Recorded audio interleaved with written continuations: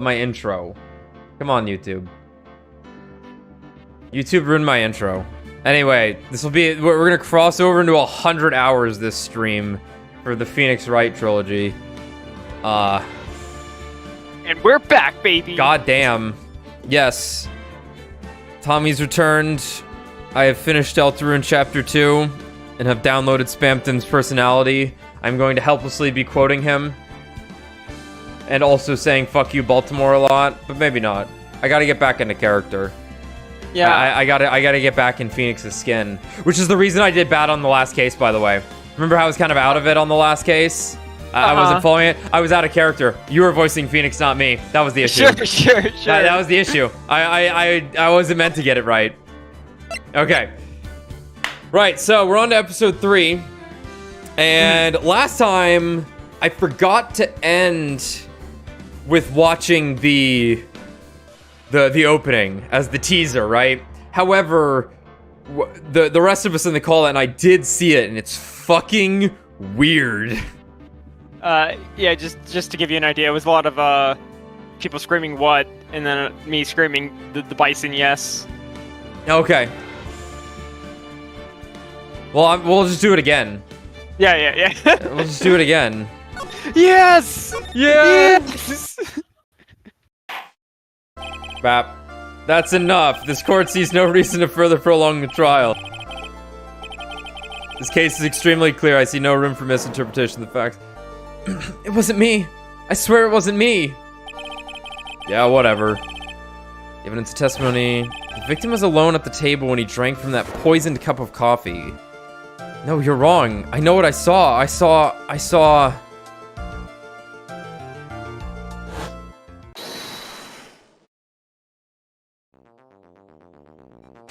Dude, it's straight up the Tampa Bay Rays logo on that chair. Wonderful. It's the same font. Yes! Yes! Sprinkle a little crack.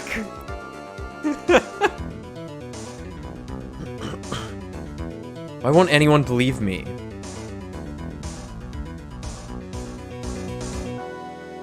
Well, I'd say that pretty much wraps this case up, wouldn't you? Mr. Wright. Yeah, so we fucking lose before we have a chance. Episode over. You lose. This court is adjourned. Alright, I know Discord's been really messy. Can you try restarting the stream really quick? I should have started by saying I might have to do all the voices this stream and for maybe the rest of the fucking game, because Discord is a disaster for us lately. Let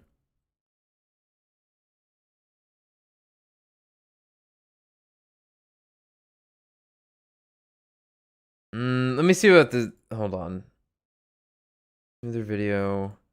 Better text read. The picture will be clearer. With a slow frame rate of 5 frames per second. What does this look like?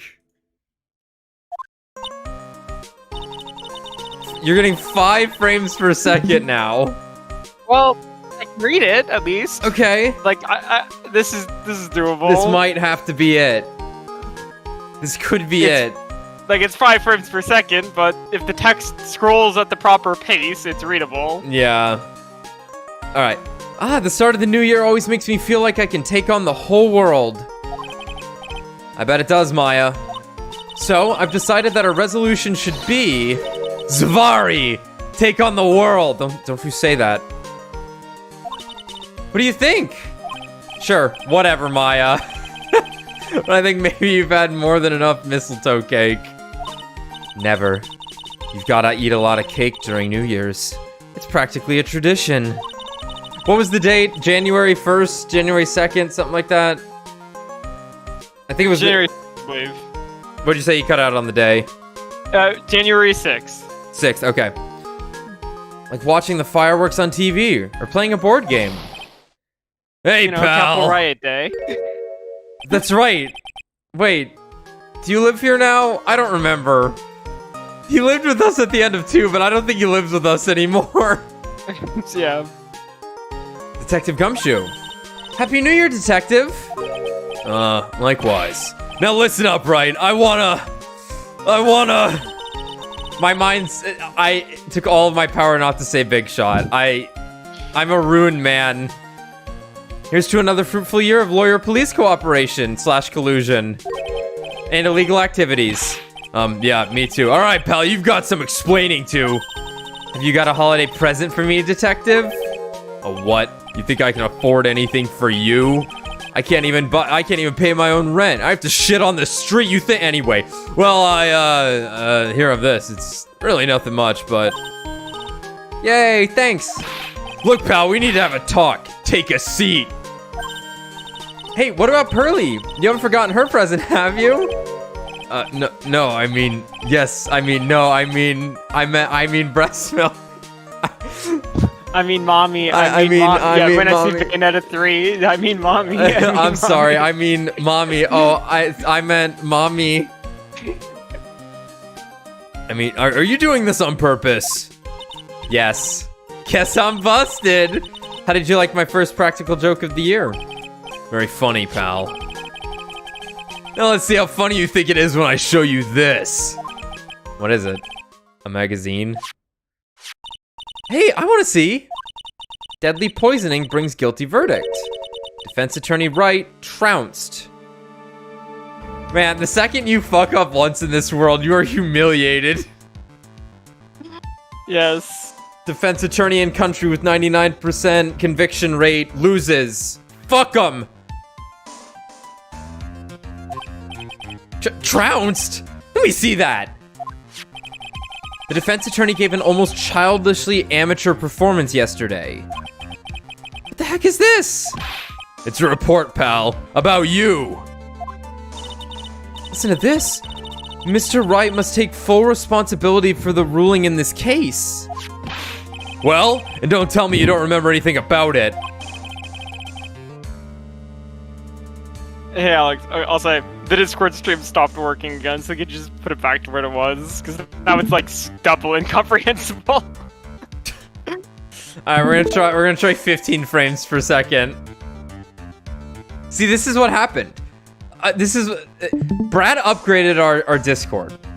He nitro boosted it. And then we lost it. They're siphoning us. And now they demand more from us. They were like, no, if you want to keep it up, you need 3 people to boost it now or something like that, right?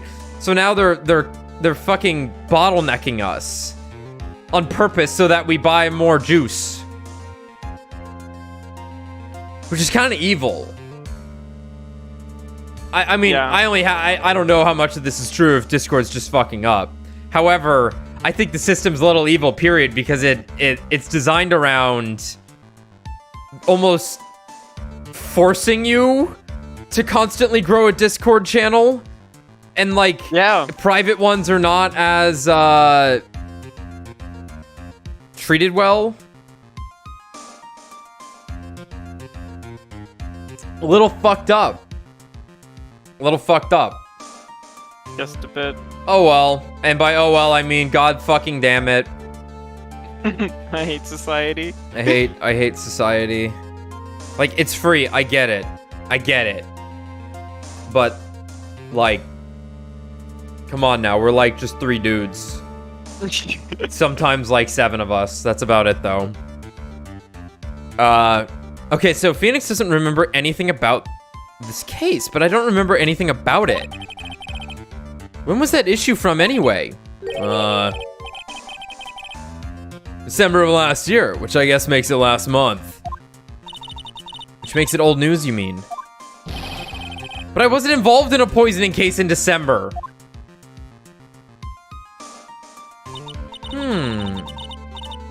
So what do you think this is all about, Nick?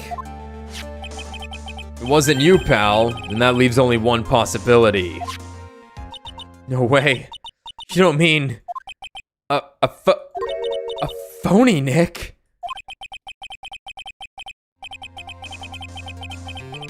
This must be Gumshoe's idea of a joke. Guess he's starting off the year with one, too. An article from December 5th says I was trounced and my client was found guilty. So what are you gonna do about it, pal? What do you mean, what am I gonna do about it?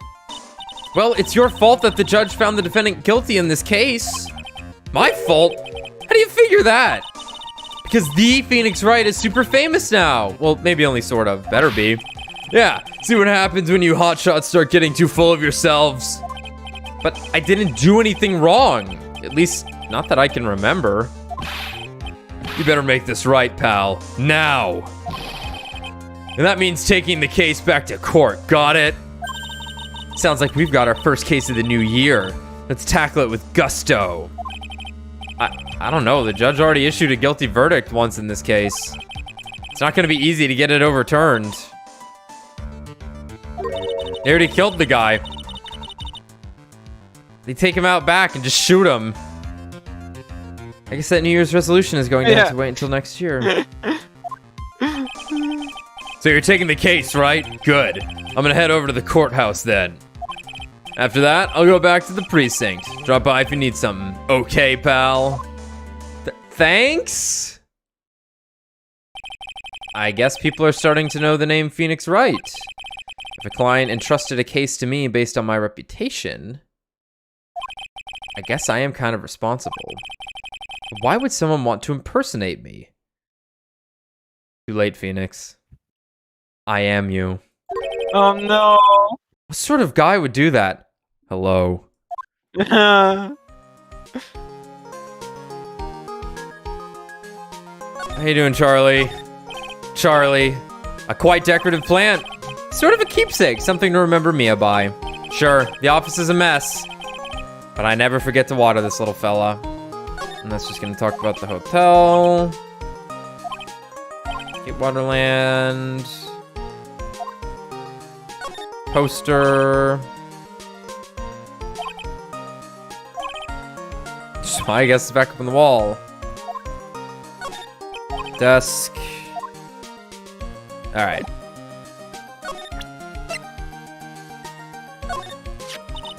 I can't believe you got an impersonator. An impostor. I can't either. But look on the bright side. Only famous stars have old people impersonating them. This isn't funny, Maya. It's not just an impersonator. It's just not an impersonation. The guy stole my identity. Someone may have been wrongly convicted as a result. Guess you should have gone into showbiz, huh, Nick? I will never understand how your mind works, Maya. I swear to God, her brain bun got bigger. Maybe. Got more hair, got more brain. So, what's our first move? I guess we go down to the detention center and talk. Wait a sec, Nick. This person's behind bars because of you. Whoever it is isn't going to be jumping at the chance to meet you, right? Hey, let's get one thing straight. It wasn't me. It was a fake that did this. I wonder if he looks exactly like you. Like, you're phony. Zinop. Zinyop.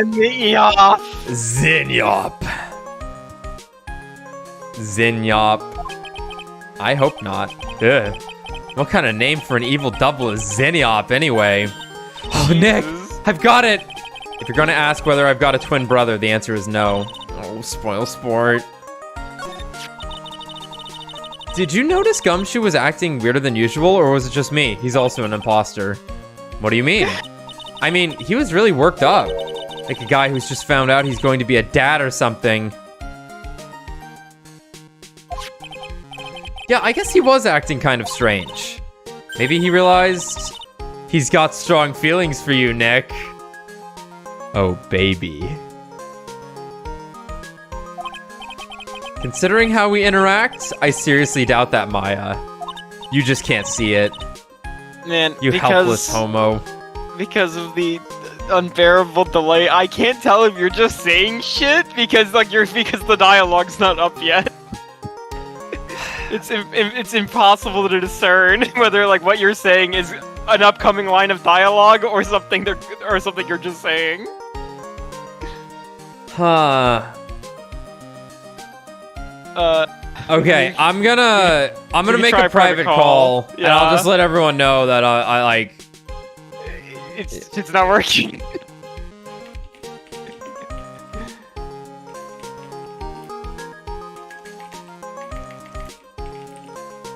Like, I'm looking into this. Like, I can't find any like people talking about this.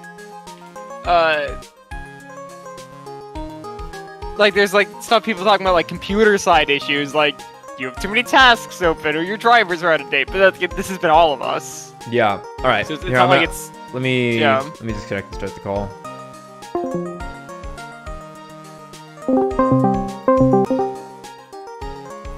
Well, let's hope this works.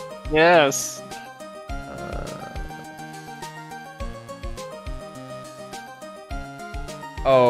Oh, now it's not letting me stream Phoenix Wright for some reason. Come on. Oh my god, it's not one of the options. Ow. I don't know. What the hell?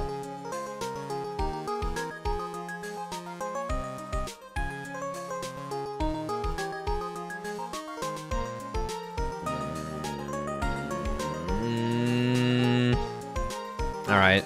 Sorry, everyone. Hold on a sec.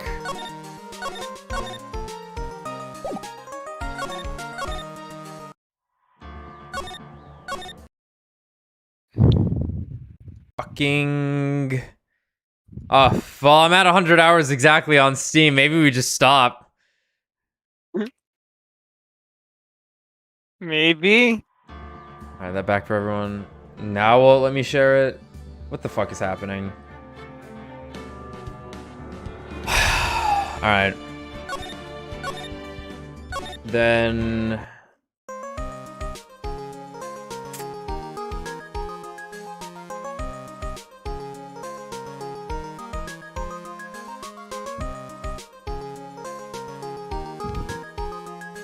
Wait. Is this... Well, I see your screen. Well, you might not have audio, though. You can see the screen, though, right? I see the screen, Okay, well, let's see how smooth it is. Okay, Well, if he wasn't nervous because of you, then maybe it's because of our new guilty client?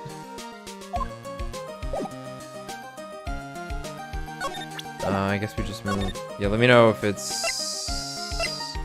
Yeah, it seems to be, well, yeah, I'll let you know in a little bit, because all the streams have started fine and then gone to hell, shit. so. Yeah. Yeah. January 6th, Detention Center visitor's room. This is so nerve-wracking, waiting to meet our new client. I wonder what just kind of person you tricked and got found guilty. Come on, Maya. Keep it down, Maya. That kind of talk could ruin me. Ah! Oh my god. That's right. Oh my fucking god.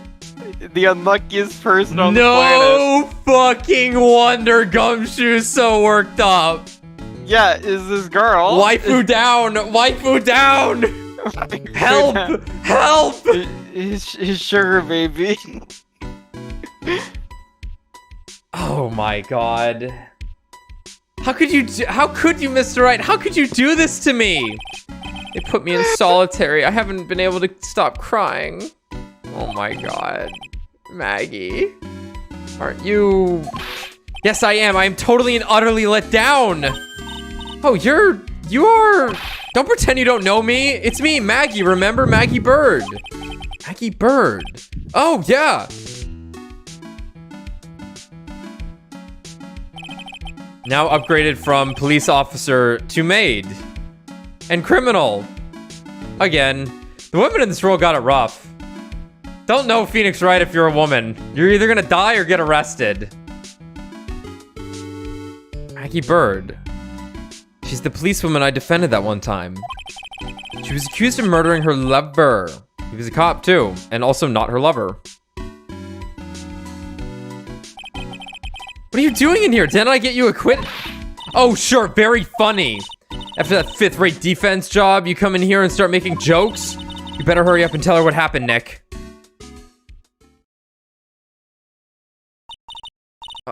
Oh. I see. So that's where we stand right now. I'm sorry you've been caught up in another murder. My whole life has been nothing but a whirlwind of bad luck and failures. Yeah, that's right. I vaguely remember her saying that the exact same thing last time. Lady Luckless. But I don't mind. What's one more disaster in my life? Haha. At least now the real Mr. Wright is here with me. I won't let the world keep me down, sir.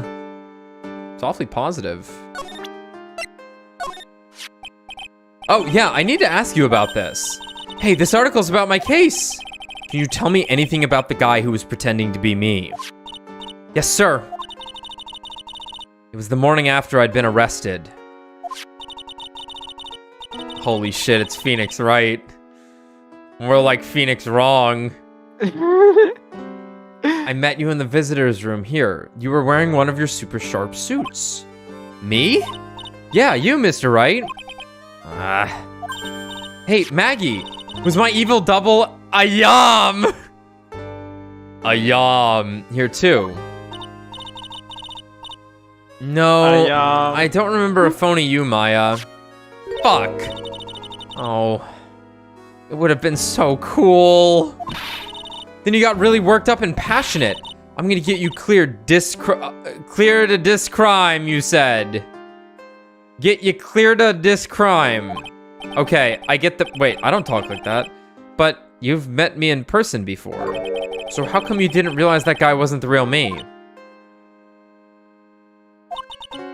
I guess, looking back now, it was a little strange. Only a little? Well, okay, so you were a bit taller than normal, and you looked a bit shady. And your voice was a bit weird. Oh, and you had this kind of funny accent, and... So the guy was nothing like me then! But he had your spiky hair and blue suit. Is that all it takes for someone to imitate me? Oh, yeah, like they've ever fucking looked at me. How about everyone else in the courtroom, like the judge and the observers? Didn't they realize he was an impostor? Thus, everyone had these big question marks on their faces. I can't take it anymore. But it seemed that no one wanted to say anything, sir. This case just keeps getting weirder and weirder. Ha. I bet they don't get too many waitresses in here. He looks like he's getting a bit restless. Smiling, looking at the camera. Okay. So, how come you're dressed like that, Maggie? Last year you looked so sharp in that police uniform. I was fired after that instant last year. Why? Oh, I'm sorry. It's okay, I don't mind one bit. I enjoyed being on the force, but I think it was time for me to move on. So, what do you do now? In the second act of The Life of Maggie Bird, I'm playing the role of a waitress. A waitress? Oh. Yes, in a French restaurant, in a small place, but it's quite fashionable. My charming smile and shapely figure came through for me. I see. And the owner, Mr. Armstrong, hired me straight away, sir. And then you got into this mess straight away, right? Yeah, you could put it that way. So what happened? This whole mess started on the 3rd of last month. And it happened at Très Bien. Très Bien. Yes, it's a restaurant where good service and a friendly smile are always included. Oh. Dude. There were two men at the table, both drinking coffee. It's him. That's Phoenix Wright. Dude, that's Phoenix... In Vegeta. That's Phoenix Nekomaru Wright.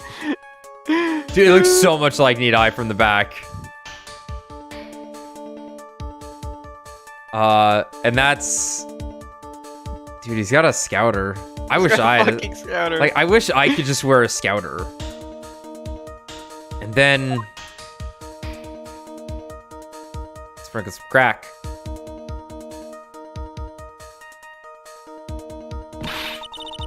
One of the men slipped some poison into the victim's cup. The victim took just one sip and was gasping for air. I was so shocked I passed out. Hey, hold on there, Maggie. What? You keep calling the guy the victim. Didn't you know the guy who was killed? Not at all. I'd never seen the guy before. Oh. She wouldn't have had a motive to kill him then, I guess. And the other man, the killer, you saw him, right? Of course, a good waitress must be attentive to the clientele.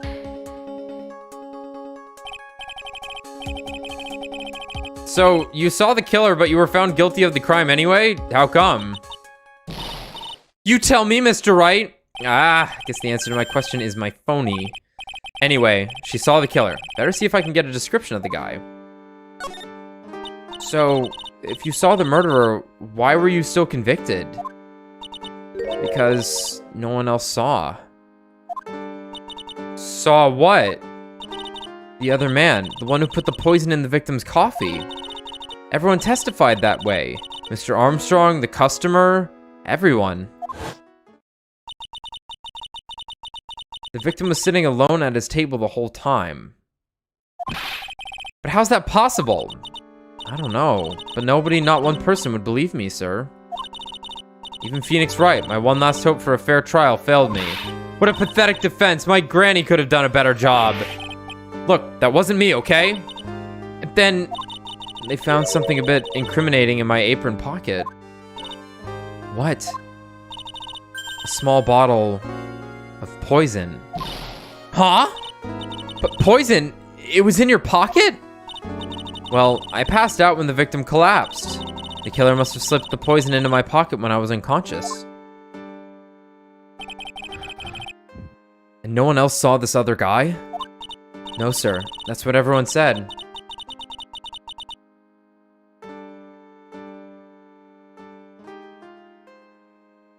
But I don't see how they could have missed him.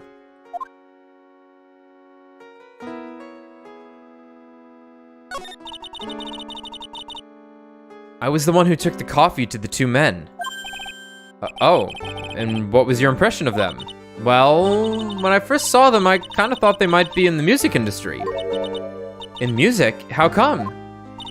Well, one of them had some sort of earpiece and an emo musician like... well, one of them had some sort of earpiece and an emo musician's look about him. And there was a sample CD on the table, sir. An earpiece and a sample CD, huh? Did you get a look at the CD at all? It had a band's name written on it. I think it was MC something. They must have been preparing for their debut, I guess. So it was a band CD. Maybe a promo disc? Maybe it was MC Screwdriver. Oh, back with the screwdriver. Get serious, Maya. Would you buy the CD of a group named that? What was the name of that group again? MC Hacksaw? No, MC... And what about the killer? What did he look like? Well, I don't really remember. Only that he was a young man, well built like the victim, really. Mr. Wright, do you think it's possible to get a retrial? Probably. The court ruled in the absence of a genuine defense attorney. We should be able to get a retrial. Mr. Wright? You think we'll win next time, sir? My life has been a full course meal of bad luck, complete with defeat for dessert. Since I was 6 months old when I fell from the 9th floor of my apartment building. I've been hit by all sorts of vehicles, gotten sick from all sorts of foods, failed at almost every test I've taken, experienced almost every kind of disaster, and have never once... Oh, I was hoping you should say they never once tied or won a game of tic-tac-toe. I even landed a phony lawyer when I had the misfortune of being accused of murder. But I will survive, because Maggie Bird always lives to fight another day. And one day I'll find it. Just you wait and see, sir. I'll find that one single moment of good luck. I mean, she managed to find Phoenix the first time. True. Only for him to get bashed on the back of the head. Yes. But luckily he's stronger than any other human. Well, aside from Pearl. Xenop is really gonna pay for this. What are you staring at me like that for? But Maya's right. Whoever it is that thought it was a good idea to use my name. Get an innocent girl convicted of murder had better watch out. We'll find him. Don't you worry. We'll get Zina up for you. Thank you. Oh, I'll tell you where Trey Bien is then. Right, the restaurant where the murder took place. Yes, sir. When you go, please tell Mr. Armstrong I said hi. Sure. All right, Nick, let's go check out this restaurant and its food. Yeah, so, like, there is no delay. It's like the correct, pacing and whatever. But of course, there is no sound. Let me see if it magically fixed itself. Yeah, so it might just magically fix itself.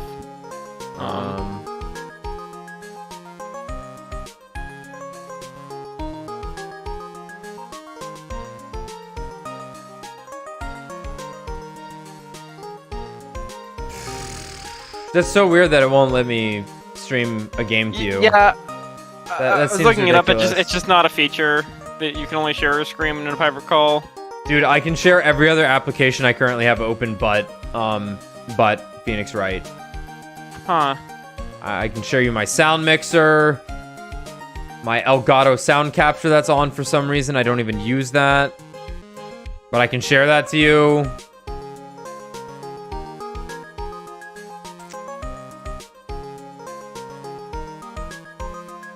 Yeah, I don't know. Yeah, like I'm like trying to I can't even find anything about like people having this issue. I've definitely streamed a game to you before though. In a private call? Yeah, we've used the whole private call where we streamed Sonic Adventure.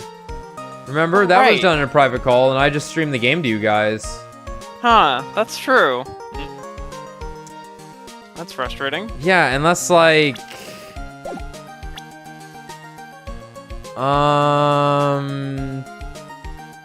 here, let me try this. Okay. Sorry everyone that we have to go through this, but unfortunately No. technical problems are gonna happen. I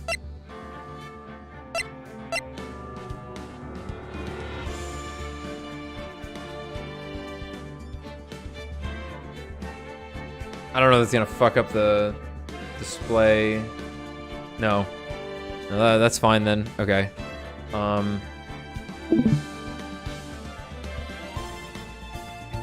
Okay. Well. I'll just have it in window mode.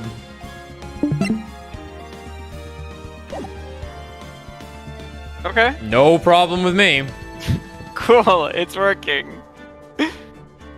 Alright, move the thing around the menu so I can just make sure the audio is synced up. Alright, wonderful. Okay. Alright. Woo! Here, I can even... Nope, I can't full screen it through with Alt Enter. That's fine. I don't care. Alright, you're good there.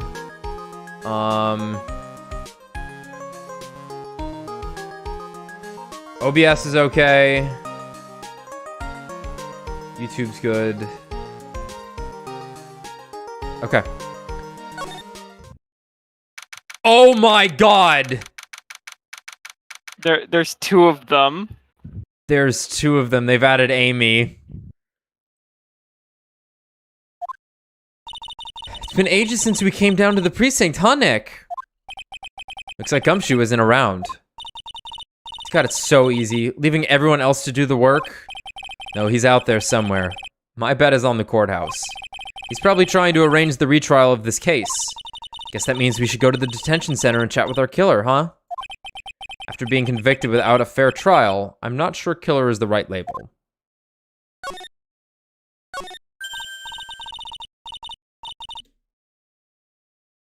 Hey, that's the police mascot, isn't it? It's so cute!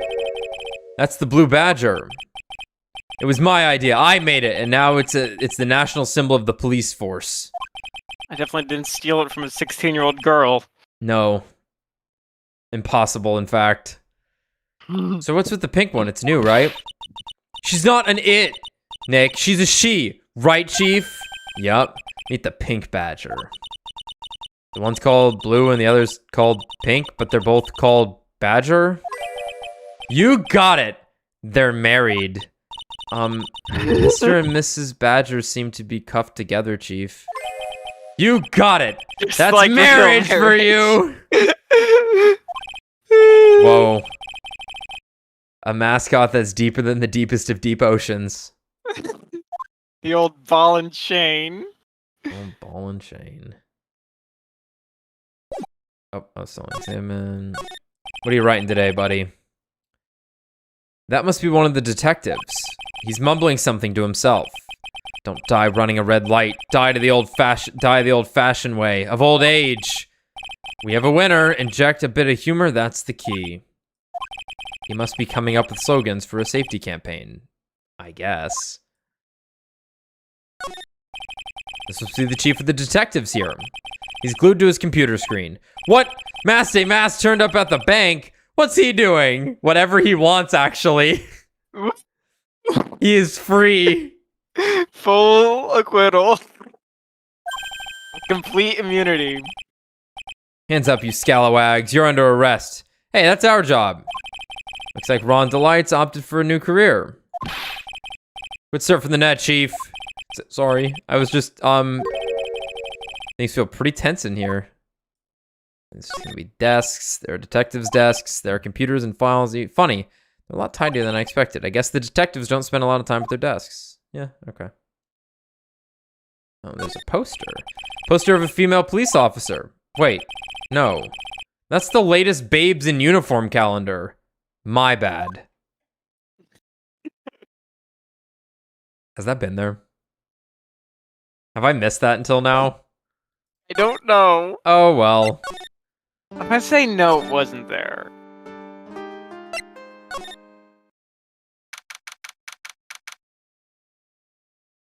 January 6th, très bien. This place hurts my eyes. Not like mentally. Like, my eyes actually hurt looking at it. Yeah, it's quite vibrant. Wow, look at this place. Look, more like smell. What is with the suffocating scent of flowers in here? I was gonna say that too. And again, girls like that kind of thing, right? Actually, I'm not all that into it. Maya has never showered. What? No one's coming to see us. Maybe there's no one here? Don't be silly, Maya. This is a restaurant. It's open for business. Hello? Anyone here? I'm Phoenix, here. there's a crime scene. I don't there's... believe it. There really isn't anyone here. Perfect. Let's get intrusive. If there's no one here, we can take anything we want. Yeah, I suppose we can. That's it. He's been indoctrinated. Well, I think he's checked out of this one. He's mad. This is a bit much. Like, you lost a case you didn't try. Like, this is just... I'm just doing crime now. I'll just blame it on the other guy. Yeah. Alright. It's the restaurant's front entrance. There's a sign hanging on the door written in French. It probably says open or closed. It must be one or the other, but I don't know which since I don't know Jacques about French. Oh my god. They're French.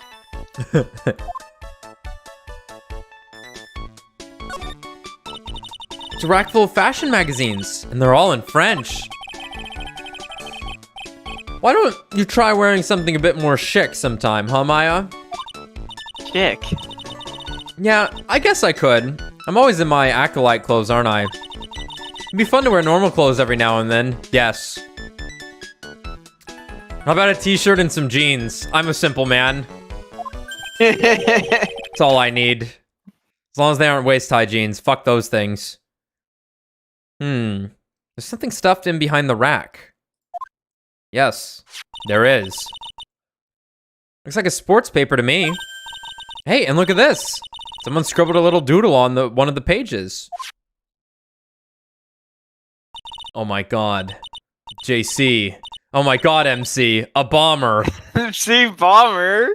MC Bomber. And 1, 2, 3, 4, 5 zeros. Oh, Master Mask is there. So we got 100,000 and 500,000. And then Master Mask laughing. $100,000? Maybe? I wonder what MC Bomber is supposed to be. It's paper. It's from December 3rd. This paper's from the day of the poisoning. Huh? Okay. A paper from the day of the murder. This has got to be a clue.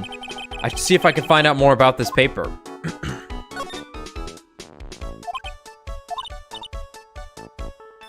Yeah, I'd look stunning in some of those Parisian frocks, huh? Parisian? I'm not sure. Parisian sounds right. Parisian. Paris. Yeah. Parisian, yeah. Parisian. Frocks. Oh, that sports paper behind. What the frock is a frock? You know, it's like a... I have no idea. I have no idea. Look, it's one of those magical boxes that spits out money. You know, you're the only person who would ever describe a cash register in that way. True. Magical. Look at all the little trinkets tucked away in here.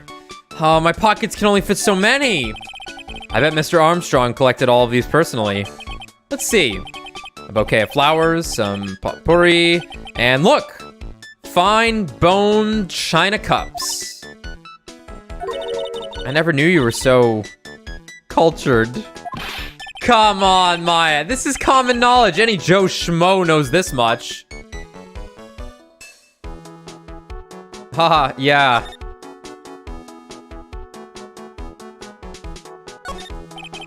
This table's set nicely. It just needs a customer. What do you think this flower is, Nick? Let's see. Well, it doesn't look like a tulip, and it's not a sunflower, I don't think. Well, obviously. Duh, even I could have told you that. Well, those are the only kinds of flowers I know. Dang, nabbit, I'm a lawyer, not a botanist. Wait, so he goes from being incredibly, like, well-versed in, like, the decor to being like, yeah, I know 2 fucking flowers. He's mentioned this before, though, I think. I think it's been established he's not familiar with flowers, despite, like, being an art student and whatnot, right? Potentially knowing, having an interest that might expose him to that. Wow, it's a beautiful winter wonderland out there. Oh, that's Phoenix saying that. Really cool, I love snow, let me see. Huh? It's not white, it's not even snowing. Got you! I was only kidding, Maya. Nick. There are lies that are okay to tell and lies that definitely aren't. She can give it. She can't take it. He's just checked out. He's like, I've already lost this case. There's no reason for I don't care. my professionalism. I don't care. I am fighting everyone, says Phoenix. Yeah, exactly. All I did was tell an itty-bitty white lie about non-existent white snow. This must be the table where the murder occurred. You think? I guess so, with all this police tape around it. That stain must be from the poisoned coffee.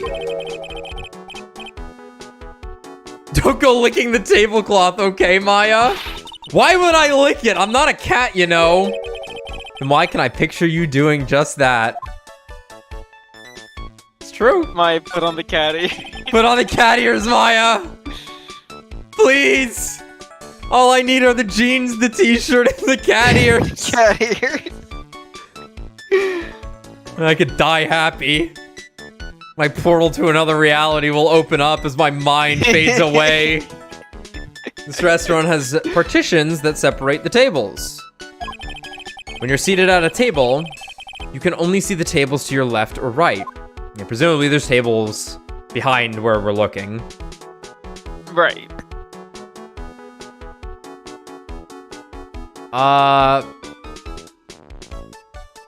That appears to be it.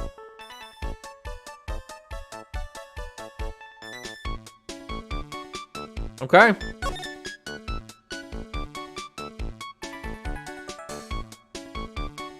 Yeah, we seem to have gotten what we needed. Okay.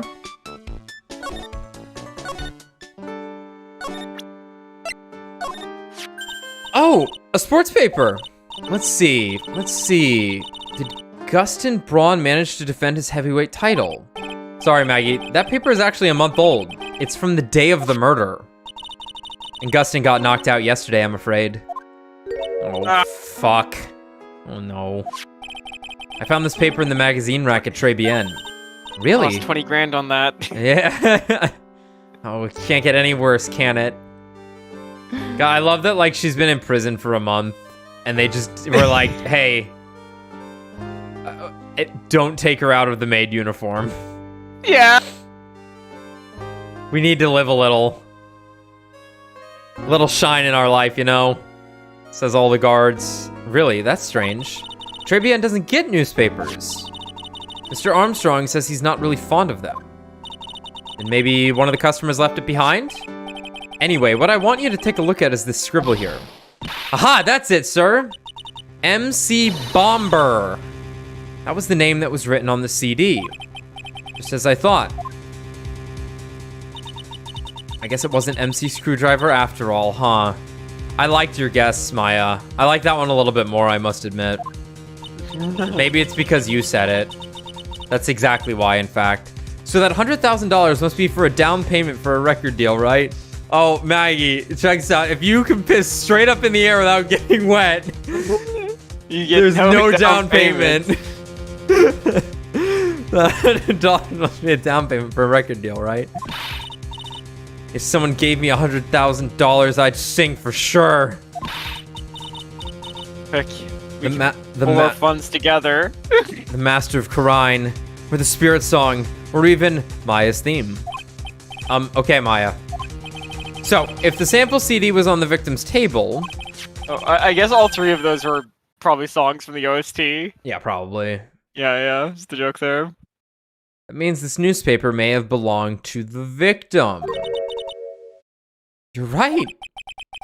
So the victim left this behind on the day of the murder, huh? I think we better step up the investigation, don't you think, Nick? Well, off to Criminal Affairs Department then. Okay, never mind. Off to Wright and Local. Oh, okay, never mind. Off to the detention center. Okay. Okay, back to the restaurant. Okay. Oh, hey, the French expert, you're up. If you want to save it for the trial, that's cool too. Or if you just want to do it for a little bit. Or if you don't want to do it at all, that's also fine. I can try. I wasn't ready for this. That's all right. Here, let's get into it a little bit. Oh, la bonjour. Welcome to La Très Bien. Oh, hello? What happened to Maya? She's frozen stiff.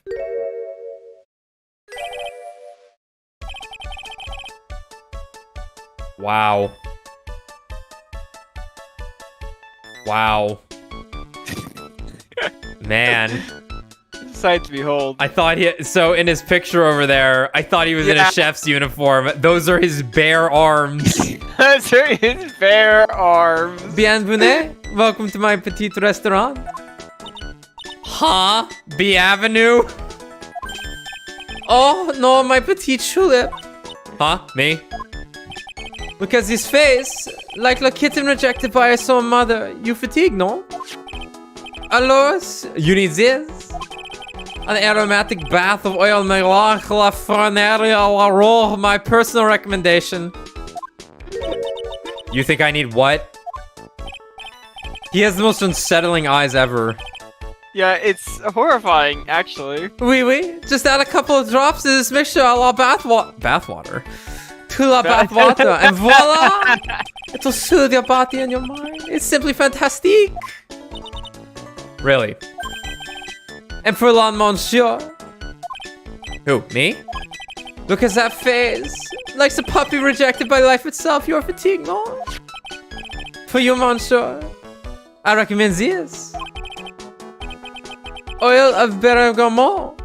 And maybe an hint of oui. I will add la peppermint. I will add la peppermint and la cresa. For a fragrance exceptional. Such an invigorating recipe will bring out your delicious beauty, monsieur. My beauty? Alors, if you will be seated, I will bring you the special menu of the day. Actually, we're not here to eat. We're lawyers.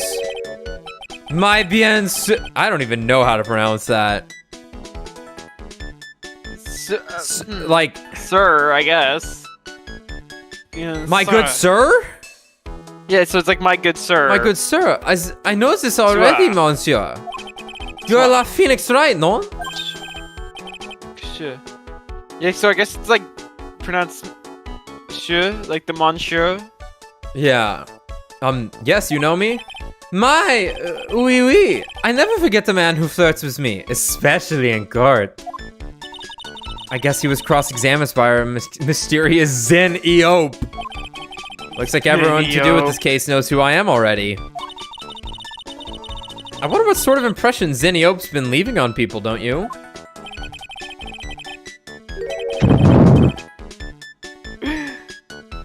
Allow me to introduce myself to you again. I am Jean Armstrong. Enchanté. That's probably the best default stance. He's not moving. Please free me. Talk to me so I can move. Oh no. Looks like Mr. Armstrong doesn't get any newspapers. Well, it wouldn't exactly suit the feel of the place, would it? Why don't you try wearing something a bit more chic, like in these mags, Maya? That was a weird... Okay, I freed him. He can blink now. So, what does très bien mean? I know très, that means 3, right? No, très bien is français. Francois. In English, you would say very good.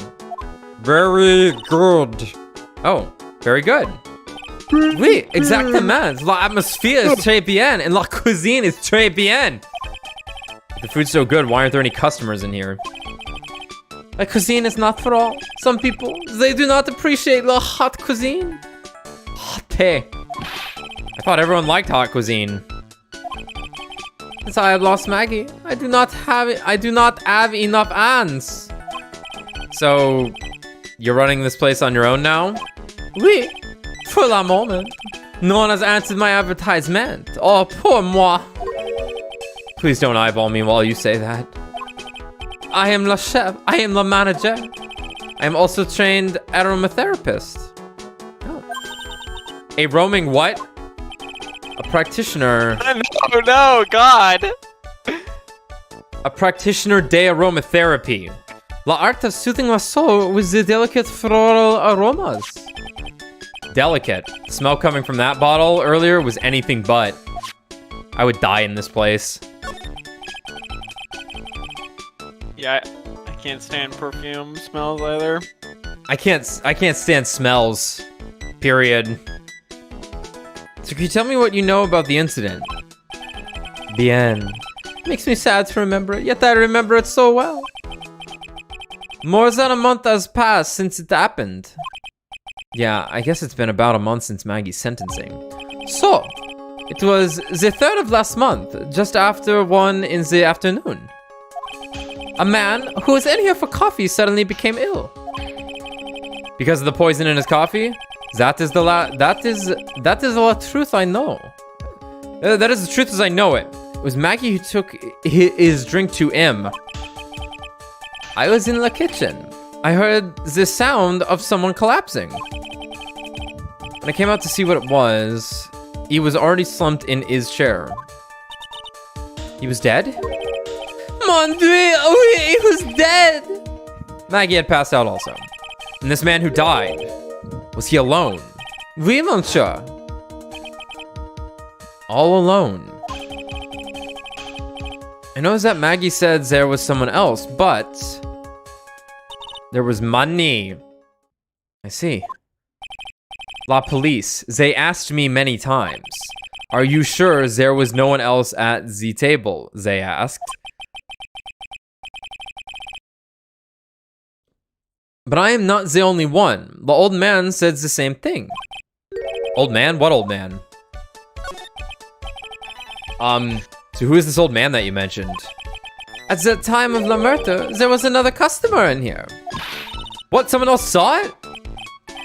Oui. As usual, he came alone that day. At the time of the murder, he was here. He saw it too. But he said the same thing. That there was no one else at the victim's table. But Maggie swears there were two people. Mademoiselle, the lawyer. He could not prove this, no? About the lawyer. That was me, I suppose? My bien, sir. Wow, he's the first person who said it wasn't me. Oh, kid yourself, Nick. Now, who's the one making stuff up? I missed that punchline. Hold on. Yeah, I'm also not sure what they were. Could you not prove this? About the lawyer. That was me, I suppose.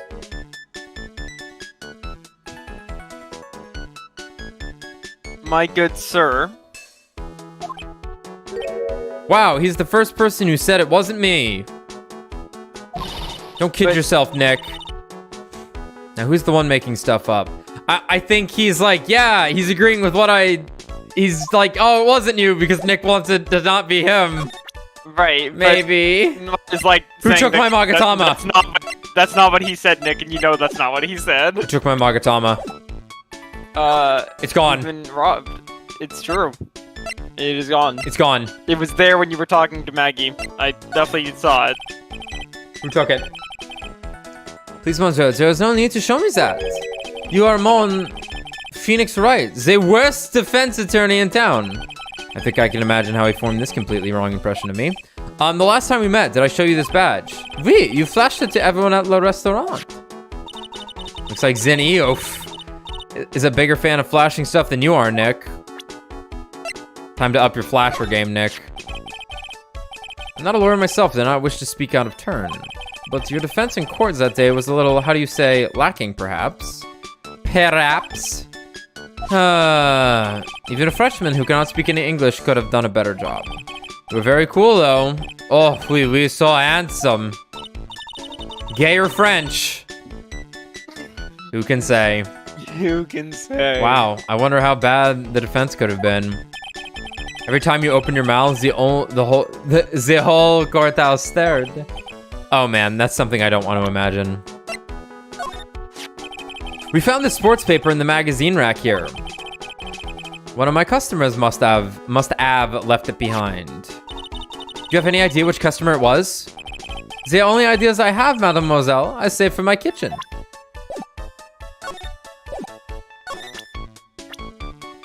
Oh man, this is Kudo. Oh my god. Was Kudo there? You ever seen it? Did Kudo prosecute? He's gonna be like, trial? Holy hell, he's hot. They no comprehend. Nick, don't just make something up.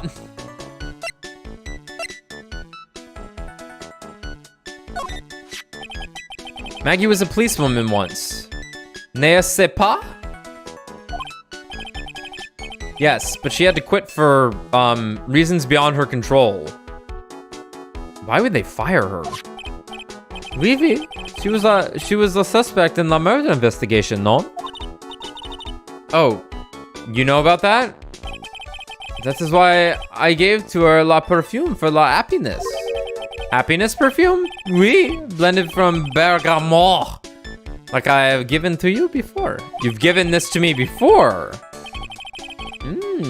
She's been arrested again and found guilty this time. This is true. Her natural aroma of unhappiness must have been very strong. Just admit it, your perfume doesn't work. I'm not surprised she was lay prime suspect. After something like that took place before my very eyes. Something like what? What's this guy talking about? Does this mean Maggie did have a motive? We've got to ask this guy for more info. Stat.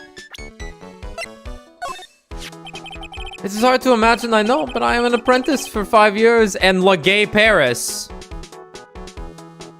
I'm sorry, come again. But I was an apprentice for 5 years in the Gay Paris. I get the jokes wrote themselves, and I guess. I guess. But yeah. 5 years in the happy old Paris. Wow, in Paris? It was something my chef there said to me that made me decide to open my own restaurant. What was it? That awful man said to me, you must train for another 10 years. Oh, it was such a shock. So unexpected, but you would have had to be a fool to do this, no? Maggie took the coffee over to the victim. Did anything happen? Oh, oui, I suppose you could say so. So what happened? No, it was nothing. Look, Maggie says she didn't even know the guy, but she's still been indicted for murder. The prosecution must have come up with some kind of motive. Oui, this true. If there was anything at all between Maggie and the victim, it could be relevant. So please, tell us anything you know. I've become the Magatama. You just absorbed it. Cyclops. No way! What are we gonna do, Nick? We'll just have to remove... What the? It's missing. It is gonna be gone. The Magatama! It's gone! That's such a good touch that it's just straight up missing. Huh? I had it in my pocket, but it's vanished into thin air. What? Yet you could still see the Cyclops? I could see the Cyclops. Maybe that means the Magatama's nearby? He's starting to believe. Mr. Armstrong, can I just confirm something with you again? The table where the victim was sitting, was anyone else sitting there?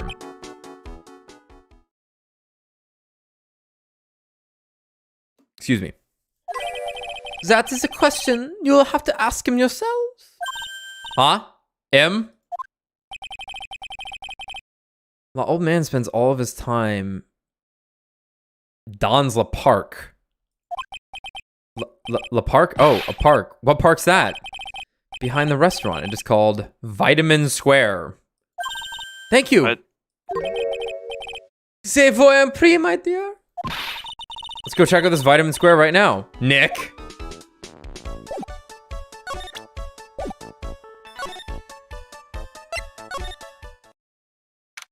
I see. I see. I see. Like vitamin C. Yeah. So this is Vitamin Square. Yeah, I see where they get the name from now. The fruits scream vitamins at you. Hey, Nick. That's the guy, right? Isn't that the old man Mr. Armstrong was talking about? That grouchy-looking grandpa? He's throwing seeds out for the pigeons. Maya, he's not throwing seeds for them. He's throwing seeds at them. Oh, my. What an American. Oh, yeah, that's an American, alright. He's got the natto. That's what you eat natto out of, I'm pretty sure. Those weird boxes. Right, okay. My grumpiness threat level has just been raised to red. Man, Phoenix and old people don't mix. Oh, there's a magazine here. It's a magazine full of job listings. You disgusting rogue, picking up something someone else threw away. Throw away? Did you throw this away? Are you looking for a job? Ah! That's none of your business. Whatever job's on the cover there. Like, it's the blue Spider-Man. Power Ranger bodyguard? Yeah. Sorry, I guess I'll take the magazine with me then. I don't want anyone else having it. Give it back. Too bad. Now that you want it so bad, I don't want to give it up.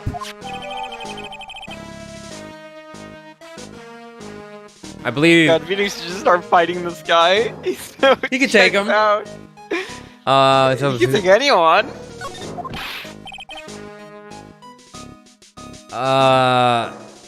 that's one of the hiragana on his shirt that I never remember. I think that's Nay. No. Yeah? Maybe it's May or Moo. I don't remember. Whatever. Hey, that's mine. Too bad. Get fucked. But can't this orange reminds me of what? That you're supposed to eat a lot of them to ward off colds in the winter. You can't have fun during the holidays if you're sick in bed, you know. You don't have to tell me twice. There you go, Tommy. There's your answer about the oranges.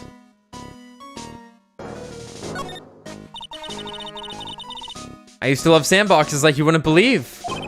Really? You? Sure. Finding iron fillings in the sand with a magnet was my favorite thing to do. Iron filings, I'm sorry. Iron filings? Wow, that's too exciting for words. It was my ambition to collect every shred of iron in the sandbox. I was such a kid back then. So, did you manage to get all the iron? No, I never did. I think I came close though. Come to think of it, I still have all the iron filings I found way back when. You want them? No.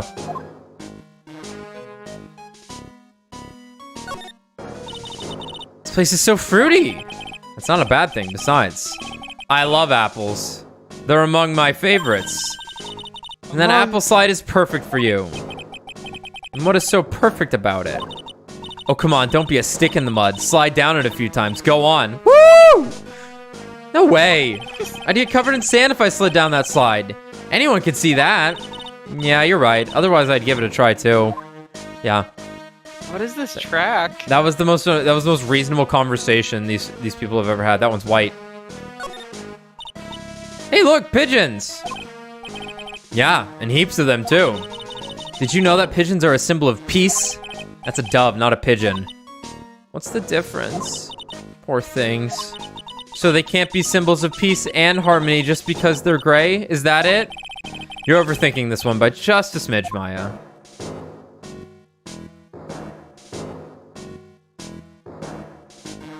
You know, pigeons have like one of the worst existences ever in cities. Like they should not be in cities. They're like constantly infected and in pain. Yeah. Like I believe they infest cities because of the fact they were used for communication. But they're actually like, they're just supposed to be in forests, out in the wild somewhere where there's grass and bugs. Yeah, of course. Instead, they eat trash. Yeah. And wrappers, and like constantly have parasites infecting them. Rough stuff. Oh, God. I'll say it, because I say it every time. What the fuck is that? Yeah, he's definitely a looker. Yeah, look away, or I don't want to look at him. Excuse me. Would you mind if I had a word with you? Yes. I just want to ask you a couple of questions. What's the matter with you? Can't you see I'm busy? Oh! You don't like my seeds, eh, pigeons? He's really chucking those seeds at them. It's gotta hurt. Go on, eat this.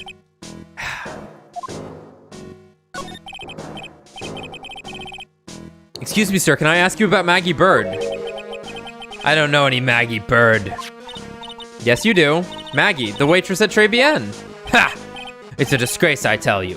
An utter disgrace. A disgrace? An innocent young girl revealing herself like that? Revealing? You mean her uniform? The youth of today, they don't have any shame. No shame, I tell you. Not 1 ounce. Whatever happened to the old Bushido values of Japan, like honor and modesty? Oh, this is even better. They just left this dude Japanese. I think it'd be hard to hide. Like it would be, but like he's Japanese, right? But it's gonna make it way funnier because instead of just being like old crotchety Japanese dude, it's now crazy old crotchety Japanese dude in America. Right. He's gonna start talking about the World War. Oh no. Oh no. What about me? I'm not wearing anything revealing. Like you have anything to reveal. Your problem is you lack any sense of grace. Talk about hitting a girl where it hurts. What's with this guy? Do you go to Trebian a lot? A miserable excuse for a restaurant? That garbage they serve in there is not food. Where's the sushi, the tempura, the rice? Trebian is a French restaurant, sir. Where do you think we are, boy? In Paris? I want real food, not those snooty snacks. Where do you think we're in Japan? Phoenix, didn't you know?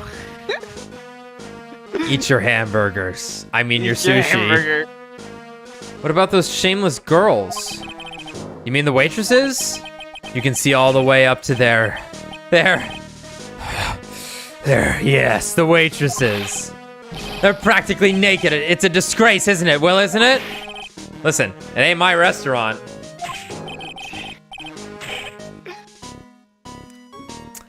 Get the hammer. Get the horny hammer. It's a miserable excuse for a restaurant, that place miserable. He certainly knows the place. He must be a regular.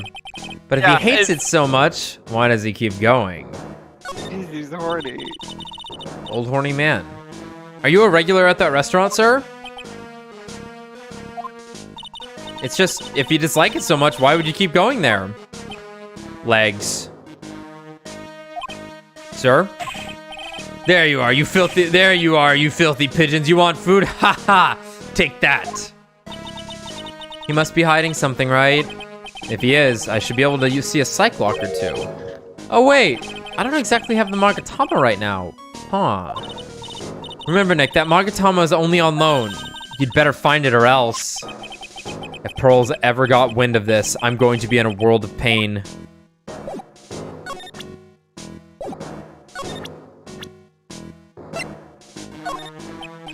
Excuse me, sir, could I ask you about this?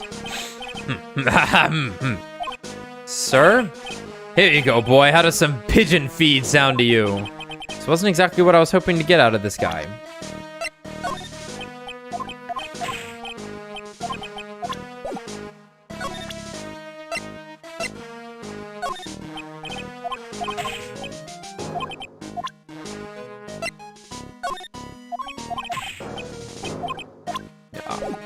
Well, let's try the lawyer badge.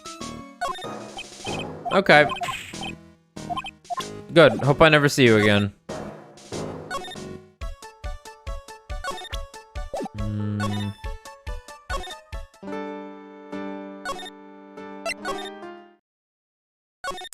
Looks like there's something I gotta get out of him. Because... probably do this. Oh, so you met the owner, Mr. Armstrong. He's, oh, how can I put this? Pretty unique, huh? He has a really intense aura as a chef and as a person. Yeah, he has a pretty intense aroma, too. Give him a big ol' sniffy. So, did Mr. Armstrong really not see the killer? Apparently not. Well, he's in the kitchen all the time, so I guess it's possible that he didn't. You know, I think I actually misremembered something. Great. And I think, okay. I think what I messed up was that it wasn't that the Big Top Circus case was supposed to be in the first game, it was that this case was supposed to be in the second game. Makes sense. And what was actually... And the dove is supposed to be there because it was supposed to be sequential to the Big Top Circus case. That's one of Max's doves, and it was just like you would have done the Big Top and then you would have done this one. And so it'd been like, haha, one of the doves. Oh, doves. I heard dubs, and I'm like, huh? Yeah, okay. Okay. Yeah, when I saw the dove, like, it was like, wait a minute. I think I got my facts backwards. Yeah, both are pretty believable, though. It does... Well, they've reused characters from past games. Like, they did that straight away. Almost straight away in this game with Adrian. Obviously, Will got reused without a ton of explanation, so it's not unreasonable that Maggie's suddenly in 3 after being at the beginning of 2. She did say in 2, I'm gonna go become a waitress. Oh, did she? She does say this, yeah. Okay. Why would she get fired, though? I don't think she got fired. I think she quit. Made it sound like she got fired. Okay, well, maybe she did get fired. Well, whatever. Oh, Detective Gumshoe. He really looked out for me when I was on the force. Oh, I'm sure he looked. Have you seen him recently? No, he's never been to the restaurant. Unbelievable. Guess he's not a fan of French cuisine, huh? More like can't afford it. He's an instant noodle type guy after all. Yeah, he prefers the simple things in life. Or he's just simply too poor to afford anything else. Right there with you, buddy. Yeah. Yeah, nothing here.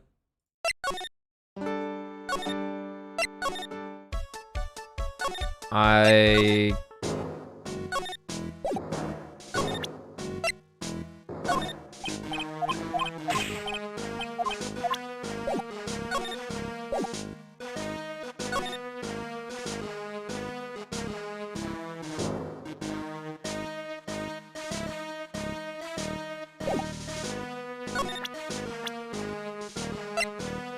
tried this, right? Yeah.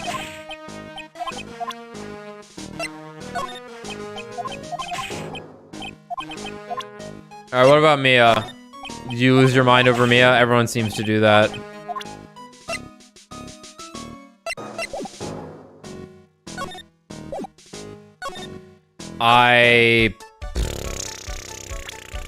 Maybe go find the Magatama? I don't know, maybe look around here. Can you just be on the ground? I don't know. That'd be weird, but yeah, maybe.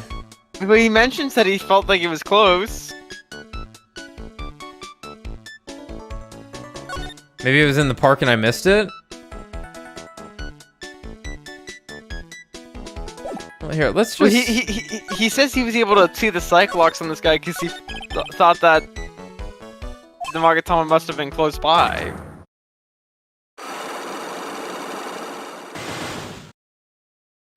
No, it was nothing, I'm sure.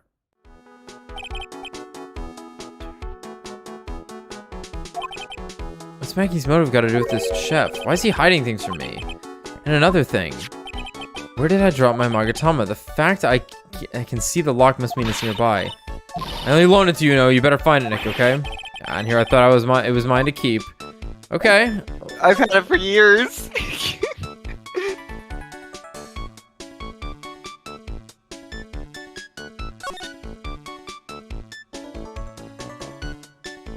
Must be in the park. Yeah, I guess the park is nearby. Literally, right behind the restaurant, I believe. Yeah, okay, that's fair.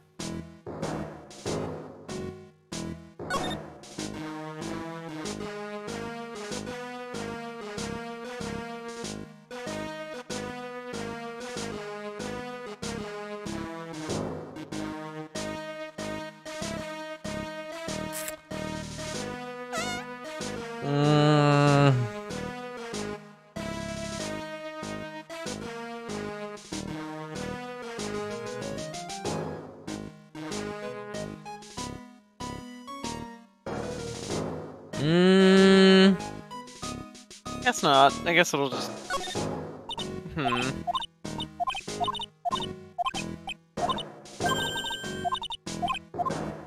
You want them? No.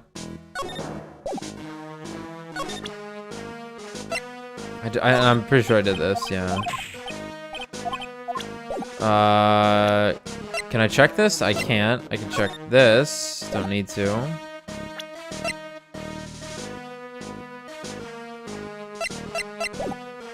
Well, I guess I'll present my newfound piece of evidence.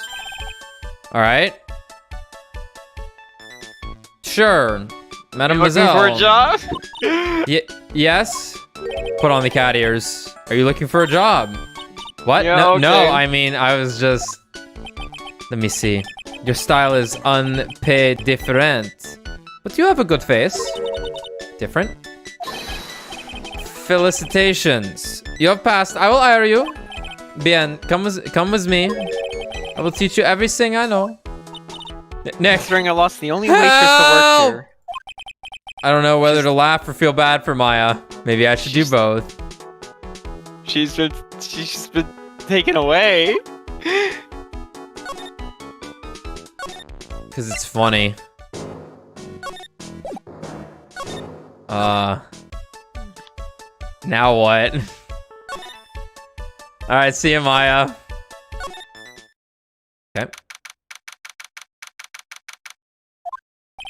Looks like they have Maggie in questioning. I guess I've asked her pretty much everything. I'll come back if there's anything else I need to ask later.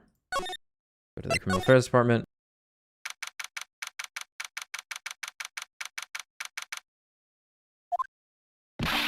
Well, pal, have you found the evidence yet? The one that's gonna find her innocent? No, not yet. We've only just started our investigation. Well, whatever you need to know, I'll give you the dirt on it. I'm putting off all my other cases for now, pal. Gumshoe's really fired up about this. Oh yeah, one more thing. Wait, did we mention... Because I know I mentioned it in the chat. So in Rise from the Ashes, when you open his locker, there was a picture in there, right? But at the time, I had... If you had only played one up to that point, there's obviously a couple of Easter eggs in that room, it seems. But the picture in his locker, we couldn't tell who it was because we wouldn't know. And it was Maggie. He had a picture of Maggie in his locker. Yep. And they kind of hint at him having a little hinting of him having feelings for her at the beginning of 2. A little bit. Nothing too concrete though. Just like he likes her, but you could also interpret it as they're just friends, right? They're close in some way. They work together, right? So like, I'd have to see it again if it was really like, oh yeah, I notice her all the time. Everything she does, everything, yeah. But I don't know if that was the case. But here we are seeing him down bad. Yes. Oh yeah, one more thing. The retrial's been approved. Court's sitting at 10 a.m. tomorrow. And Kudo's gonna be the prosecutor. Oh, him. Now listen up, pal. If Maggie's found guilty again... No, just kill her. Right there in front of us. I'll make sure you get locked up for it. Got it? So the guilty party was Maggie Bird, huh? Yeah. Back when she was on the police force, you were her mentor when she was a rookie, right? Yeah, I kept a close eye on her. I mean, not too close, you know.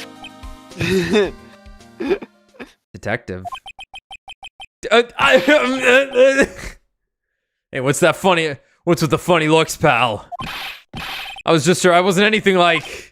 Look, sure, I was her boss when she was doing her training. But that was it. Nothing happened. She sure is sweating up a storm over nothing. Ah, so that's it. Like walks out. Our big old Gumshoe has a little old crush on Maggie. I don't like her or anything. Baka. I was... Note to self. Gossip with Maya about this later. Look, pal, don't tell anyone, okay? You've got to keep it a secret, got it? You should also tell Maya that it's really funny how we're streaming on the same day as the trial. No, we're what? No, just note to self, tell Maya this later. Yeah, note to self. That we're streaming. Streaming on the same day as the trial in game.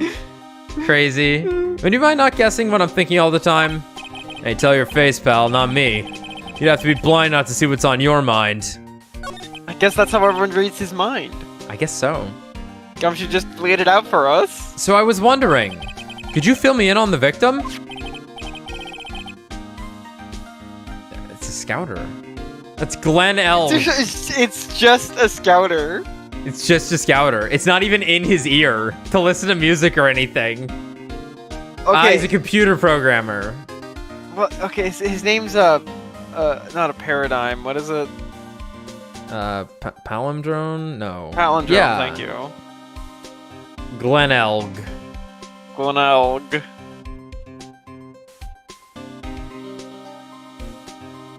Where's our resident almost Glenn?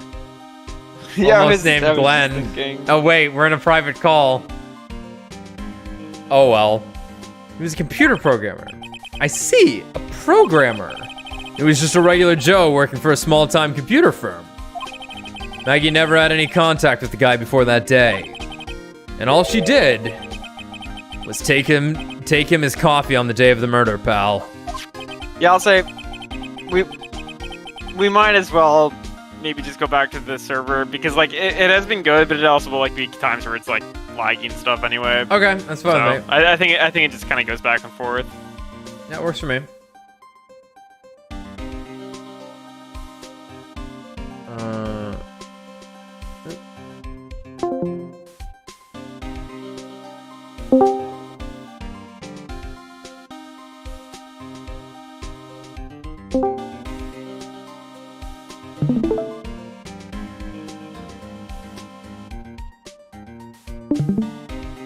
Let me see.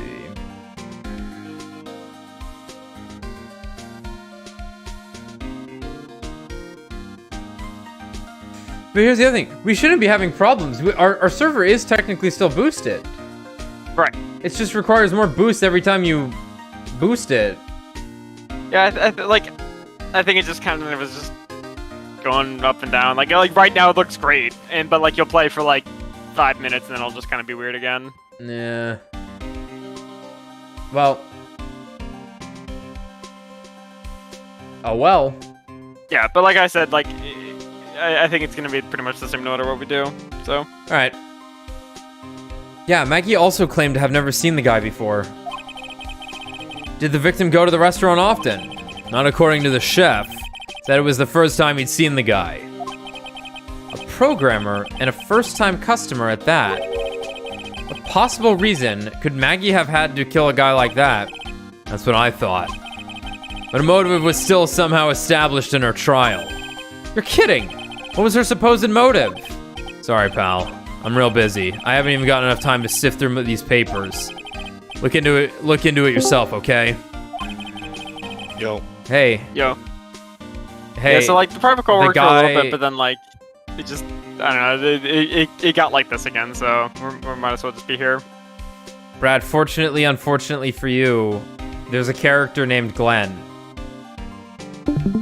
Dude, if my voice worked at all, I'd be happy to do it. But it's fine, because he's already dead.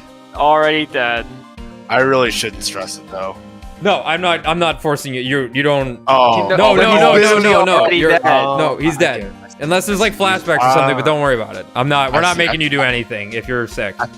I thought you guys were saying like, oh yeah, he's dead. He's already dead, so it's fine if you sound like this. I was like, I get it, but maybe not. No. Take Literally dead.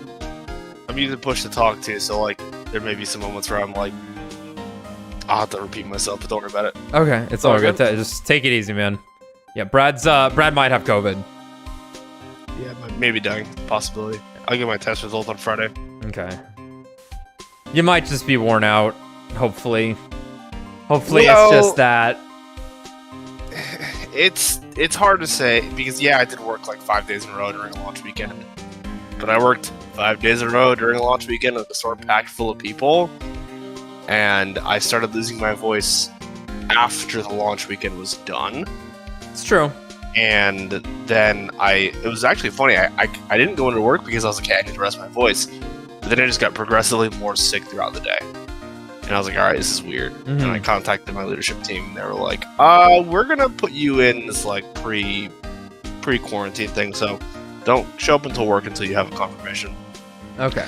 It's a whole big thing too, because Apple has now contacted me, and they were like, you know, we're gonna ask you a bunch of questions, ask you how are you doing, how are your symptoms, do you have any close contacts you're aware of? It's been a whole thing. But that's what I should do. It's the right thing to do, because if it isn't, good, flu season. If it is, fuck. Then you know that could cause a chain reaction to people in my store. So, but it is what it is. I'll be all right. Yeah, I think it'll be fine. Like, yeah, you're vaccinated, so it'll at least subdue a lot of the symptoms. Yeah, exactly. Okay. So this case is pretty interesting. I'll fill you in real quick. So remember when we watched it, closing out of the last stream, right? Or rather, forgot to close with the actual preview of the episode. Yes. It seems that we lost a case that we didn't know we had, that we didn't know we were a part of, because there's an impostor. There is an impostor Phoenix who had a case last month in December and completely fucked it up. An article from December 5th says, I was trounced and my client was found guilty.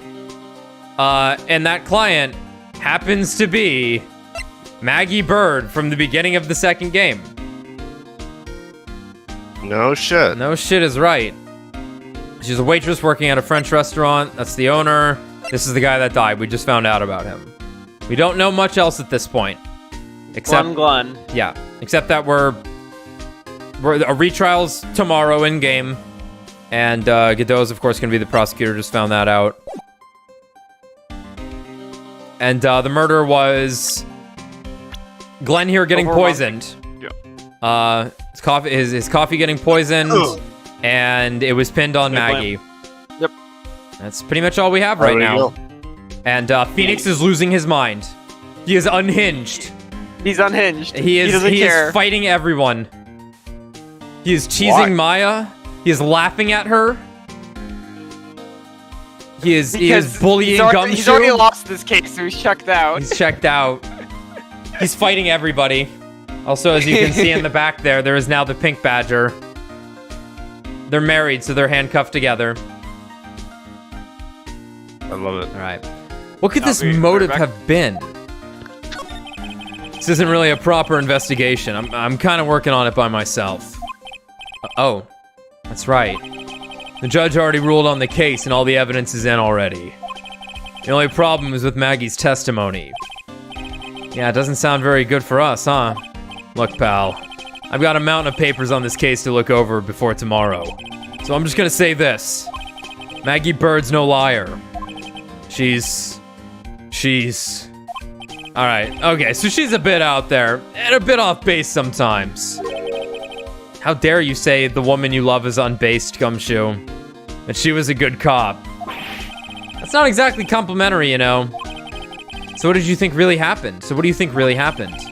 And just how contradictory is her testimony? Oh, whoops.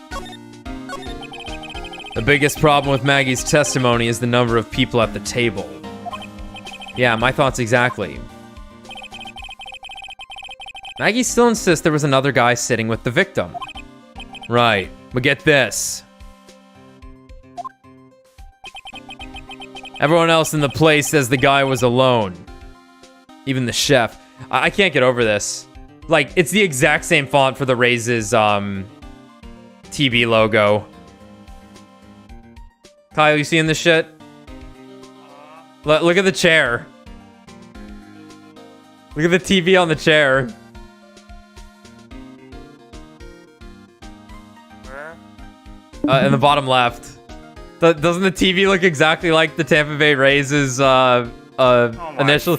Exactly like it, right? Yeah, it's like the same font and I know. It just needs to be bolder. Yeah, a little bit bolder probably, but yeah. Why is that man wearing a scouter? I don't know. He's a computer programmer. That's all we know. He's a plant. He's a saint. And his name's on games with Scouters. Clen Elg. Don't tell Vegeta. Well, he's dead, so He'll get angry. everyone else in the place says the guy was alone, even the chef. And then there's that CD. CD? Oh yeah, she did mention something about a CD. There's a sample CD on the table, sir. Alright guys, turn that place upside down. There was no CD. What? Not on the table, not anywhere in the whole restaurant, pal. But didn't Maggie say the victim was wearing an earpiece too? Yeah, but that was for the portable radio on the front pocket of his hoodie. That was for the portable radio in the front pocket. Okay. A radio? He didn't have a CD player? You got it. Your phony never explained that contradiction at all. Come to think of it, The owner of Très Bien didn't mention that CD either. I don't know why, but I get the feeling Mr. Armstrong's got something to hide. Yeah, no shit.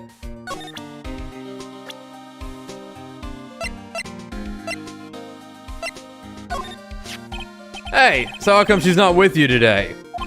She's working down at the restaurant right now. Working, huh? Yeah, it's tough being broke, I would know. Okay?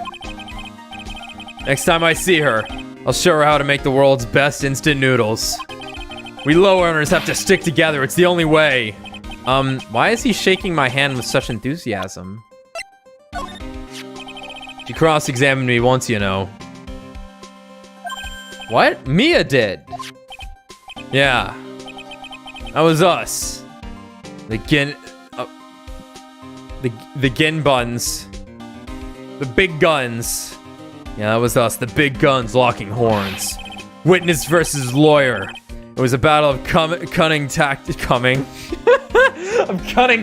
and tricks. The coming tactics. But the witness isn't supposed to play any tricks. I can't believe she's gone. That's the guy who's gonna be the prosecutor in Maggie's retrial tomorrow. Oh, really? He was working on a bunch of more important cases at the moment. But he canceled them all just so he could take you on, pal. Why's that guy so determined to see me fail? You sure attract a lot of attention, huh? Too bad it's all the wrong kind.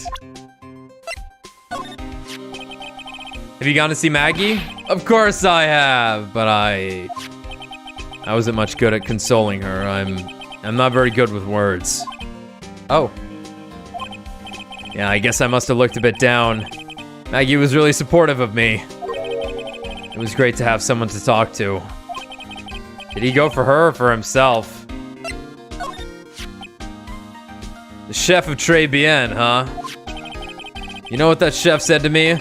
Oh la la, your body is full of toxins. Then he gave me this bottle. Oh my god. What's in it? I don't know. Label says juniper. I'm under orders to put a few drops of it in my bath every day. Under orders? Yeah, you know. There's something about that lady. I mean, guy. Huh? You can't stop thinking about him? Not like that, pal. Give me a break. He's not my type. I mean, I can't stop thinking that he's involved with this case somehow. Sounds like he knows a little something more about our charming chef. What do you think of this? Sorry, pal. All I can think about is Maggie at the moment. No, I didn't mean it like that. I meant... You don't have to explain, really. So what exactly is it that caught your attention about the chef at Très Bien? It's, kind of hard to say. You guys probably not even connected with the case anyway. Hey, come on, detective. Didn't you say you'd give me the dirt on anything? Well, this sort of stuff is kind of unimportant gossipy stuff, you know, pal? Look, how about this? You go to Très Bien and investigate the place yourself. And if you find out anything suspicious about the guy, you report back to me, okay? Don't suppose I get a choice in this, huh? Guess I better find out more about the chef in Très Bien, then report back to Gumshoe.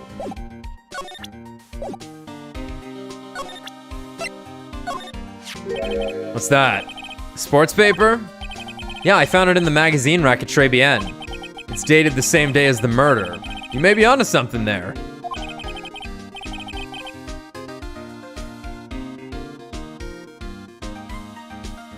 Oh god, excuse me. And take a look at this. See this writing here? MC Bomber. Hey! What is it? I've heard that name somewhere before. Yeah, MC Bomber!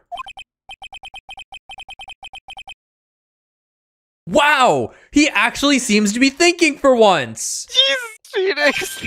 Ah, it's no good, I can't remember. And he's gone back to being the Gumshoe we all know and love. Damn. God, Gumshoe, you're so fucking stupid. Hey, pal, I'm gonna borrow this paper for a bit, okay? I want to get a handwriting analysis done on this scribble. Handwriting, huh? It'd be good to know more about that in any case. Thanks, pal. I bet this will turn out to be an interesting clue. Sports paper given to Detective Gumshoe.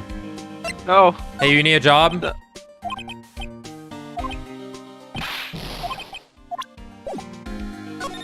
We have less now. Is that thing real, pal? Why does everyone keep asking me that? I wonder what this phony of yours is like. He had Maggie found guilty of murder. Doesn't that tell you? I've got to track this creep down.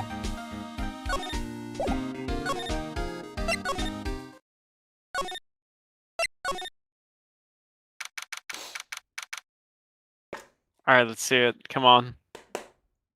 See Big what? money. See what? Maya. Oh yeah. Oh my god, I just started chewing gum. I'm gonna choke on it.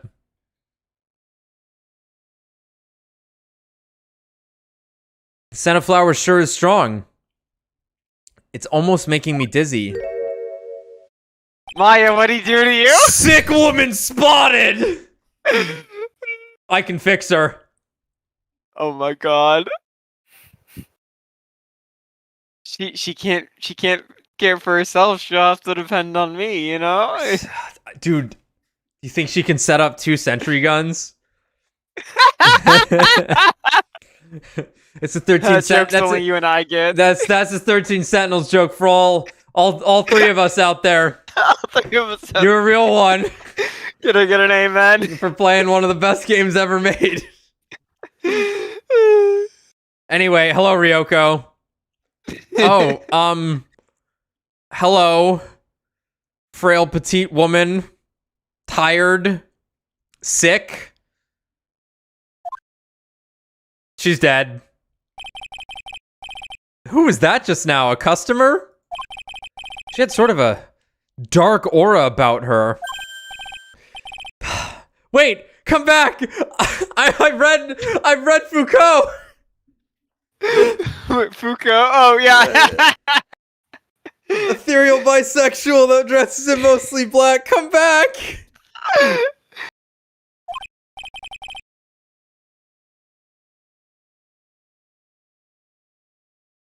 Wow, what a cute voice. Oh yeah. Oh yeah. Oh yeah. Yeah, Vanille. Oh yeah! They took her brain. Oh my god, she's been lobotomized. Oh, it's just you, Nick. Maya. Well, how do I look? Maybe you should quit being a spirit medium. Damn. Maybe, but it's kind of boring being a waitress. I can't steal shit. I mean, you're my first customer ever. Wow. Then who was that woman I just saw? Oh, since you're here, you might as well have something to eat. I am kind of hungry, actually. She's gonna eat the food before it gets to the table. Examine. No, let me look at her. No! God damn it. All the clothes in these are absolutely atrocious. Some of them have been circled in red. I really hope Mr. Armstrong is not thinking of buying those. Says the guy who used to wear a fucking personally knit sweater and a scarf. Hey, that's homemade stuff. That's authentic. It's custom. So, how do you like your new job, Maya? I never knew there was so much for a waitress to do. Take people's orders, bring them their food, make coffee, work the cash register. Of course, we need a customer before I can do any of that. Yeah, it's a nice looking restaurant. It's a shame more people don't come. Don't forget about the ultra cute waitress. How could I? Check out my gimme a tip smile. I was hoping she would do the lean in, the grand. I was also expecting to lean in. Hey Nick, why don't you order something? The chef's preparing a tasty lunch set at the moment, or so he says. How much is it? It's the twin tea set, so it's $20 of course. The twin tea set? I believe I'll be taking a pass on that. It's kind of expensive. What? But you can't. Come on, Nick. It's not every day I get to be a waitress. I want to try carrying plates and working the cash register. How about cleaning the toilets? That should keep you busy. There were always a lot about cleaning the toilet. Maybe later. About the lunch. Oh, a fine choice, sir. No, Kitchen! A lunch special, please! With all the extras, drink, side salad, dessert, and gift. I don't need any of that. Just a moment, please, sir. Maya's really getting into this. Swindling us. So how much is this lunch set? $20, huh? With the drink, side salad, and dessert, it's $45. Hey, wait a sec, Maya! Sorry to keep you waiting, sir. Here you are, our deluxe fortified lunch set. Whoa! A dish inspired by lobster and abalone fricassee with a balsamic vinaigrette. Bon appetit. Thanks? Come on, Nick, hurry up and try it already. Lobster, huh? All right, down the hatch it goes. Maid's gonna eat it. Oof.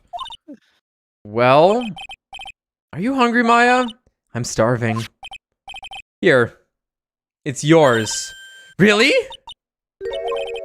Oh. Remember, Maya, my wallet doesn't print money, so you better polish off that plate. I imagine she's like, ugh. Ugh. I just remembered, I've got to clean the toilets. No, so it's bad. So Hey! that's why no one comes here. You can't be in that much of a hurry to clean the toilets. He needed to train for... This is evidence. Tribune lunch special. It costs $20 despite how unbelievably bad it tastes. That woman that just came in here, she was actually dying from eating the food. Yeah, yeah. How does that guy manage to make good food taste so bad? Hey, Nick, you want to take a peek inside the kitchen? The kitchen, huh? Not a bad idea. Kitchen. Now, what was it that Maggie said again? In the kitchen, you'll get to see all the chef's greatest secrets. In the kitchen. That sounds tasty. Hey, wait up, Maya. What is it? I'm pretty busy right now. Weren't you going to show me around? There goes my plan to find some cool clue and show it off in your face.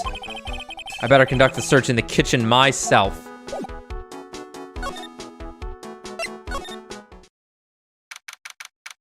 Time to fight Pearl Jam.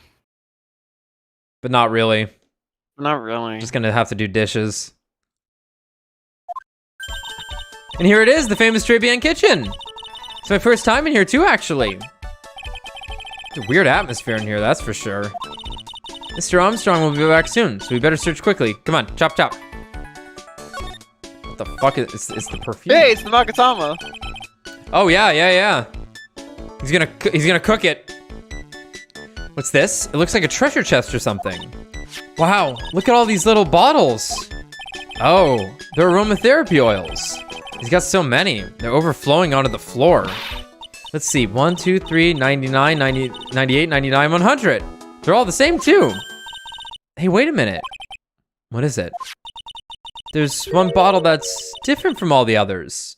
Uh-oh. Well, what do you know? And it doesn't have a label either.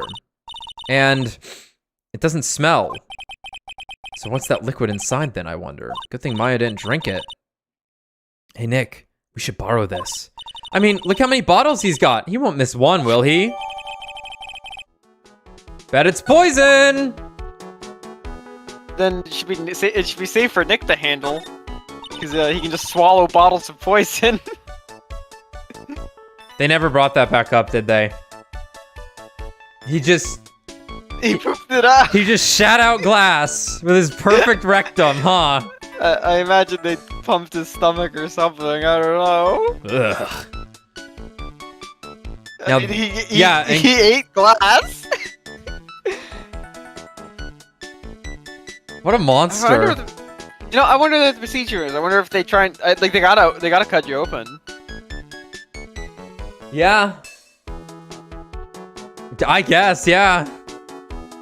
That's, I don't even know. Now this is one large mirror. I bet this is where he makes himself look pretty. There's a book on the dresser. Clarice Armstrong's bedtime literature. Is that his full name? Nope. No. Jean. Jean. It's a book on the dresser. Clarice Armstrong's bedtime. Not exactly Pulitzer Prize material, is it? Looks like a collection of poems he's written. Poems? Cool, read one out. And say it in your best French accent. With intensity, okay? Okay, here's one. It's called Printemps. The two of them, like actors from a film. The coffee, still undrunk. Sweet nothings over too soon on that sad Sunday morning. The foolish cocktail, so delicious. Takes the last sip of your tea, and I know what I will do. I must lie to you. I must. Huh? That's it? Yep. That's a poem for you. She didn't comment on the accent. What are these lace curtains for? I don't know. But they give the place a real homey feel, don't they? No? Lace curtains. You know, if I was a cooking pot, I'd be perfectly happy to sit on a shelf under those. How do you respond to something like that? That smells good. Something's bubbling away nicely in that pot. It must be the lobster and an abalone fricassee with a balsamic vinaigrette. Isn't that what I just ate for lunch? Maybe. What you ate is the only French dish I know the name of. True. Now, I know I'm in a French restaurant. I've never heard of most of these seasonings. Hey, Nick, this container has oyster sauce? What's that? The greatest thing ever? Oregano. Yeah, really. Every time I watch, like, Asian cooking videos, I'm always just like, come on. Come on. Put in the oyster sauce. Put it... Yeah! Put it in. Put in the oyster sauce. Come on. Everything you've done for now is just so you can put the oyster sauce on it. We all know it. I can't say I'm familiar with it. It's basically just the main sauce that makes, like that nice brown savory glaze that you get on a lot of Chinese cooking. Gotcha. It's probably oyster sauce. Oyster sauce mixed with like sugar, honey, soy sauce, and a lot of other stuff. Gotcha. But like, so here comes the tablespoon of oyster sauce to make it taste good. Okay. It's just funny to me because it's like all this effort to like make the meat perfect and whatnot. You know, cooking it for 4 days straight. Some crazy shit like that. You refrigerate it for 24 hours. Then it's just like, all right, that's nice. Here's the oyster sauce that makes it taste good. Right. Isn't that used in Chinese food? Yes. Look, right there on the counter. You can't cook this. My Magatama. What's it doing there? What indeed? On loan from Maya, recovered in the kitchen of Très Bien.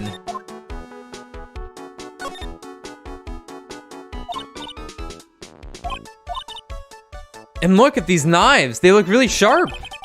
I'd like to see how one of those slices through a cheesecake.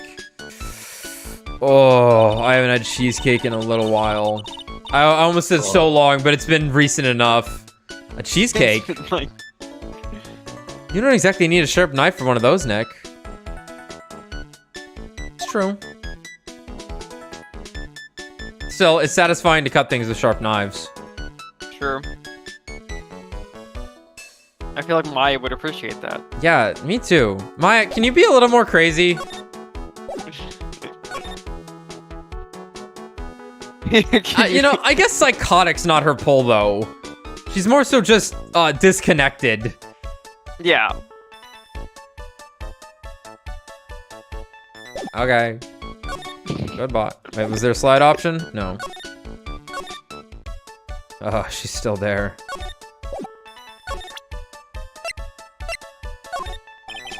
About this. Sorry, Nick. I'm a waitress now. I've got a pile of work waiting for little old me. She's gone. We've lost her.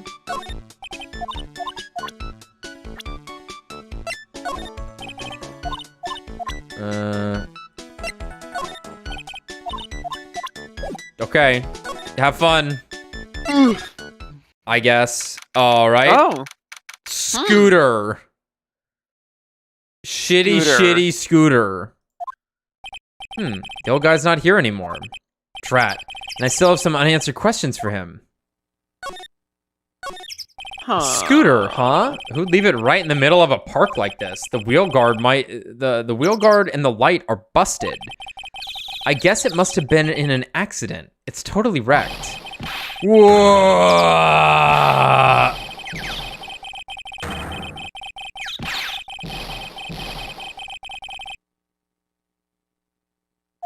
Impressive. Wow! And here he is.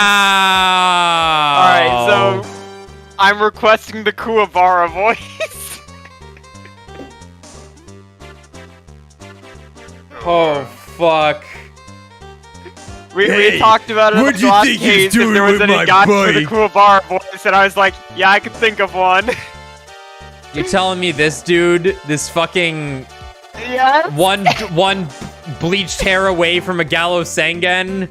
That's what everyone fucking mistook Phoenix for. This is who everyone mistook Phoenix for. Alright, so think of Phoenix's name. All right, Japanese. And guess what this guy's name is? Tiger wrong. Just Taiga. Oh, okay. Okay. All right, let's see. Hey, what'd you think you was doing with my bike? No, I was just... You've been messing with my new ride? Is that what you've been doing? New ride? You're gonna pay for this. It wasn't me. I was just passing by. Hey, then who's the one that covered my saddle with in crap, huh? You gonna pay? You catch my drift? I don't know. A wise guy, eh? I had to beat you so hard I'll feel like you were smooching the express train. Uh-oh. You better watch your back. This ain't over. I'm gonna round up a group of lawyers and then you's gonna pay. Actually, I'm a lawyer myself. What'd you say? I'm Phoenix Wright. Phoenix Wright. You saying you Phoenix Wright? Yeah, I am. So you're a wise guy too, huh? Cause I'm Phoenix Wright. I'm the one and only. What? Out of my way, I gotta cruise. He's gone. Surely that guy wasn't my phony, was he? He wasn't anything like me! Guess I better make note of the scooter. Ridden by my phony, the wheel guard is all smashed up. No, but the hair, Phoenix. Look at the hair. God, pathetic. Oh, it's you. A few threats from a little brat like that, and you look like a pigeon that's got seeds in its eyes. Have you been here the whole time, then? This guy could be Meekins' grandfather. He is. It's possible. We don't know. He's not. We don't know he's not, so he must be. Yeah, exactly. Have you been here God, the whole he's got time, then? What's up? Man, he has a wart on the nose, too. You see it there? Like a second one? But like, yeah, well, so he's got the big red nose, Uh-huh. but he also has a wart on top of it. It's on his, So that's on like, his left eye. eyebrow there. I think that's on his eyebrow, not on top of the nose. Okay, okay. Yeah, here, let's see. Okay. Have you been here the whole time, then? Yeah, see it. Yeah, it's on the eyebrow. Okay, yeah. okay. I was in that strawberry. I had some thinking to do. Understandable. I would also like to hang out in that strawberry. No giant peaches, though. Shame. More like you had some cowering to do. Are you a regular at that restaurant, sir? It's just that if you dislike it so much, why would you keep going there? Sir?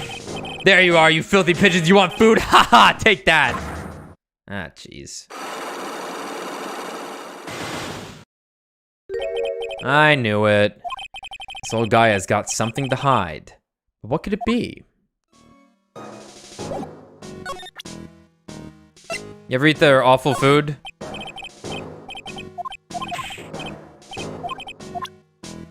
You ever seen this poison bottle? Yeah, I'm not sure if we have what it takes to break him.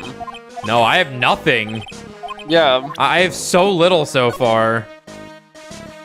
Thea Jones. The pigeons are so busy pecking at the seeds they don't notice anything else. Seeing those birds eat with such intense focus reminds me of my when she's scarfing down a burger. This is where I found that job listing magazine before. A guy like me carrying around a magazine like that kind of gives the wrong impression. I guess I better give it back to that old man once this investigation's over. You don't see many parks like this anymore. What a great place for kids to play. That old man's the only one here, chucking his seeds at the pigeons. Right. When I think back to when I was young, I wonder what I found so great about playing in a sandbox. Maybe I'll come back here in the middle of the night one of these days to relive that. On second thought, being arrested by Gumshoe would be too embarrassing to bear.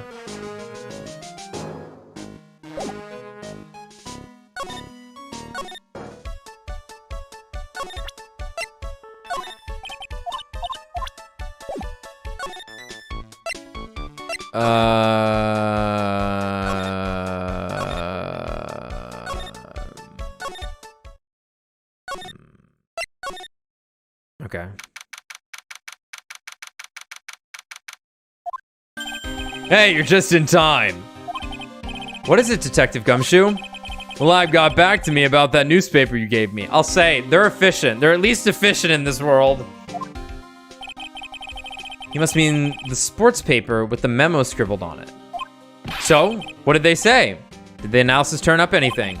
They said the doodle was written by the victim, Glenn Elg. No doubt about it. I expected as much. The victim took the paper with him to the restaurant on the day of the murder. That's our best interpretation of the facts at the moment.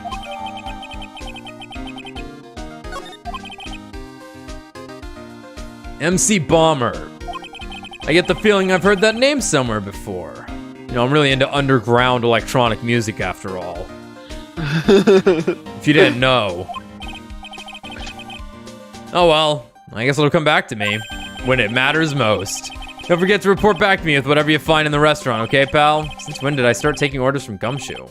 Although, I get the feeling there's something I need to show him. Zip? Dude, this food's terrible.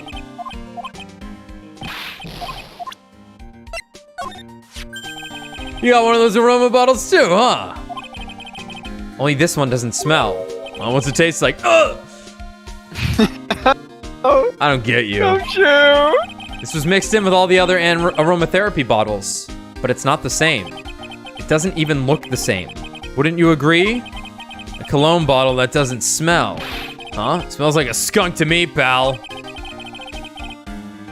Mind letting me borrow that bottle for a while? I want to send it to the lab for analysis. The victim was poisoned, so the contents of this bottle are pretty important. Small bottle given to Detective Gumshoe. I had a hunch there was something funny about that chef. You suspect Jean Armstrong? I've got that guy's number. I know what his secret is. That must be the same secret Gumshoe was talking about before. I guess I better fill you in on the details. About this Armstrong guy's secret, I mean. So what's Mr. Armstrong's secret? You ever had lunch at Très Bien, pal? Yes. So, how was it? To put it nicely, it was inedible. Hey, don't worry about being nice around me, pal. You and I both know the reason that place is so empty is because of the food. I mean, the place is clean, and he's got a girl like Maggie as a waitress, so... yeah, I guess it's probably the food. The real scoop on the guy is he's up to his ears in debt. Really? How much does he owe? This is a copy of his loan contract. He's about $500,000 in the red. So now we're dealing with a Yakuza case, obviously. Yes. But why would the programmer get killed in this scenario? Right. Weird. Well, it's just probably like he also had some dealings with the Yakuza guy, and they were like, hey, we'll knock off part of your debt if you assist us with murder. Yeah, that's probably a good call. There's a copy of his loan contract. He's about $500,000 in the red. 500,000? Are we talking about dollars? Yeah. Hey, if it was sterling, you'd really be in trouble. Sterling? Sterling? Sorry, that... Sterling is like British pounds. Oh, okay. Wait, what? I missed that, Kyle. Sterling is like British pounds. That's like another way of them saying like. It'd be even more, I think. or something. Okay, gotcha. Okay, that's an interesting expression. Gumshoe got us. +1 Gumshoe. Yep. Gumshoe's on the board. Sorry, that figure just took me by surprise. Yeah, this case is full of surprises after all. And I'd be willing to bet that Chef's got something to do with most of them. That's my hunch. Jeez.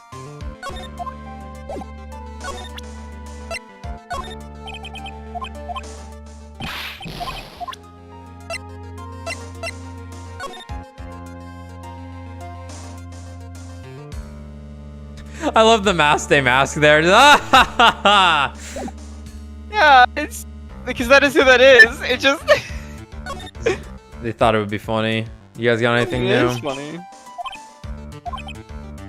Hitting the gas is like hitting the fast forward button on your life. No, that's too obscure. You don't really get the you'll die before your time idea. I need something more direct, something a bit more lighthearted. Something like hitting the gas is your passport to paradise. Eh. He must be coming up with slogans as a safety campaign. I guess. This must be the chief of the detectives here. He's glued to his computer screen. What? Poison coffee waitress gets a retrial? I knew it. I knew there was something funny about the taste of this coffee. Okay, who brought me this coffee today? Hands up. Yeesh. Have a little faith in your subordinates. Quit surfing the net, chief. Sorry. I was just, things feel pretty tense in here. He had his mouth open. No matter what, whenever I come here, the mascot's there to greet me. You got that right. That's the blue badger. It was my idea. I made it. Yep. So it's the pink one. It's new, right? Yep. Pink badger. So should I expect to see baby badger next time I'm here? What a chow. You got anything else? Okay, you just keep breathing, buddy. I know it's tough for you.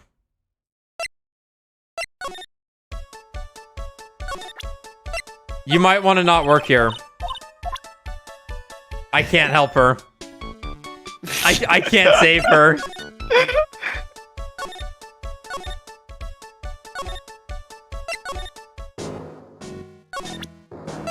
Know anything about this debt?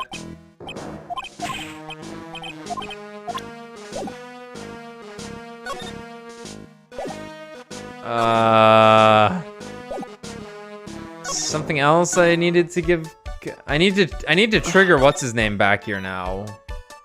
Well, maybe we can press the old man if we use like Maggie's profile. It's like, why are you a regular? It's like, well, Maggie's fucking. I tried that, creep. but I guess he opened up a little bit. Try it Well, I again. meant like during the psych locks. Oh yeah, I guess he does have a psych lock. Sure. Because we're trying to establish why he's a regular. Yep. Because we don't really have any other evidence, but that might be the evidence, you know. Yeah. That's true. He's gonna be like, the food's good. Food is not good. It's time you told me the truth. Why are you a regular at a restaurant that you dislike so much? Isn't it obvious? People only have one reason to go to restaurants. To eat. To eat with your eyes. Is that the whole truth? What do you mean? I don't think you go to that restaurant for the food at all. You insolent brat, how dare you accuse me? What proof have you got? Food's bad. Ah, he's right. Yeah, he's right. I can tell you that I can tell that not you nor anyone else in the world would go to that place for its food. The proof is in the pudding, or in this case, the lunch menu. That's the twin tea set. Food at Très Bien is terrible and expensive. You're wrong. It's cheap. Ha? I'm rich. I inherited money when I was a boy. Yes, I'm stinking rich. I haven't done a jot of work since I was born, other than feeding the pigeons. What a load of crock. The taste's another story, but the price, it's nothing to me. So you're saying that you go there because you've got money to burn? Exactly. I have so much cash, I go for a swim in the money vault every day. Fortunately, that's a lie. What? You're looking for a You job. don't have money to burn. You're flat broke because you were looking for a job. This is yours, right? My magazine. Spider-Man. She a job. Okay, where? Okay, Brett, what where? is the job in the job listing here? Can you see it? Hold on. What is being sold? What job is this? Oh God. I have no idea. Neither do we. Power Ranger bodyguard. Like, Power Ranger bodyguard. Yeah, like Common Rider part-time. why would a rich retiree be looking for a job? I was. So what? Get fucked, old man. So I was looking for a job. I'm buying a lot of the I'm buying a lot at the moment. I need spending money. Oh? I don't go to that restaurant for the food. I just go for the Javasino. Coffee, I guess. Java cappuccino. Javasino. Yeah. The chino. Yeah, I think you mean Baba cappuccino. Anyway, how much does a cappuccino cost there? $8. Wow. Those better be some golden beans. What's your problem? You think a poor man would be better off drinking dishwater, do you? Is that it? No, I wasn't thinking that. I was wondering if the coffee there is really that great. No, it's not. But anyway, yes, that place was has free newspapers to read every day. Newspapers? Exactly, they don't want me hanging around at home, so I go there. I'm sorry, sir, but there are no free papers to read at Trebian. Is that the case? I didn't recall it being established. Yeah, The this sports is magazine, I guess. no, this is true. There were no papers. Yeah, I think it's just this, because they say like no, they don't sell that there. Take a look at this. What is it? It's a newspaper I found behind the magazine rack at Trebian. So, what of it? This was the only paper there, and it's dated more than 1 month ago. Oh, okay. What? Yeah. You see what I'm getting at here? That restaurant doesn't get newspapers. This is just one that a customer happened to leave behind. Tell me, why are you so determined to hide the truth? I'm not hiding anything. That girl. I'm gonna have to put this guy out of his misery. Jesus Christ! Put him down, Phoenix. Put him down, Phoenix. Listen, the real reason why you go so much to Trebian is... I think it's Maggie. Yeah. Of course it's Maggie. Yeah. What are you asking me about that girl for? She was the waitress at Trebian. Therefore, the answer to the mystery of why an old man would drink expensive coffee at a terrible restaurant is the waitress.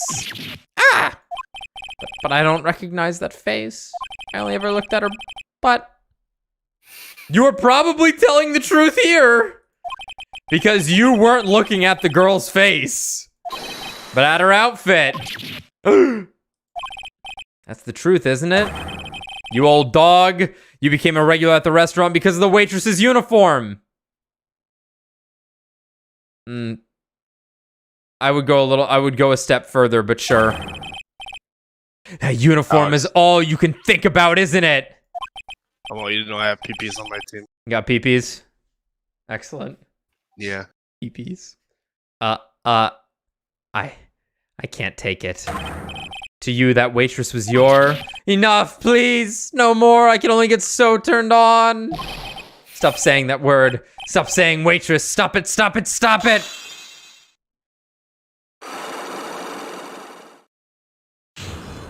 Old man defeated. Sir. Yes, it's true. I was there for the young girl. Fine, so I'm a dirty, wicked, sinful old devil. No, I didn't mean it like that. I even got one of those lousy cups of Javachino every time for $8. All because of the serving girl. Punish me, lock me up. Really, that's not what I'm here for, you old simp. You'll be the same. Another 20 years and you'll understand what it's like. You'll know how painful it is to be an old man like me. No, really, listen, sir. Stop calling me that. I have a name, you know, boy. So show some respect. I'm Victor Kudo. It's kind of a cool name. Victor Kudo. Sorry, Mr. Kudo. You young ones think you know it all, don't you? Well, I'm not saying another word. I won't tell you anything more. You want a picture of Maggie in her outfit? God, I'll tell you anything. This guy was in the restaurant at the time of the incident, which means I have to hear his testimony, one way or another. I don't believe this. I even broke his psych locks and everything. I guess I'll have to try to get him when he's in a better mood. Oh, we tried.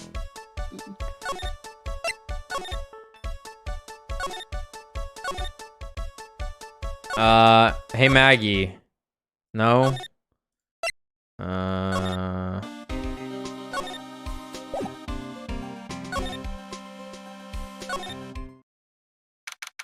alone.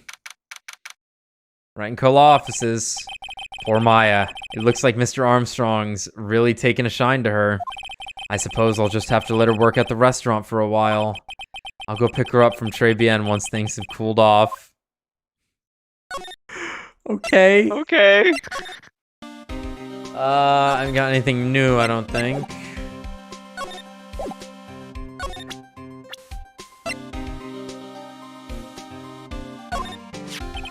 He looks like one of those grouchy old man types.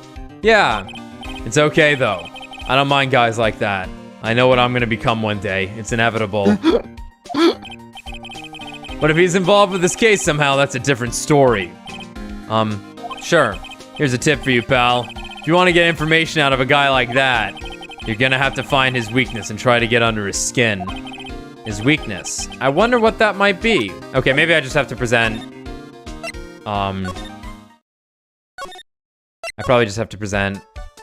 Actually, Maya. Maya, come on. Yeah. Come on, let's go. You're coming with me. Oh, it's that old man. Is he still feeding the pigeons? Yeah, he fed me as well. I got a bunch of those seeds in my eyes. Oh, ouch. Hey, Maya. Would you mind coming with me for a while? Huh? Me? Why? I own you. Why else? There's something I really want to ask that old man. Sure, okay. I'll just get changed. No. Hang on. Can you go like that? Please, Maya. I guess? This is important. This is I'm so important. You. Sir. You awooga! Well, I see. Nick, his eyes are burning into me. It's okay. It's okay. I think it's going pretty well. Huh? You're still just a little child. Run along and play on the slide, all right? Call me, Oh my god. Maya. That would be funny. Dude, I think that's what's about to happen. I think you called it. I think that's what has to happen, in fact. Play on the slide? We were so close. Just a little more and he would have spilled. Right, because he's... yeah, he's loosening up, but... Right, because he had said earlier, like, Maya's issues that she lacks modesty or whatever. Grace. Like, grace, yeah. How can we crack this guy? Here we go. Yeah. Excuse me, please, sir. Quiet, can't you see I'm feeding the pigeon? Oh, baby! Arf, arf, arf, arf, arf, arf. Look how she's holding the platter. Get Matt in here. Hey, look, her Maya's brain's back. Oh my god. Oh my god. It is back. Oh my god. Oh my god. Mia? Well, if you don't mind, sir, I'd really love to talk with you.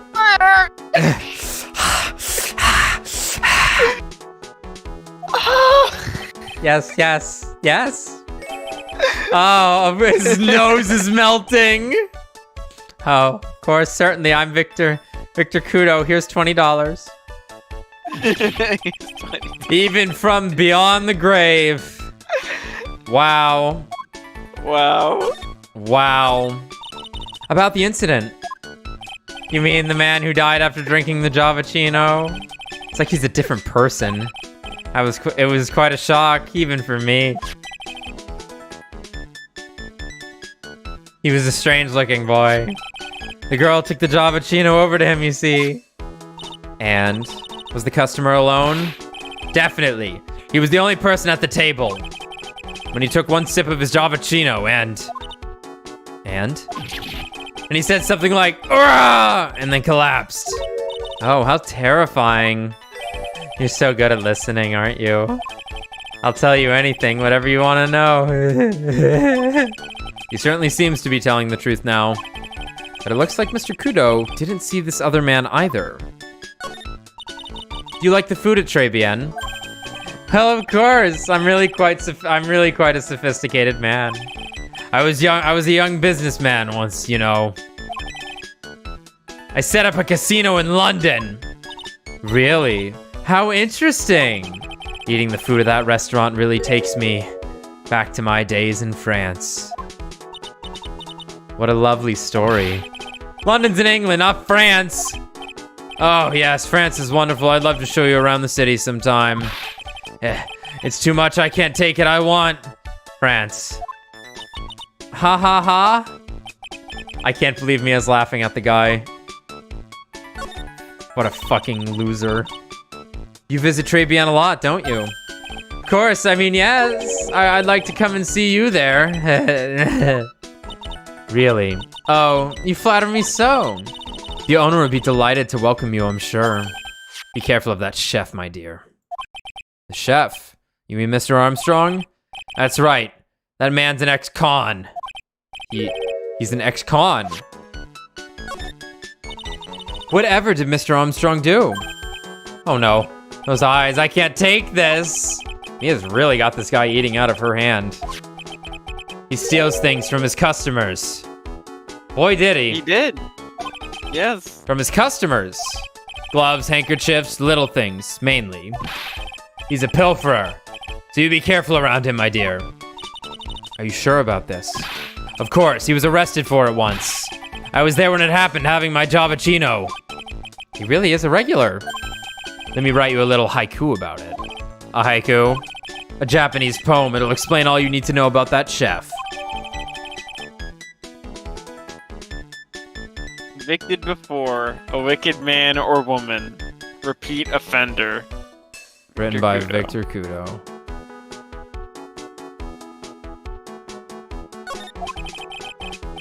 If he takes anything again, you let me know.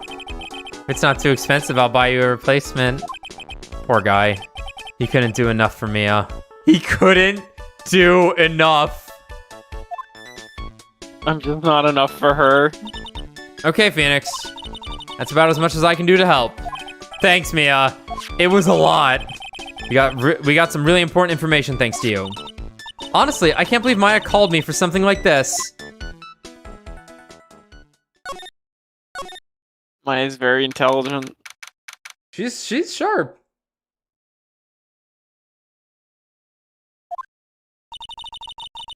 No, put it back on. You know what? You know what? I think I like the Miku outfit more. Yeah. Yeah, because I know, sure. because I know me. Because I know me. I know you. Careful, Brad. Don't hurt yourself. Oh, sorry. I guess it's about time to wrap up today's investigation. Had enough of being a waitress? Yeah. Plus, no one came to the restaurant. Oh la la, Mademoiselle Maya, no! Oh, how can you leave me? How can you leave me? How can you leave me like this? I'm sorry. It reminds me. Mr. Armstrong had a Psych Locker 3, didn't he? I'm going to have to break those. Mr. Armstrong, I hope you won't mind, but I'd like to have another word with you. Volunteers? Of course!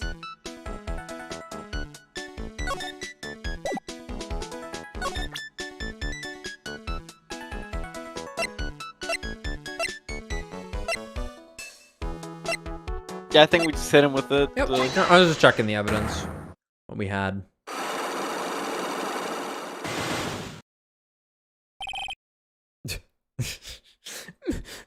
How could you do this to me? She loves me. She loves me not. What's happening? I do not like this horrible feeling. How do you know? I guess he I have to know is the into truth. auras. I guess that's true. What happened that day? Alors, I will confess everything. Just don't hurt me. Huh? Well, that was a new world record. It was a lottery ticket. A lottery ticket? The man who died here had a lottery ticket. For $500,000.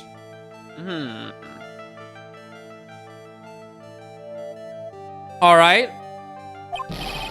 $500,000? Oui. But after la incident, this ticket... It disappeared. The ticket disappeared. This was the motive that the prosecution gave for Maggie.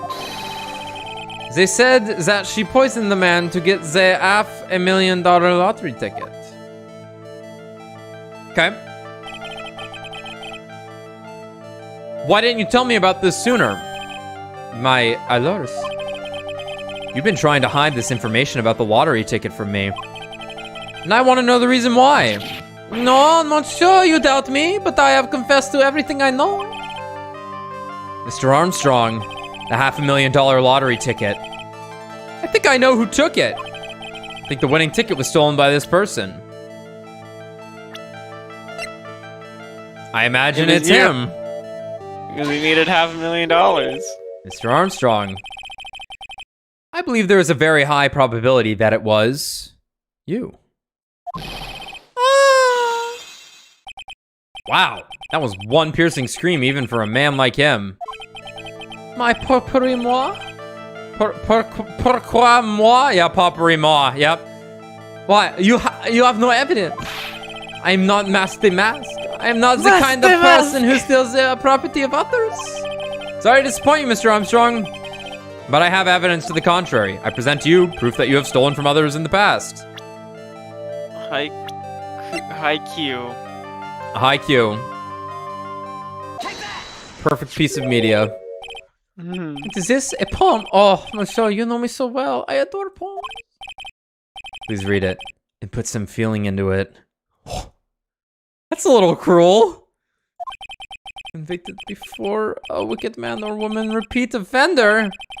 Sorry to have to bring it up, Mr. Armstrong, but you have been arrested for stealing from customers before, haven't you? Andre?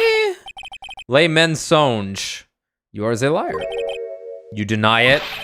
Do not make la false accusation, s'il vous plaît. Why?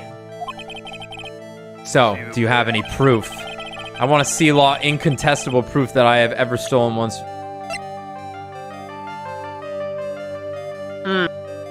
That you have stolen. The Magatama. Seems old habits die hard, Mr. Armstrong. What is that? This is my Magatama, and I found it in your kitchen. No! Wow, that scream just about broke some windows. Oui. I have a weakness for the little trinkets and the figurines. My hand, it just slips out. I cannot stop. You've stolen handkerchiefs, gloves, and other things from your customers, right? Oui, it is the truth. And I am just a timid little girl inside, monsieur. A timid little girl. Besides, this time, it was not a small trinket, oui? It was $500,000. No. Why would I steal it? I have no need for such money. Really now? Oh, monsieur, what is it? Isn't it true that you're in some pretty serious trouble? And that you are in desperate need of a large amount of cash? Take that! This restaurant is deep in the red, isn't it? Ah! You have a loan. the tune of $500,000. This lottery ticket would have wiped out your debts. Well, Mr. Armstrong, what do you have to say for yourself now? And everybody died.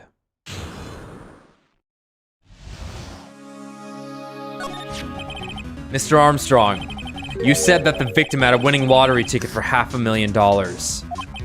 How did you know he had something like that in the first place? The man, he was listening to the radio with his earpiece. Maggie said something about that too. The winning number was announced on the news, I think. All of a sudden, he exploded. Yes, $500,000, he shouted.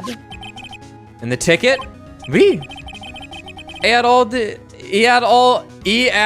of his tickets spread out on the table. I was so desperately in need of money, so I put the poison in his coffee. No. Oh no, you naughty man. I simply helped myself to one of his tickets. What? The victim collapsed and Maggie passed out. I thought to myself, pourquoi pas? He had so many of them. Yeah, but only one of them was the winning ticket, right? How could you do that, Mr. Armstrong? Maggie was arrested because of you. No, this is not true. I did not take it. I did not. The ticket for $500,000, I mean. But you just told us you did. You said you took a ticket. A ticket. My fee. My fee? I don't know. It was not. That's enough. Huh? Ah! Ah! Get up! What? What's up? I heard the coffee here sucks. I'm here to level this place with my laser beams. I can't have that in this world. I have to accomplish my dream. A perfect coffee. I'm destroying all food that's bad food. And actually teaching people how to make good coffee. No, how can you, Kudo? Mr. Kudo! What the heck are you doing here? Ugh. This is without a doubt the worst coffee I have ever tasted, Mr. Armstrong. He came in here for coffee? Does his craving for coffee know no bounds? It's incredible. Perhaps Mr. Armstrong stole one of the victim's tickets on the day in question. Am I airhead? No. Airhead. Am I an airhead? No. Just a pretty little girl who everyone is laughing at. But in that case, Maggie shouldn't be the only one under suspicion. He had the wrong ticket. What? Mr. Armstrong made off with the winning ticket's pretty neighbor. So the ticket he took was worthless? Not quite. He did win something. $1. You see, I am just a pretty face. Without my looks, I am nothing. So, what happened to the winning ticket then? The one he meant to steal? Indeed. What did happen to it? I don't like...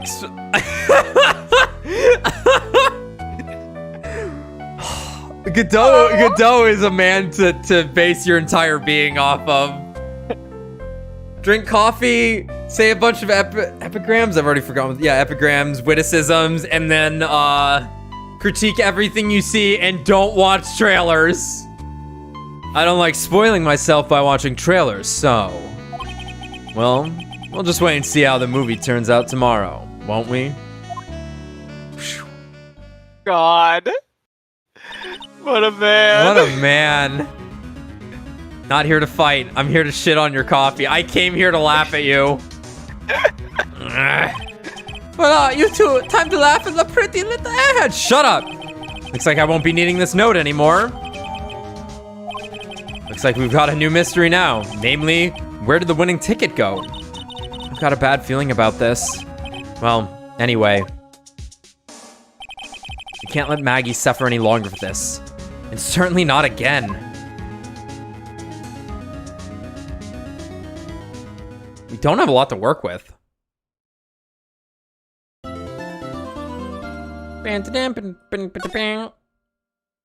We really don't.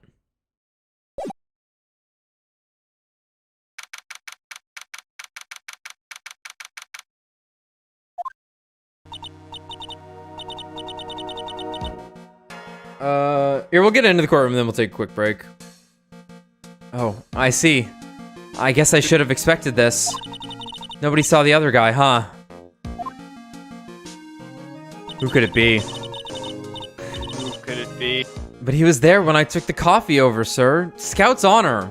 More like Scouter's honor, am I right? Maggie. Nice. Maggie. Detective Gumshoe! Are you doing alright? How are you feeling? As if you need to ask either question, sir. Don't let him get you down, Maggie. Don't forget to eat it well, okay? You know, I like him. Never mind. Roger. And you! Yes? You'd better square this case away. Got it, pal? Maggie's innocent, you hear? If you screw up, then I'll be doing some squaring away myself.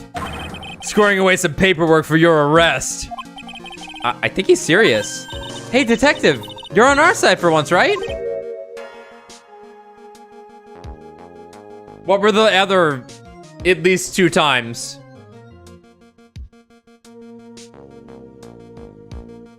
Three times. Farewell, my turnabout. Farewell, my turnabout. He's helping us. I think that's what it was called. Yeah, farewell, my turnabout. Yep. Episode 4 and 5 of that and Rise from the Ashes. So like back to back. He helped us out a lot in Rise from the Ashes. And then end of the second game. He was definitely he literally died for us. This is his ghost. But heaven didn't want him, nor did hell, so they just sent him back. God. They knew where he belonged. They forced to walk the earth. Yep.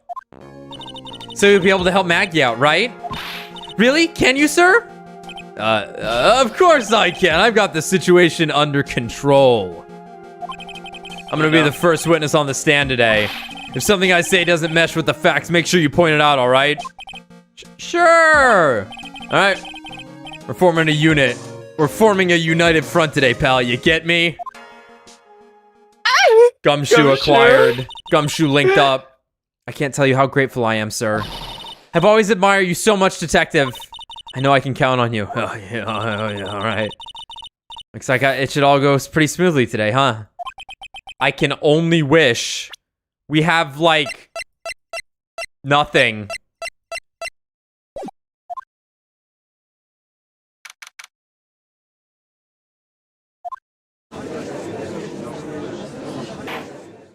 Alright, I'm gonna use the bathroom, eat a quick snack. And Same. Get there. It's on.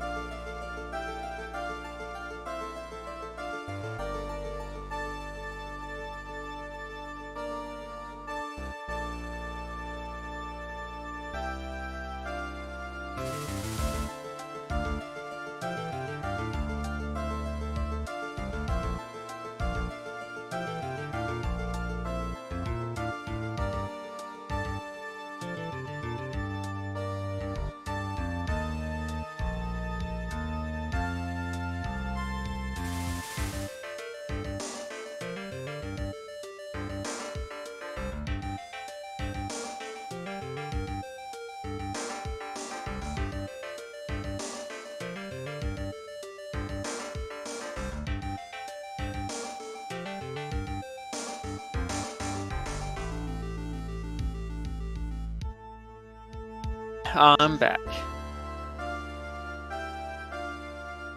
Welcome back. Yeah, luckily the stream's actually been good for the last like couple hours, so That's good.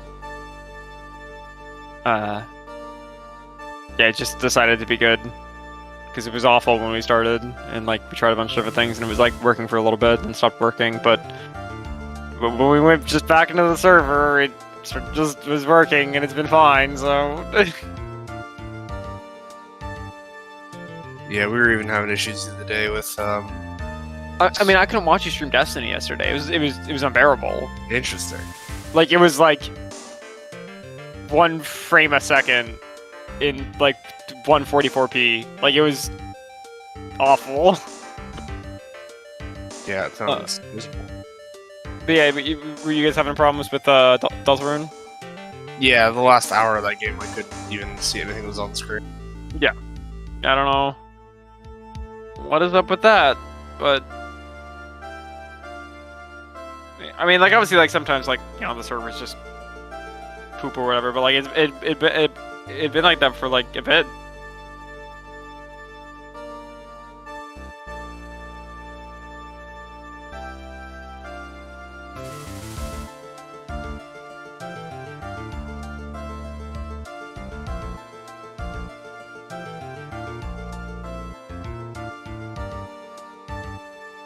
Saw a funny thing. I don't think I.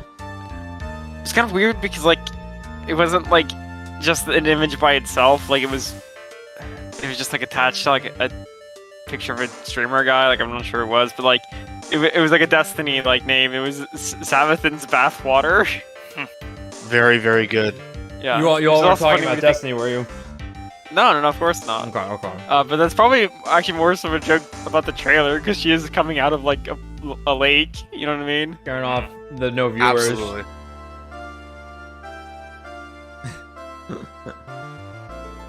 Alright. So how's the stream quality been? Because I don't know. Actually, it's been fantastic. Like we went back to the server and it was just good. So we good. Okay. It's as good as it can be right now. So I'm kind of baffled why it just decided to be good. We just don't know. We just don't know. We literally just don't know. Didn't even do anything. We didn't even do anything. Alright. So I kind of want to go back to Phoenix for this one. I feel right as Phoenix. A Phoenix, right, if you will. I am one with him. I am one with him. So I guess if someone wants to give Godot a shot, I'll give it a shot. I'm fine with that too. Yeah, But I also, of course, just want to selfishly be him as well. it's fine. I'll read it a bit. And Yeah, well, if you want to take hear my that Godot over. voice? Yeah, we'll get to Race's Godot voice. Or guest Hold on, appear- I'm doing the test trial right now. Hey, I'm Godot. Oh How- my how's god. that? Oh my god. It's Hired. like he's here in my Well, ear. Thank you.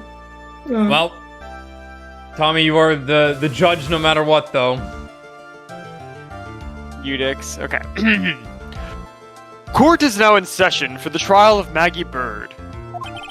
The defense is ready, Your Honor. I love that emote. Ha. Bitter. Okay. I was gonna say, Race, did you actually want to do Godot? No. Okay. I was ready for you to go. Hey, I'm Godot for his life. Hey, I'm Godot. Hey. bitter. Bitter. Mr. Wright. Yeah, it's me, not the impostor. You fucking blind people. You're acting kind of sus, Mr. Ah! Wright. What's wrong? Nothing. It's just whenever I addressed you in the previous trial, your response was, "You's talking to me." It was a little, well, intimidating. No, that wasn't me. That was the phony Phoenix. Whatever. Phoenix. I see. So our trusty Phoenix Wright is back with us now, is he? Yeah, our trusty? Y'all don't know me. What the fuck? Oh, Mr. Godot, your opening statement, please. Y'all let an imposter in here? Mr. Wright, whether you're a fake or the real deal, we will find out soon enough through this trial. Today. I can already tell you, I'm the real Phoenix Wright. I wasn't questioning whether you are Phoenix Wright or not. I was questioning whether you had studied law or not. No. Evidently not. Maybe no. I'm an art student. I'm a cure with you, Kudo. I didn't study law. That's what I tend to find out. I'm an art student. There's no denying it. I majored in the study of clown. He majored in the study of eating glass, apparently, according to this game. Behind that mask is a man who really hates me for some reason or another. As everyone is aware, the court has already given its verdict on this case once. So we're done. Goodbye. So we're done here. Therefore, I won't stand for relevant testimony during this retrial. Yeah, whatever. Nor will I stand for a simple repetition of evidence presented in the last trial. Oh, we can't talk about how evidence... yeah, okay. Yeah, talk about previous stuff that happened in a previous trial, even though it's the same trial. Yeah. This stuff that we need to disprove as good evidence or something like that. I'm not planning on repeating anything that phony me said, trust me. Now then, Mr. Kudo, please summon your first witness. Summon them. Hey guys. Let's start with the formalities, shall we? Name and occupation. Huge cock gumshoe. Witness, state your name for the court. Huge cock gumshoe. Oh, I see. Sorry, so sir. My apologies. The name's police department detective. Occupation, huge dick gumshoe. Nice. He's gonna. Other way around, detective. Huh? Oh, sorry. Anyway, I'm the officer in charge of this case since yesterday, sir. Since yesterday? Yeah, the guy who was on the initial investigation. The guy who was on the trial was on the initial investigations tied up with another case now. Sorry. I hope Gumshoe has really got everything under control for everyone's sake. I see. So, Detective Gumshoe, would you outline for the court the basic facts of the case? Yes, sir. The victim's name was Glenn Elg. He was a professional programmer. That we don't know if he actually knew what he was doing, like most programmers. And an orc, apparently. And a what? An orc, like that's such a Glenn Elg. Oh, Glenn, yeah, the Glenn Elg. That's the orc Glenn of the Elg clan. Yeah. He's a professional programmer. He was on the payroll of Blue Screens Inc., a local company. Yeah, that's definitely who I want working on my computers. It's the victim's autopsy report. Doesn't roll up looking like that. I don't want them in my house. The court accepts this into evidence. Potassium cyanide. Potassium. I just had the worst banana of my life, actually, so... Tasted like I was eating grass. And here are the floor plans of the restaurant. When the incident took place, the victim was sitting right here. The poisoned coffee was brought over to him by the waitress. The waitress being the accused. Yeah. The victim died from poisoning almost immediately after he took a sip of the coffee. At the time of the incident, there were two other people in the restaurant. Mr. John Armstrong, the owner and chef, and a regular by the name of Mr. Victor Kudo. You guys got a schnoz on him. Boy, does he. It droops when he sees women. Oh, shit. We had to get Maya in a waitress outfit, to then turn into Mia, and the guy melted. Nice. It was great. But technically, she's underage, so that's fucked up.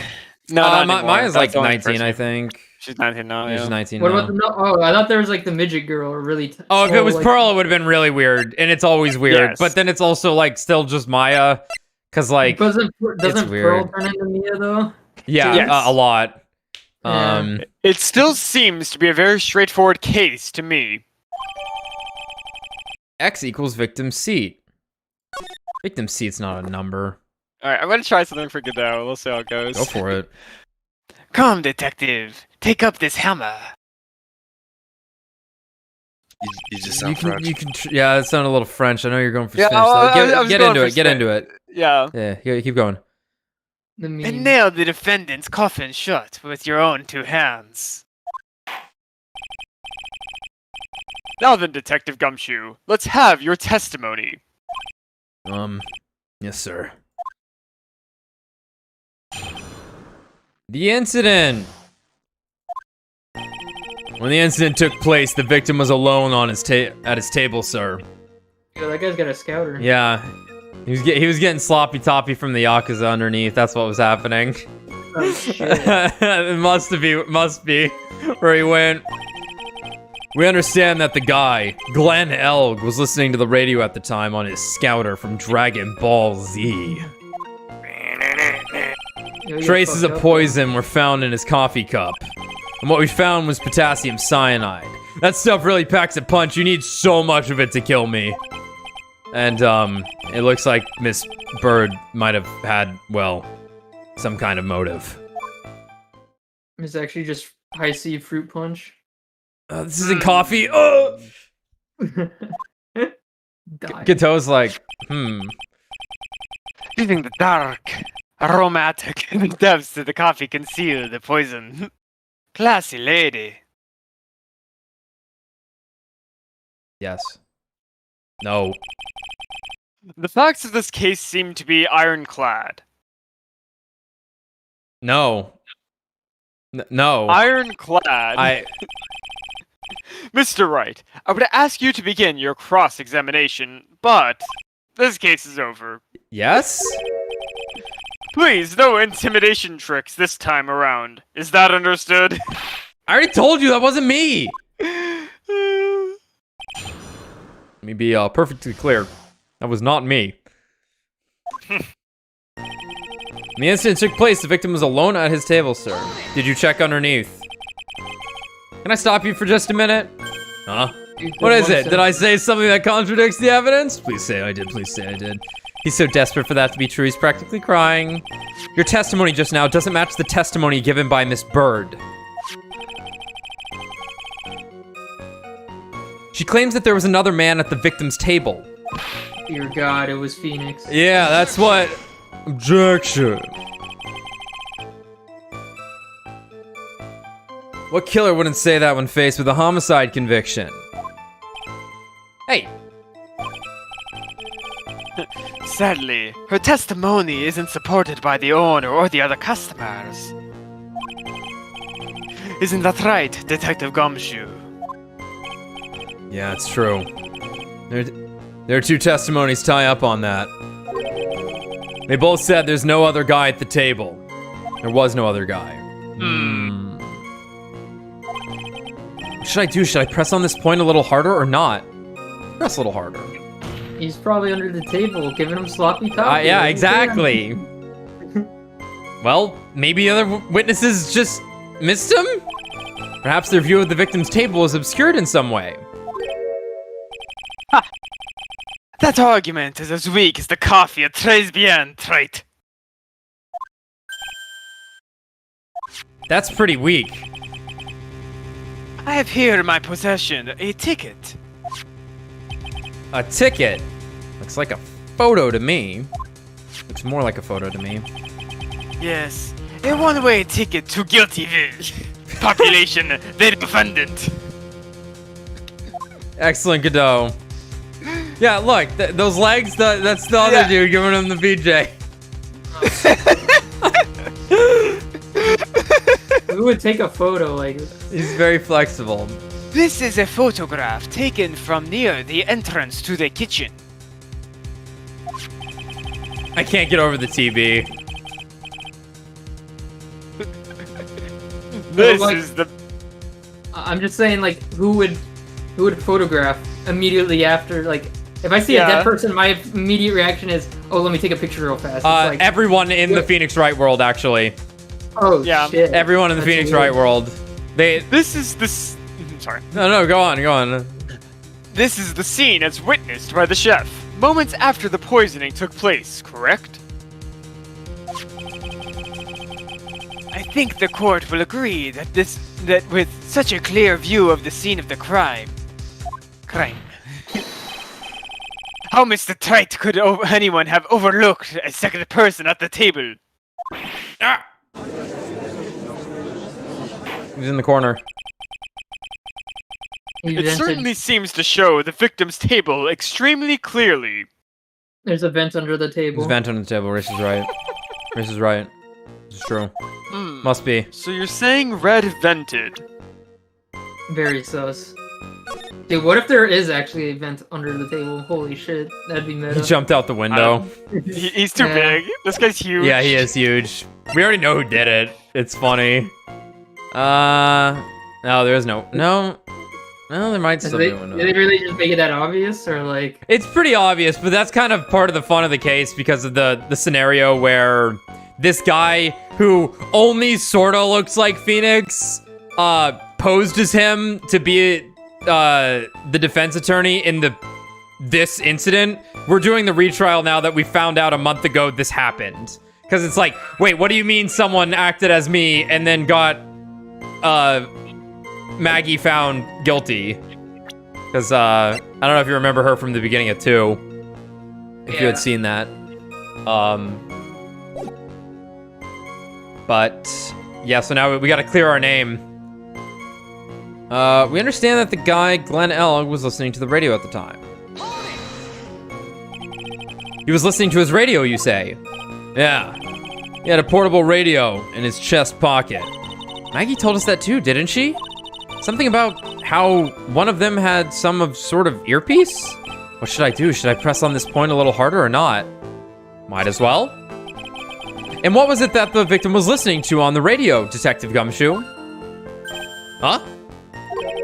How should I know? Thanks a lot. We're now one step closer to the middle of nowhere. This isn't going very well, is it? Detective, could you perhaps tell us about the poison and how it was used? No. Traces of poison were found in his coffee cup. Did you taste it? So traces of the poison were found in the coffee cup and nowhere else? Not sure I get you, pal. Was the poison a liquid, or was it a powder? It had to be put in if I had to put it into the layman's terms, I'd say it was a powdery substance. You know how we sprinkle a little crack? That's such an awful pull. So so the poison could have been in anything that was on the table. Sugar, salt, pepper. Objection. Crack. You put salt and pepper in your coffee, Trite. The victim took his coffee black with no sugar. And Kudo's like, oh yeah, baby!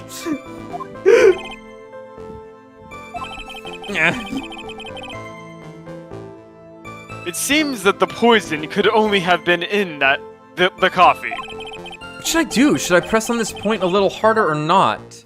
We'll leave it for now. No, I should leave it alone. I've got a bad feeling about where this is going.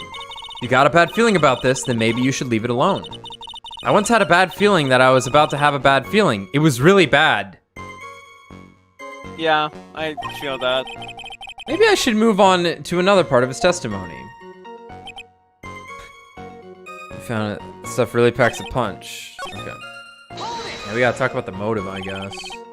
Potassium cyanide. I've heard of that chemical before. Exactly how strong is this poison, Detective Gumshoe? It's, well, That stuff's lethal. Eat too much in your history. How much is too much? Kudo's like, well... oh, Each of those is 0.2 grams. That's about enough to finish anyone off. Not that you might know or anything. 0.2 grams? How much is that?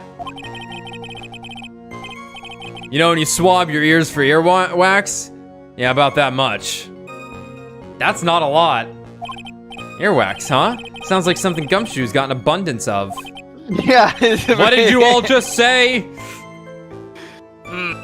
Such a small quantity of poison could have been concealed anywhere.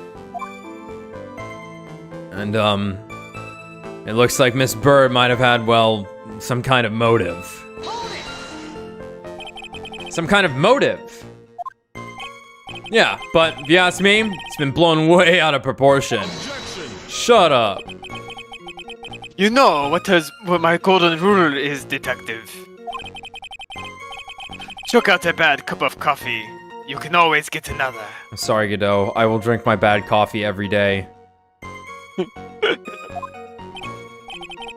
Huh? I don't get it. Oh, you know, I haven't talked about my coffee poisoning story, have I? You really are Kudo, huh? I guess so. Did you want to talk about I it? guess I'll talk. Yeah, I'm thinking, like, do I want to talk about it right now? So, I was never, like, actively poisoned. However, I effectively was. And there was this long time where every day I would tell my friends, like, I'd tell these guys, my coffee tastes terrible every day, and I'm, like, coughing up black. And not to get too gross, but, like, everything coming out of me was, like, pitch black. It was, like... It didn't hurt me or anything, really. I was just like, what the fuck is going on? Why does my coffee taste so bad?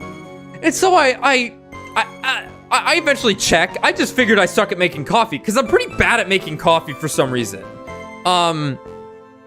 But I am somewhat lactose intolerant, I believe. I have a sensitive stomach regardless. I don't know if it particularly counts as, like, lactose, but milk and dairy is pretty tough on the human body, as it turns out.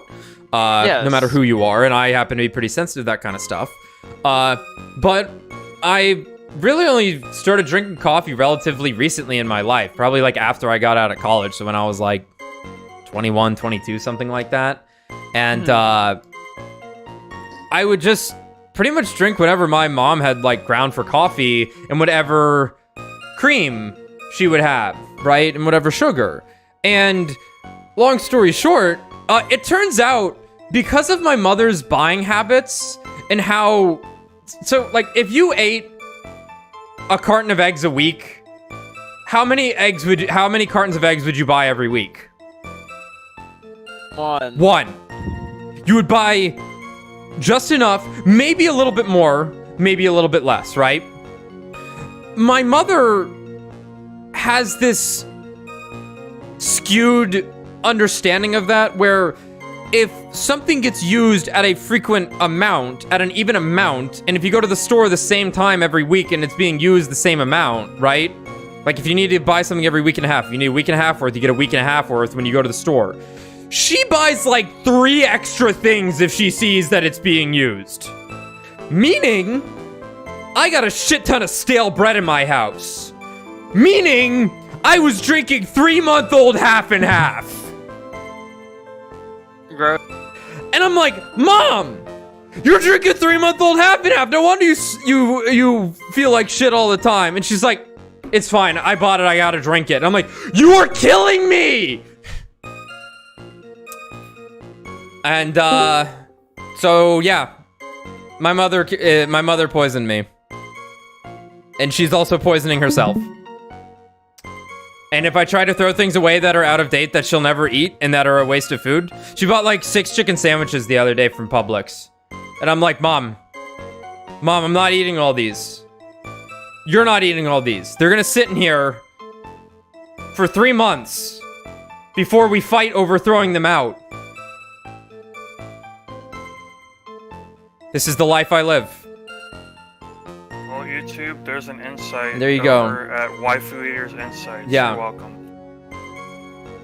Check your expiration dates and only buy what you need at the store. Don't be wasteful. Don't be wasteful. Anyway, that's my coffee poison story. I now only drink kind of bad coffee. That probably makes me burp because I probably shouldn't be drinking it anyway. I don't burp until I eat the coffee and I eat the coffee every day. But I gotta have my biscotti. I gotta have it. Such is the way of things. There's balance in life, man. There are just certain things you gotta put up with to live, you know? Really enjoy the things you want to. Anyway, I'm saying we can always get another witness on the stand if we have to chuck you out. So stick to the facts, detective. Now then, what was Miss Bird's motive? Come on, Gumshoe.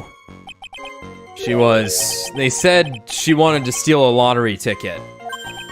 I knew it. That's what we heard yesterday, too. It disappeared from the scene of the crime. And it wasn't any lottery. It was a winning ticket. For $500,000. Everyone's like, oh yeah, no, I'd kill for that. Mr. Armstrong knew about the ticket too, didn't he?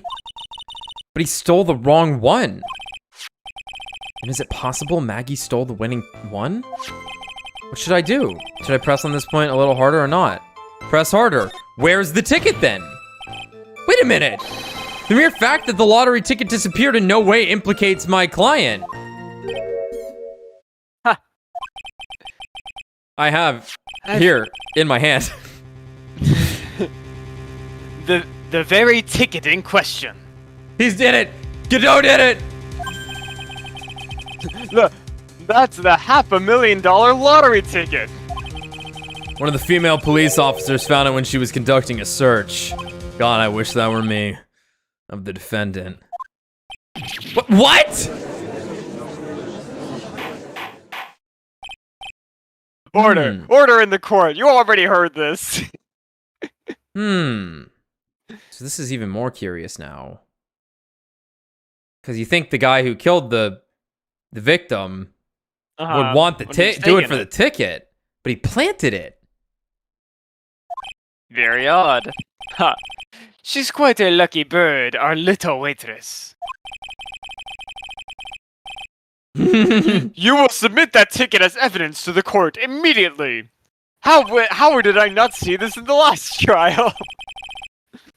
I will personally escort it to forensics. Yes, forensics. Bailiff, hold them off. Oh my god. I'd better keep an eye on that ticket. The way the judge's voice is quivering.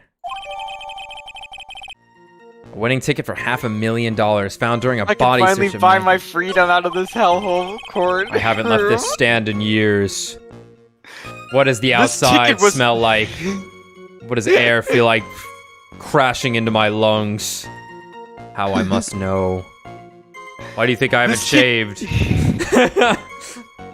Okay, sorry. Sorry, it's so good. This ticket was presented to the court in the previous trial. What the fuck? I guess it was the other judge. but it feels heavier now somehow. $500,000, you say? Oh, I guess they didn't know the price. It's just a scrap of paper. What matters is where it was found, Your Honor. That's on Maggie's person, unfortunately. You really think there are any contradictions in this testimony? To be honest, I don't know. But Gumshoe told us out in the lobby. He said we'd be forming a united front, right? How will we win the case if he doesn't throw us a line? I don't have a whole lot of options right now. The best I can do is gather the facts together, I guess. Okay, I think there was one I didn't continue to push on. I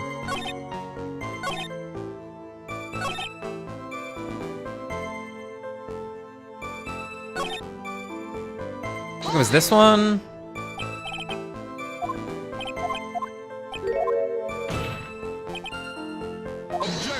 Objection. Objection. Come on, hurry up, Kudo.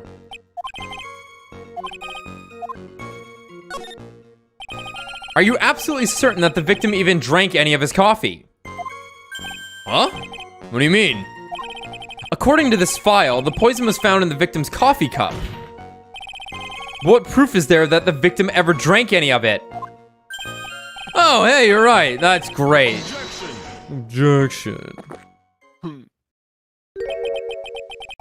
In case you were wondering, the last objection was for the detective there. Huh? For me?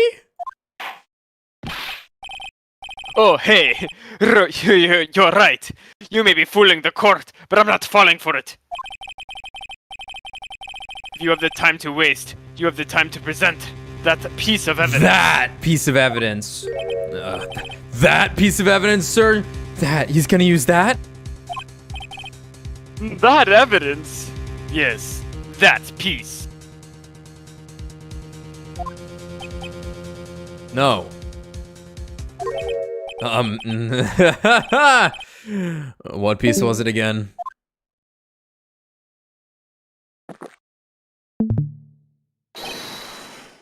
Oh.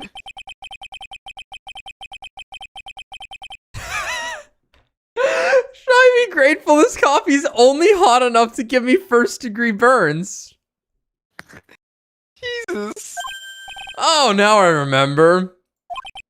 This is the goddamn, the victim's coffee cup. Yes, the victim's cup. Take a good look at the rim. Oh, yes, it's unmistakable. There is clearly a coffee stain on it. Conclusive proof that the victim did drink the poisoned coffee that was in this cup. Not this one. not, Not this one. Not this one. The victim gulped down. Ah!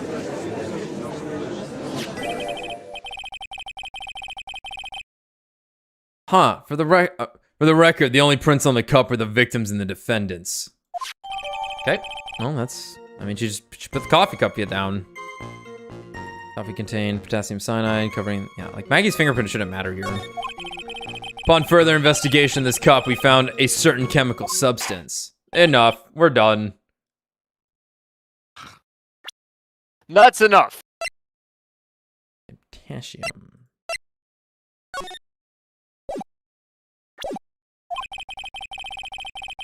The facts of this case seem overwhelmingly clear to me. The defendant had ample opportunity to commit the crime of which she was charged. Furthermore, it seems beyond reasonable doubt that she indeed committed the crime. I like an old man who knows the score. There is also the matter of the $500,000 lottery ticket. Can I take it? I'll split it, but I'm taking most of it. As the victim died, I claim ownership of this ticket. That alone provides a very credible motive. I mean, for that sum of money, even I might be tempted to bend the rules. Everyone in the audience, I get it. I don't mind an old man who is weak to the siren call of money. Wow. Not good, Nick. The evidence against Maggie is starting to pile up fast. Yeah, that's because the court has ruled guilty once already. I'd say it's about time to wrap up this repeat performance. With one final decisive piece of evidence. He's got more evidence against Maggie! Oh! This is the apron, the delightful Miss Bird was wearing at the time. Wow, that's not the cleanest apron I've seen. That stain looks like... A calico cat. Yeah. Oh yes, blood.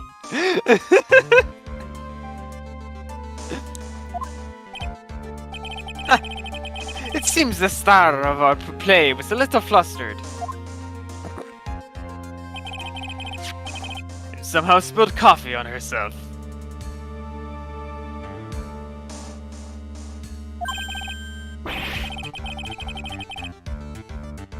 The coffee, that's not exactly the first thing that caught my eye.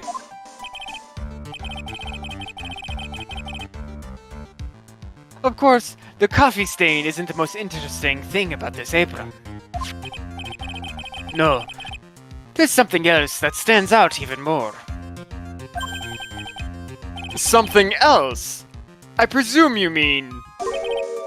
Of course, I'm referring to the pocket. I hate this man. The pocket? A search carried out right after the incident uncovered this. Potassium cyanide, the very poison used by the killer, was in her apron pocket. Bottle of poison in Maggie's pocket?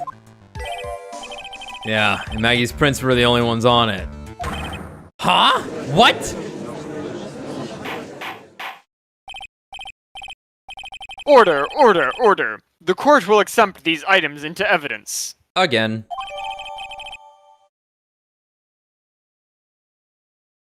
Has a small pocket, but big stains. Deadly powdery poison bears Maggie's fingerprints found in her apron pocket. There's something still bothering me, Mr. Kudo. Why have you not explained the bloodstain to the court?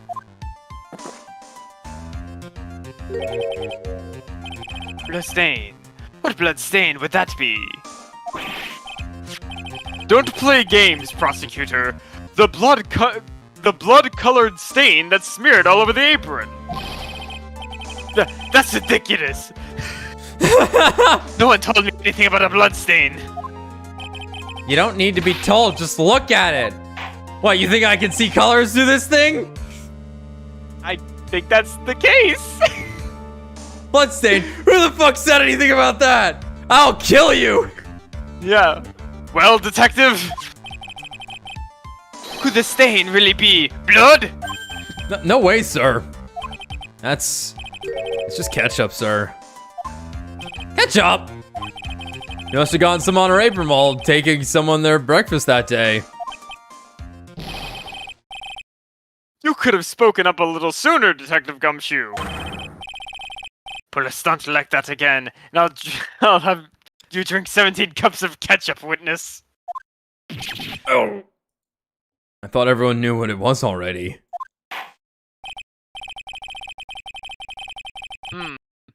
I haven't seen anything yet to make me doubt the last ruling I made on this case.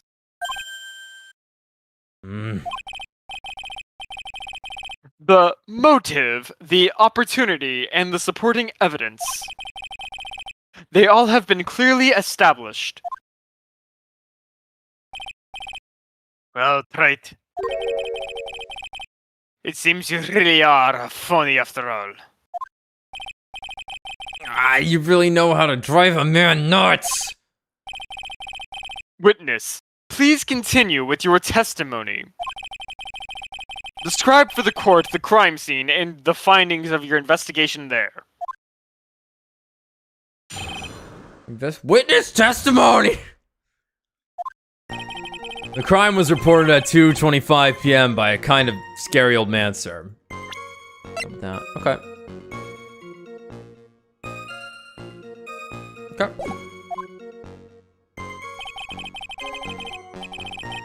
Poor Maggie was passed out from the shock. Must have been real tough for her. The victim didn't have any identification on him. But we figured out who he was pretty quick, and then the investigation went smoothly. When Maggie was searched, we found the lottery ticket in the bottle of poison. And that was it. There was nothing else missing from the crime scene.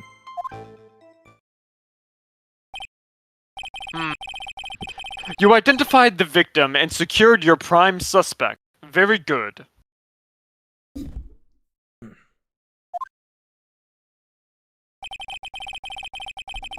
Last chance to convince the court you're a real lawyer, Wright. Don't count on any more cross-examinations after this one. So let the fun begin.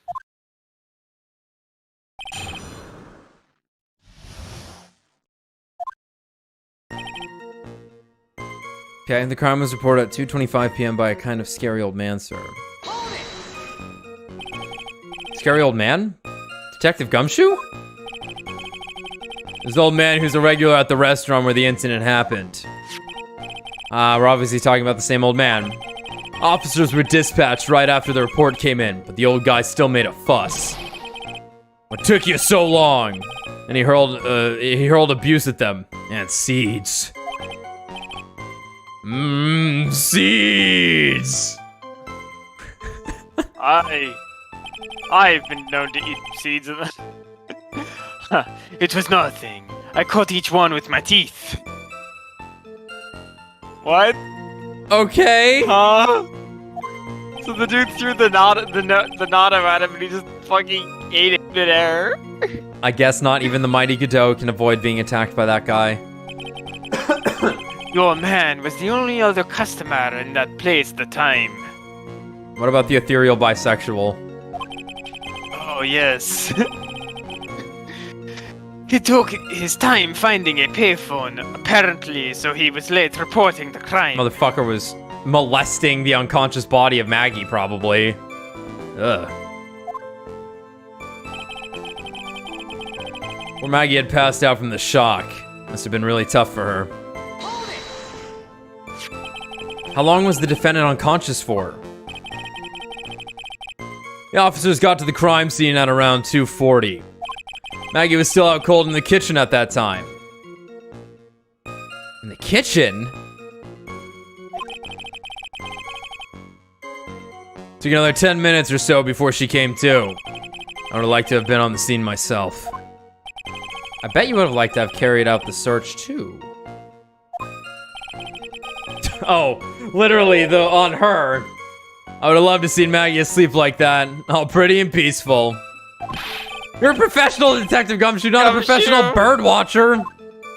Bird watcher. I like a man who likes women. Save the romantics for your own time, detective. I don't have any of my What own do we time. need to know about the investigation? All I do is work. Oops, I guess I'm pretty red right now, aren't I? Unless...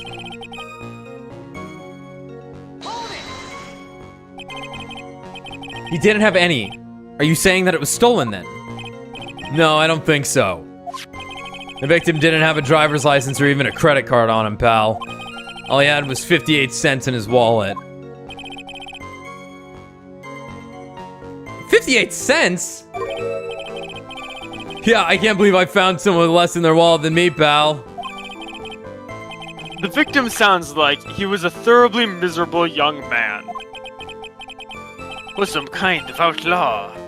Why not give him a bit of an edge? I think I'm onto something here. Okay. We figured out who he was pretty quick, and the investigation went smoothly. Wait a sec. Huh? Did I say something dumb again? Let me paraphrase what you just testified to this court. The victim didn't have any form of ID on him. That's basically what you said, right? Yeah, basically. In that case, how are you able to identify the victim so quickly? Oh, that. He's so let down. He's got the whole sagging shoulders and puppy eyes things going. There was a prescription bag on the victim's table along with the lottery ticket.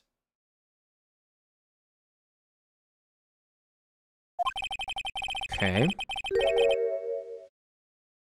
It seems Mr. Glenn Elg visited his doctor before he went to Tres Bien. We got the victim's name from the medical records on the doc who prescribed the meds. That's a reliable enough source for the court. What should I do? Should I leave this?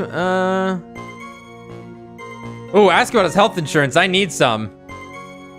Ask about the prescription bag. So what sort of medicine was in the bag? Well, actually, the bag we found was empty.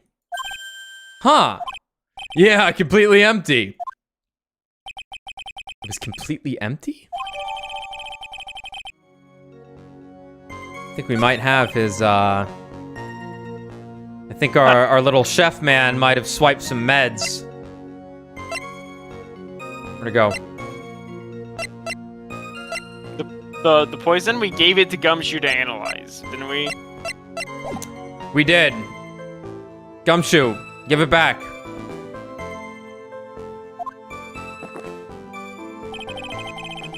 You're entertaining an empty paper bag as evidence. Desperate are you, Wright? Yes.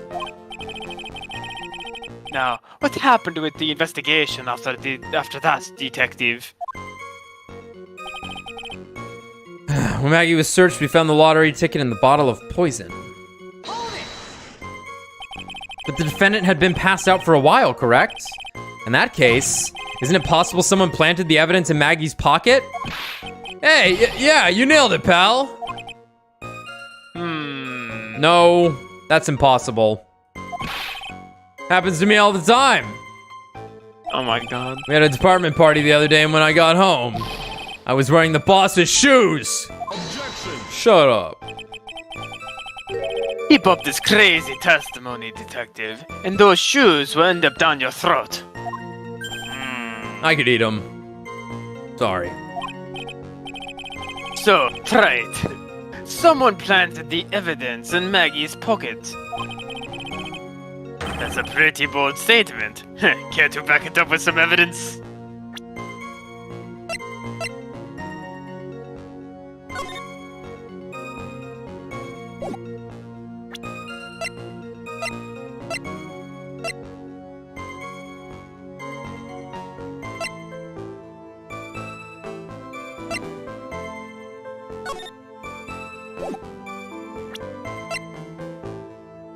I'm gonna go with no. Yeah, we don't... Well, I'd love to, if I had any. Oh, great. There. It appears you have no evidence to support your theory, Mr. Wright. Continue with your testimony, witness. That was it. There was nothing else missing from the crime scene. So the $500,000 lottery ticket and the bottle of poison were accounted for. Yeah. Interesting. It's true that those two items are accounted for, but wasn't there another lottery ticket that was stolen that day? Oh yeah, the one the restaurant owner took. You want a whole dollar with it. What a lucky guy, huh? I'm so hungry. And they're just going to let him get away with it? It was just $1, detective. I guess no one cares when it's that little, except for Gumshoe. If I don't find a hole in this testimony, the judge is going to hand down his verdict, he says to everyone in the courtroom. Gumshoe isn't giving us anything to work with. And we can't find any contradictions if he doesn't give us something. Yeah, that's true. But Maggie and Gumshoe are like Dumb and Dumber. Our only hope is that they were so dumb they missed something obvious. Come on, Gumshoe, be the dumbest you've ever been! Yeah, let's take a look again.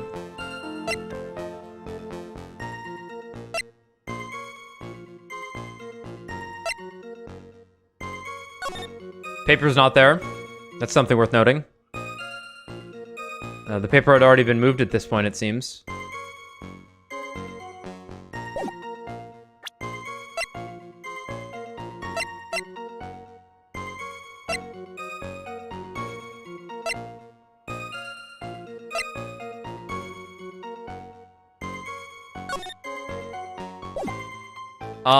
I think it's actually the paper. I think this was the thing unaccounted for at the crime scene. That's Yeah. I think that's what we're gonna do. It was hidden. Yeah. Yeah.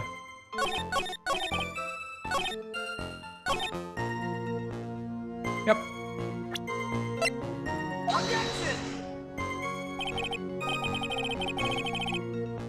I give up.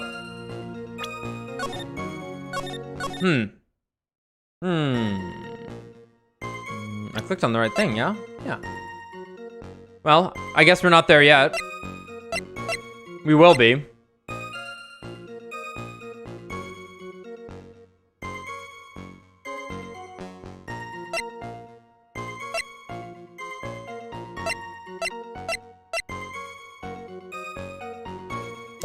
Maybe it's actually this.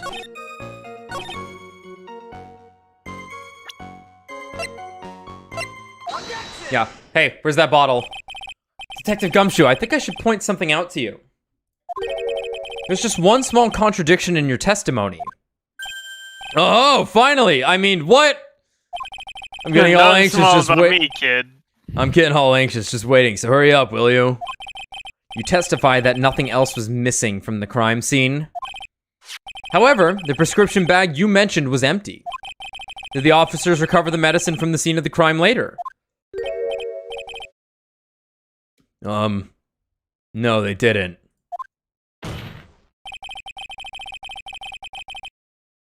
The victim was given a prescription right before going to Très Bien. Where then did the medicine disappear to? You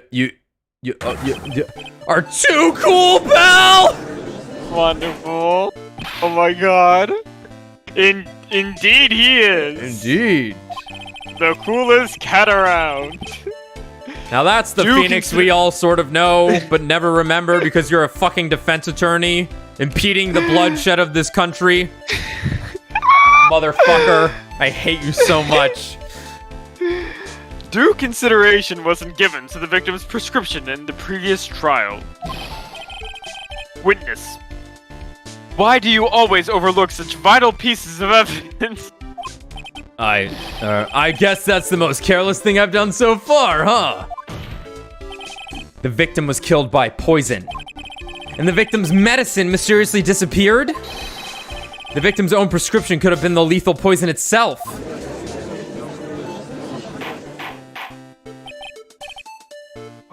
Order!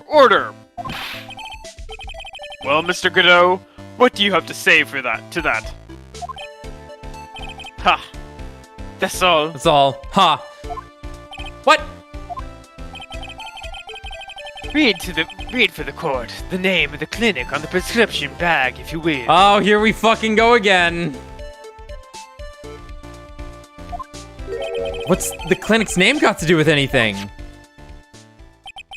New Ear Otolaryngological Clinic? Oh, Otolaryngological.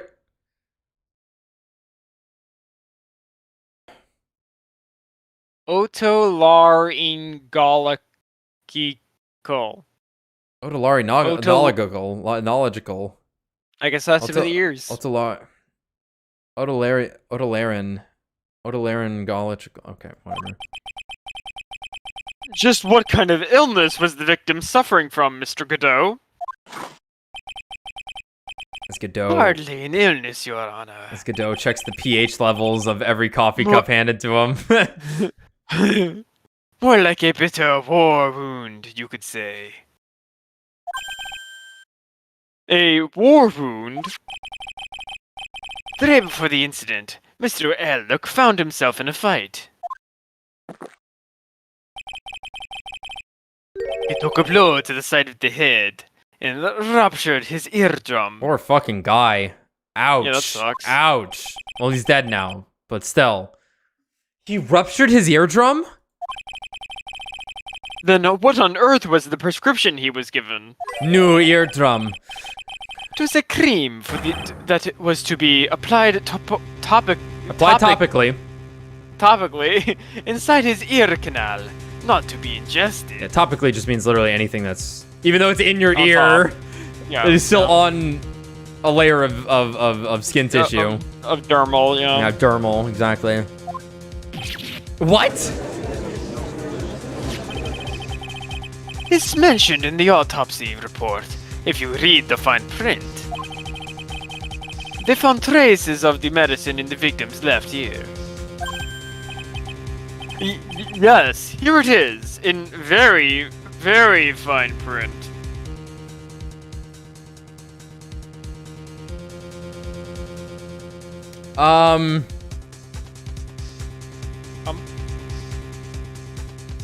His scatter was on his left ear, right? Was that not his radio hearing earpiece then? Oh, that's a good call. Did he actually not? Huh? Good call. Motherfucker couldn't hear. It seems Mr. L correctly applied some of the medicine while he was at Tres Bien. Therefore, it would be absurd to believe that he would have eaten his medication.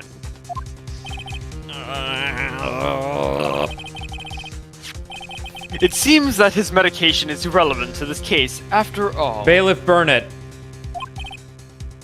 No! Nick!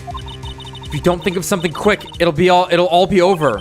She's right. But I can't get away with any old weak objection. What should I do? Should save my game.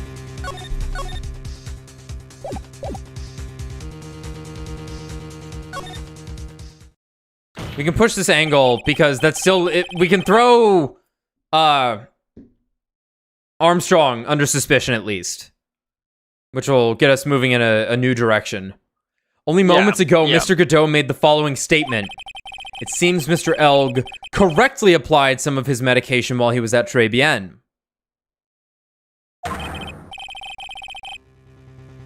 If that's the case, then why was the medication not found at the scene of the crime? Oh, shit. Oh shit. But the medication in question was for topical use inside the ear canal. That doesn't change the fact that it could not be found at the crime scene. However insignificant it may seem, it's a lawyer's duty to pursue the truth. You know as well as I do that that medication is irrelevant. It hardly seems likely that a prescription drug would contain potassium cyanide. That's not the point here. It hardly seems likely that the coffee the waitress served would contain it either. But it did. The possibility is undeniable. Ay, binga. That's enough. Mr. Kudo, is the detective the only witness you recall?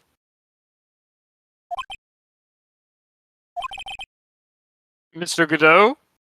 I'm hacking into the mainframe. Hold on.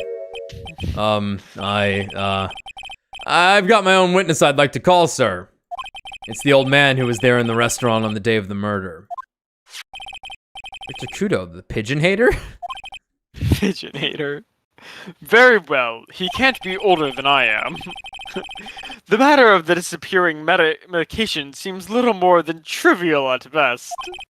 Trivial in this trial? However... Trivial and tribulations.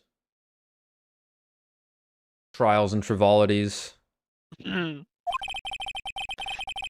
wasn't explored at all in the previous trial. And that is something that bothers me. Yay, good job, Nick. Bap. The court will adjourn for a 10-minute recess. After which, we will hear the prosecution's next witness. I suppose this means that I'll just have to finish you off in my last 6 copes. Court is adjourned for recess. Bap.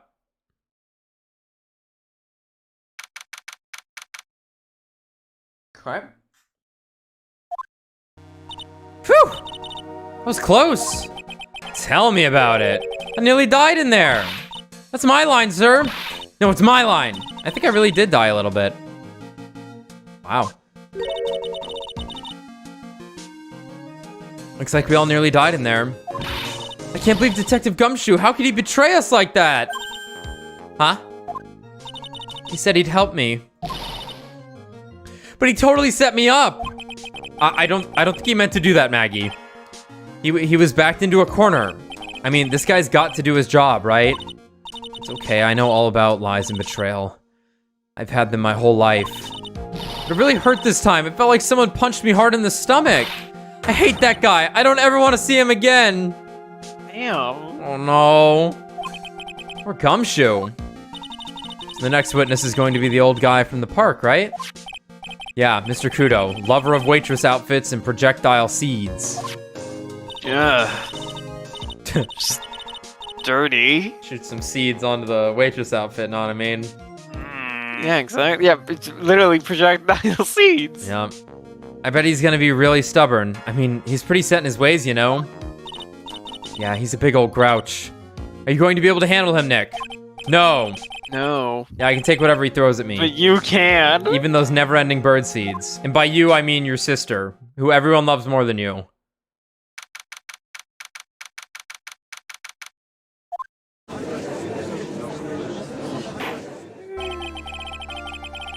Court will now reconvene for the trial of Maggie Bird. Mr. Kudo, your next witness, please. The prosecution calls the lucky old-timer who caught the show over a coffee cup. A cup of coffee. A cup of coffee. Will the witness please take the stand?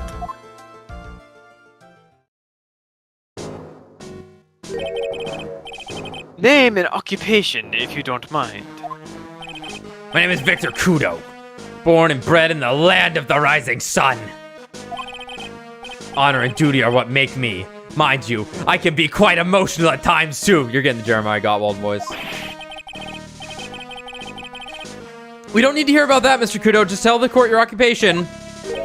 My occupation? Listen, youngin'. How much call do you think there is for kimono embroidery here? I mean, Kurain's around the corner, and there's like 10 people there. And it's all women. Kimono embroidery. That's what I do, or did, back in Japan. I embroidered family crests on kimonos. My ancestors were embroidering kimonos before this country even existed. Wow, a real craftsman. They're a dying breed. Hey, maybe you can embroider my costume sometime. Get a big old M on it. Anyway, like I said, there's not much demand for that kind of thing here. So I had to take a job working the cash registers at a burger joint, pretending to smile. That burger joint would have been better off putting him in the kitchen. Now then, witness, where were you in the restaurant at the time of the incident? Oh yes. I was eating some seeds over a cup of Javachino. Seeds? Seeds? Seeds? What do you think these are, Well, I guess they're seeds, but... I see. So, you saw everything that happened, Grumps. Did I? Oh yes. Oh yes, I did. I saw it all. Yes. Then please tell the court. We're all ears. Sure. I'll tell you. I'll tell you every last detail. He's really getting into this.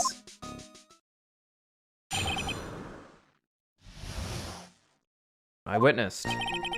The young man was reading the sports paper. The serving girl brought him a Javachino, but she put something in it.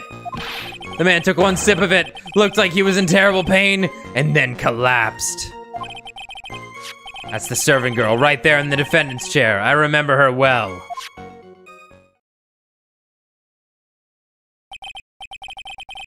Mr. Kudo, she is not a serving girl. Please refer to her as a waitress. Ah, you're as bad as the rest of them. All these newfangled words. What's wrong with old-fashioned ones, Newfangled? All this talk of radios and glasses, it's wireless and spectacles, I tell you. Interesting. Very interesting. Yes. Excuse me. Listen to me, everyone. Don't forget the old values. Don't let the good old days slip away. Yes. I agree. We should kill them all, Mr. Kudo. Well, I think it's time to begin the cross-examination, Mr. Wright. Good luck. Yes, Your Honor. Bag are Meekins' grandparents. Old Bag is married. Oh no. Could be this guy. Oh no. Young man was reading the sports paper. You saw the victim then. You saw Mr. Glenn Elg. I wanted to know if Guts and Brawn retained his craftsmanship or not. His championship. I'm sorry. I wanted to know I wanted to know if Guts and Braun retained his championship or not. So he was looking at the sports paper the victim was reading, huh? And at the location in question, there are partitions between tables on the same side of the restaurant, right? So what if there are? If you say that you could see the victim, that means you were sitting on a table on the other side of the restaurant, correct? Ha! I go to that place to drink Javachino. I don't go to sit. I don't remember which table I was sitting at. You mean you go there to eye the waitress? Surfing girl brought him a Javachino, but she put something in it. Mr. Kudo, that is a very grave accusation. Are you sure about what you saw? Victor Kudo never makes mistakes. I dot every T and cross every I. Uh-huh. I see. My eyesight's fine. The doctor said I only need spectacles for reading and driving. I bet his eyes are only really fine when he's scoping out a waitress. And I saw what the serving girl put into that Javachino as well. I bet I know what's coming up, and something tells me I'm not gonna like it. Your Honor, we need more clarification on what was put into the victim's coffee. I'd like to ask that the witness add what he knows about this to his testimony. Okay. I agree. Witness, will you enlighten us, please? Sure, sir. There's no question about it. She very conspicuously put some white powder in there. Yep. Sprinkle a little crack. Did she really put that into the coffee? You doubt me, boy. She took some out of a small brown bottle and sprinkled it in. Are you quoting something? I'm not quite familiar. It is a Dave Chappelle skit. No, I think it's actually just part of his stand-up act. Brad, do you remember? Okay. I know you're pretty familiar with Dave Chappelle. Like it sounded like Dave Chappelle. I just wasn't sure. Yeah, it's like it's a fucking. That's part of the channel. Yeah, it's a joke about how like cops do bad things and then just sprinkle crack on the bodies sure. And are like it'll be fine. And he kept reiterating it throughout the entire show. That was like the through line. So that like the last thing he says in the stand up is that, and it's like really funny to see it. Yeah. All get brought together. I think that's how it went, but that was like the ongoing joke in one of his stand-ups. Right.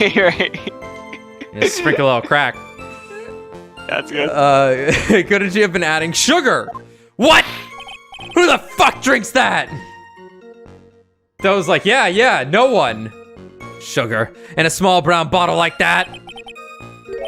Like that? Witness, could you please describe the bottle in more concrete terms? Ha! A bottle like this, perhaps. Oh, there it is. That's the one. That's the bottle of potassium cyanide, I presume. So, what did the accused put into the coffee? I think it's clear, don't you? No, powdery, I hear. Ah! I took one sip of it and looked like he was in terrible pain and then collapsed. Right, but what he doesn't detail what happens to Maggie.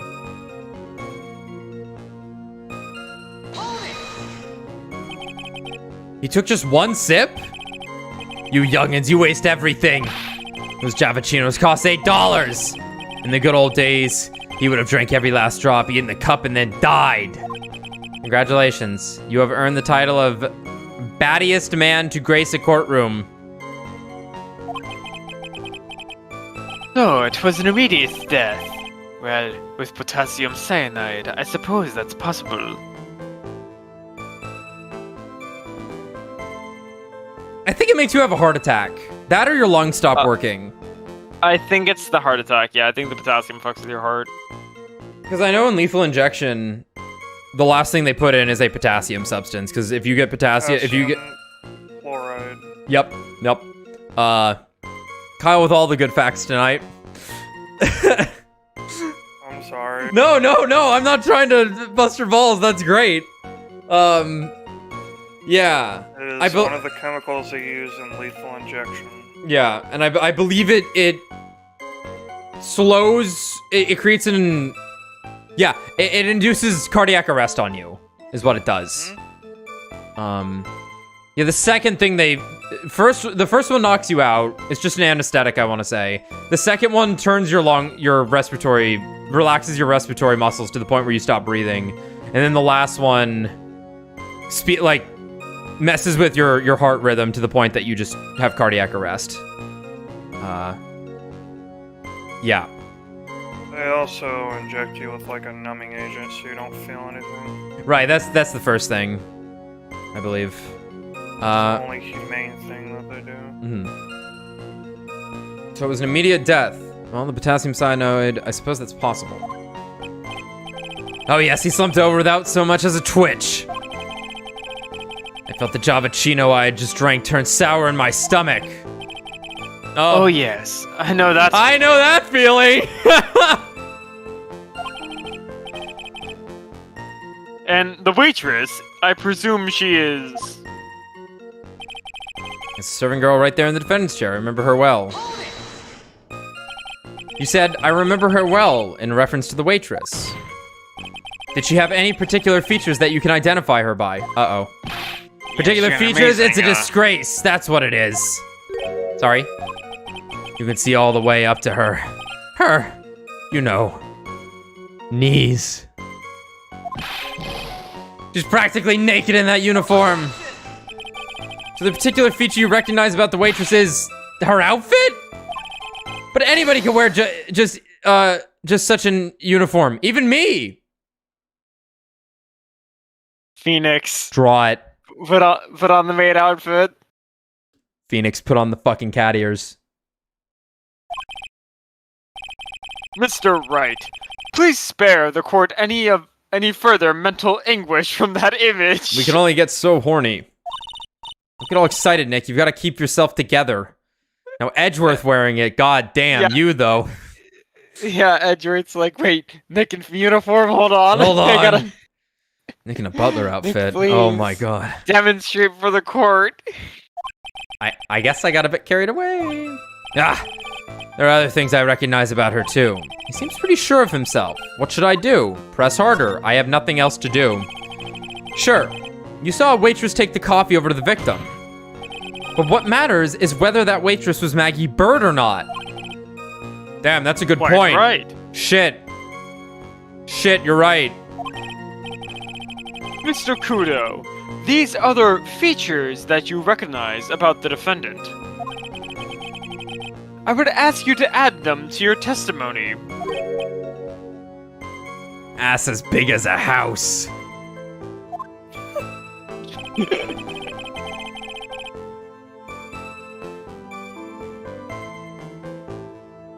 Your Honor, she was built like a dump truck. That thing really did Ah, get farted. so Ryoko is gonna be part of this in a substantial Yes, way. Yeah. obviously. Okay. Yeah, she shows up and it's like, well. Yeah. But yeah, I wasn't sure if she was gonna be part of the collusion though. That did not run through my mind. Okay, there's a ribbon in her hair. Her apron straps were loose. He really was just looking at the outfit, huh? You do seem to remember several details about her appearance. But what about the most crucial detail of all?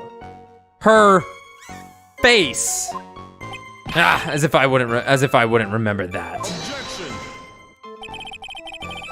The witness noticed the straps on the accused apron. He is unlikely to make a mistake about her face. That's right, I can even tell you the color of the ribbon in her hair. It was red. So, you see, there's nothing wrong with the witness's eyesight. Okay.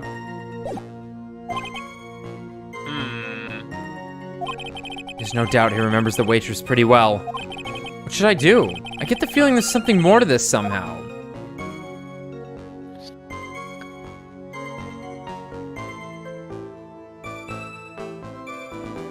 Ask about the back. This will be funny, maybe.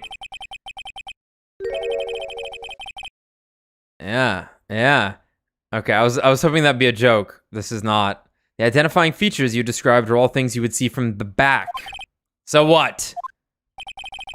Is it possible that You never saw the waitress from the front at all? Huh. He's got you there. He objected just to be like, got you, old man. People normally talk about facial features when they're asked to describe someone. But this witness testimony is nothing but straps and ribbons. This is harassment. I tell you, I'm not obsessed with straps and ribbons. I'm just telling you what I saw. Dude, you embroider kimonos, like you're into the outfit. Huh. I guess the joke here is that he's actually not like a pervert. It's that he's really into clothing and is. I don't know. Like, I think he melted for Mia still.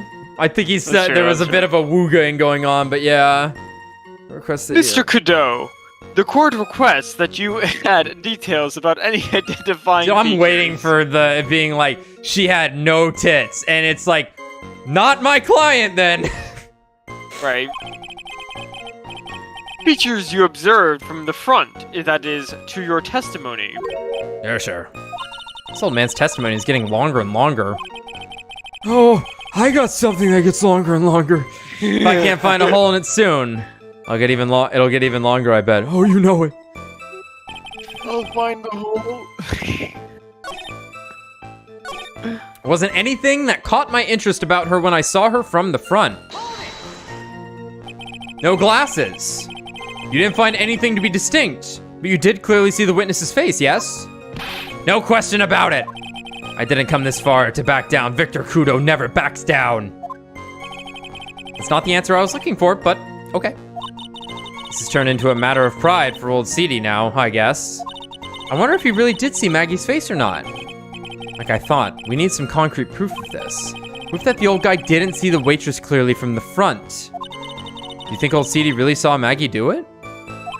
Well, he probably had his eye on the waitress the whole time. That's why he was there. But he was there for the cute outfits, right? Not the waitress? I guess. She makes a good point, though. Hey, did I just say something clever? I wonder if the waitress Mr. Kudo saw really was Maggie. That's what we have to figure out, Nick. Probably the apron then.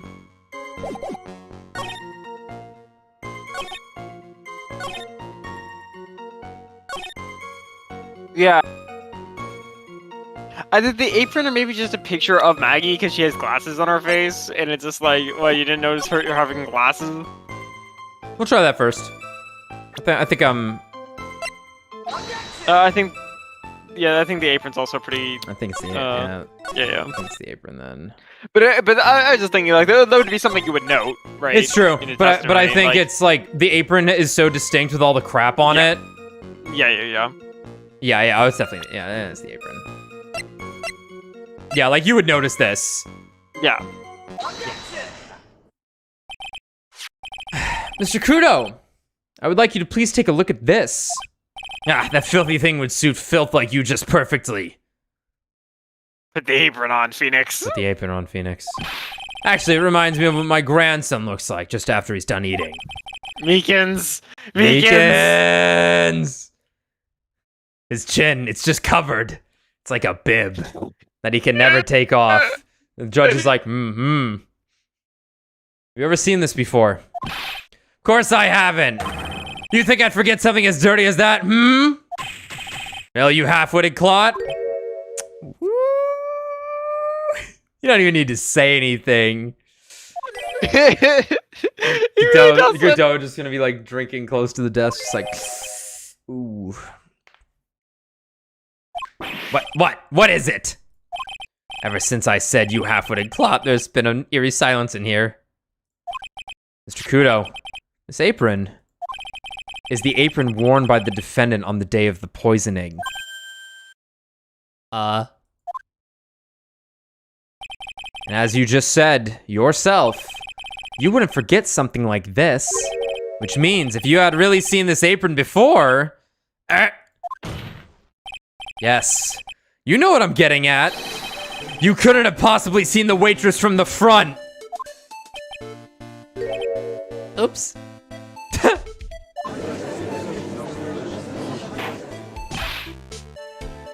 witness.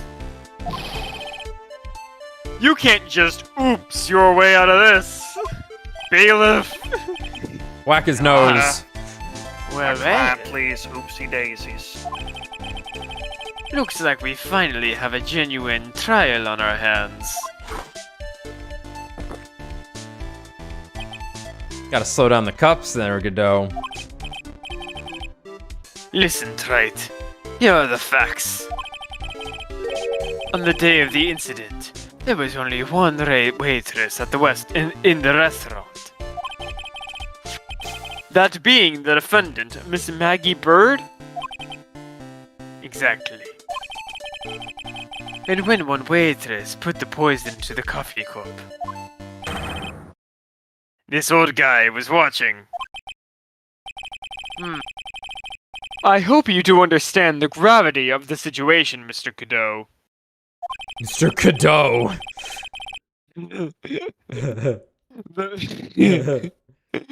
The fate of the defendant may rest on what you say you remember seeing. Just tell the court exactly what you saw, Gramps. You can rely on me, Captain. My noggin is in perfect working order. I can't remember a single occasion when I forgot what burger a customer wanted. He can't remember? Probably more like he messed up so many times he's blocking it out. Get his ass. Very well. Let's just test. Let's test just how good your memory and attention to detail is, Mr. Kudo. Tell us what you remember about the victim. About the victim. Okay. He was another of those pesky young types wearing a broken pair of spectacles. He had a newspaper in his right hand, and the noisy brat kept rustling its pages. The young man was listening to the wireless. I remember that well. The wireless. And the servant girl in question brought over the Javachino. The little fidget picked up the cup. The little fidget picked up the cup with his free hand and took a sip. I guess fidget is like a term for a young bird, right? And Yeah. like when you're fidgeting, it's because you're acting like a little baby bird. I guess so. Yeah. The testimony we have just heard, we have just heard was to test how credible the witness's memory is. It seems to me that that he remembers the victim in a great deal of detail. Oh yes, I hate those you-know-what types who are so vague about everything. How are we gonna handle this, Nick? We only need to do one thing. We just need to prove that the old man's memory is shot. Just trip him up, you mean? Isn't that kind of cruel? This is where your moral line gets drawn, Maya. You stop at bullying the elderly that deserve it. I suppose, but it's what I do best. True. Alright. He was another of those pesky young types wearing a broken pair of spectacles. Spectacles? Dark glasses to you. One of the lenses was green, but the other was broken. Newfangled rubbish. That's why I remember him so well. Did have some kind of lens over his left eye, but I wouldn't have called it a pair of glasses. He seems to have been wearing some rather modern-looking shade. Perhaps I should take to wearing some and rival Mr. Kudo's sharp appearance.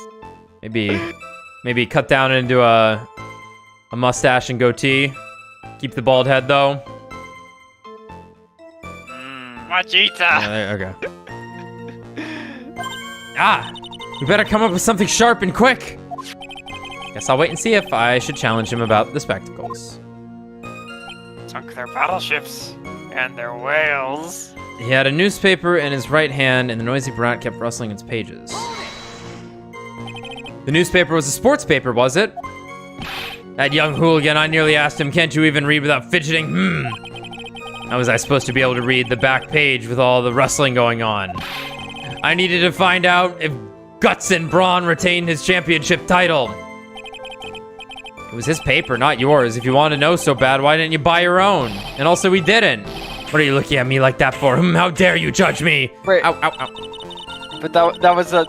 Yeah, I was about to say, that happened a month later. That this mistake already got made. Yeah. Some problems beaten yesterday, by the way. Anyway.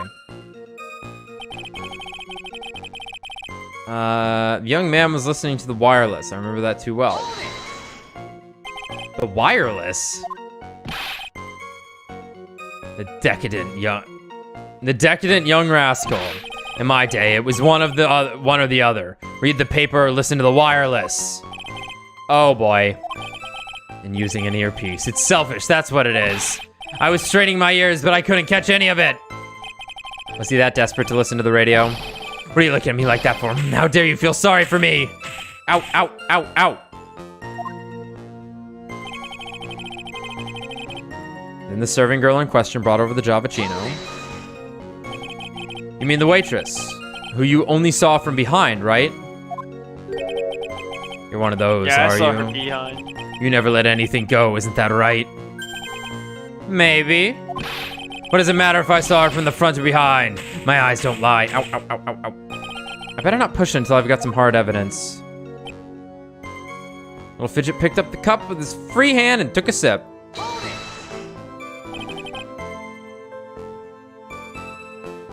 His free hand? Yes. Which hand was that? Weren't you listening before? Cloth ears. Said he was rustling the newspaper with his right hand, didn't I? And his free hand, which yeah, whatever. Ow, ow, ow. Huh. Kudo's like, I could catch them in my mouth. I could catch them in my mouth. Perhaps the great Mr. Wright has 3 hands. Oh, I'll show you my third hand. Yeesh! I was only asking. No need to gang up on me and treat me like a freak. The whole point of this cross-examination is to establish just one thing. That this old guy's memory has worse holes than a slice of Swiss. I guess we just need to find a contradiction in his testimony somewhere, huh? Well, Yep. That's the contradiction. He took it with his right hand. Yep. Anything will do, even the smallest detail. We just need one mistake and he's ours.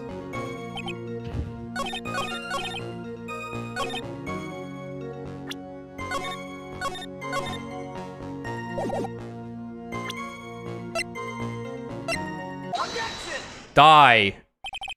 Mr. Kudo, do you remember what you were told at the start of this testimony? That this was a way of testing the credibility of your memory. I know. There's nothing wrong with my memory, I tell you, nothing. If I got anything wrong, I'll eat these seeds and sing the pigeon song. Care to tell us where this is going, Wright? According to Mr. Kudo, the victim was holding the paper in his right hand, while drinking coffee with his free hand, which would make that his left. Ah, what is this? Kindergarten? But I would like the court to please take a look at this. That's the cup the victim used, correct? Yes, and on the rim, you'll notice the mark left by the victim's lips. Yes, there was a stain left by the coffee.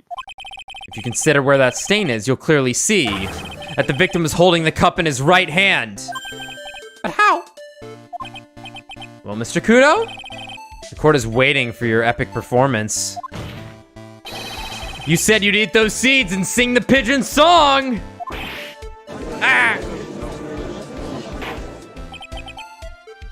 Mr. Kudo, I'm afraid this is simply not acceptable. Bailiff. I think the witness had better go... Wait!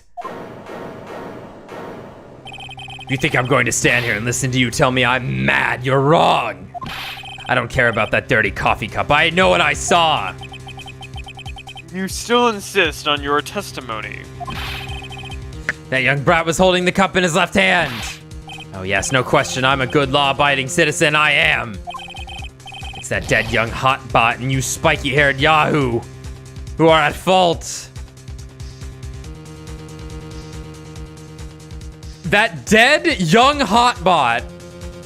Yeah, I don't know what he's fucking saying. Okay, and you spiky-haired Yahoo, who are at fault. Who, me? Thank you, old man. We've heard quite enough from you already. Don't call me old man, old man. Been around for 68 years I have. You can't ignore me. Well, Listen to I'm what I've got to 69. say! Shut up. I'm sorry, Mr. Kudo, but... Sure, why not hear a little more? Mr. Godot! Oh no. But this is my 16th cup of coffee. So this is your final stand. Thank you, Captain. You can rely on Victor. He's pulsing. The boy was wearing the earpiece on the same side as the green lens of his specs. Okay. Kept fiddling with it all the time. He was fiddling with it just before he picked up the cup, too. Then he used the same hand to pick up the cup. His left hand.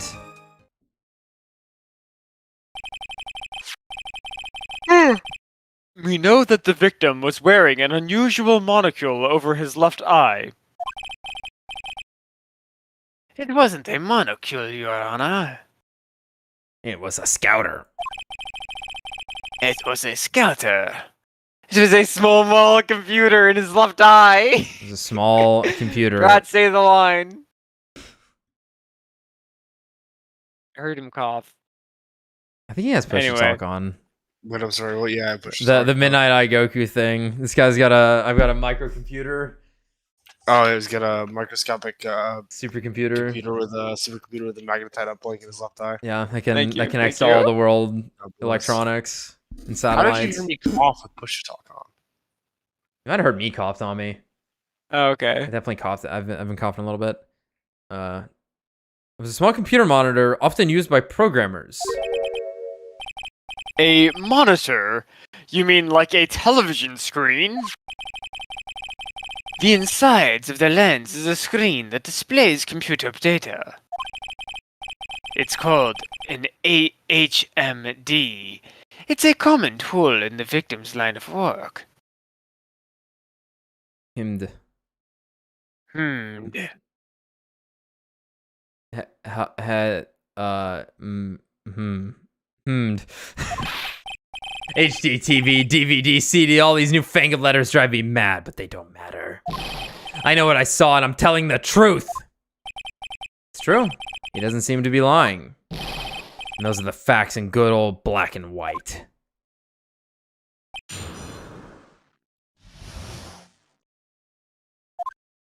The boy was wearing the earpiece on the same side as the green lens of his specs. The victim was wearing an HMD. HD, yeah, what does it matter?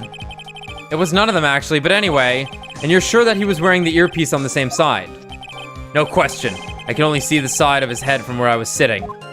Okay, yeah, that's pretty obvious if you look at the floor plans.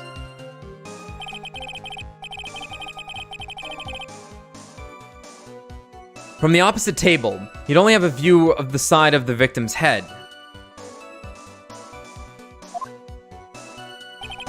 Kept fiddling with it all the time. Seems you kept an eye on Mr. Glenelg. He was getting on my nerves. Hustling that newspaper and fiddling with his earpiece all the time. And then he went out and made all the fuss dying from one sip of Javachino. I wanted to say to him, calm down, you young brat. Just looking at him made me suddenly speed up my seed eating. I could have choked. So I take it the victim was a walking ball of nervous energy. He was fiddling with it just before he picked up the cup, too. The earpiece you mentioned. Which hand did the victim touch it with? You're one of those people, aren't you? You're the type that uses your left hand to get things out of your right pocket. Or fasten your left cuff with your right hand. When the tour guide says on your right side, you'll see the famous blah blah. And you're the one who deliberately looks left. Well, aren't you? No, I didn't mean... Obviously, you used the hand on the same side of his body the earpiece was in. Ow, ow, ow, ow. So, if he had the HMD on his left side, then it was his left hand, I guess. Then he used the same hand to pick up the cup, his left hand. You seem very sure of yourself, Mr. Kudo. That's because I know what I saw, no matter what tricks you try to play on me. Looks like you really did see the guy picking up the cup with his left hand. This is a dead end. Well, Nick, what do you think? I think the guy's telling the truth. But even so, something's not quite right. Then chuck evidence at him until he breaks. But if he's not lying, there wouldn't be any contradictions in his testimony, right?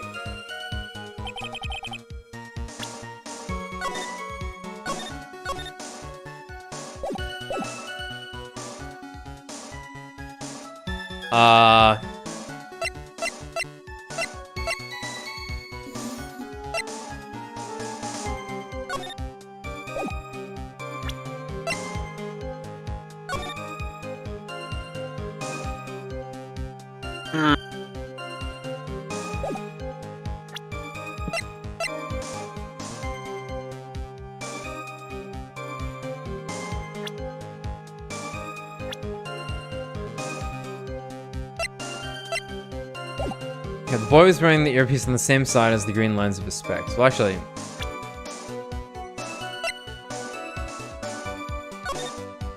yeah, you can't really tell whether or not he's got the... I imagine that's true. The earpiece would be fitted for one side. Yeah. So I guess the idea here could be that, like, if he's not lying, he missed something about how this all went down. But, like, this is for sure the coffee cup that he drank, so... Yeah.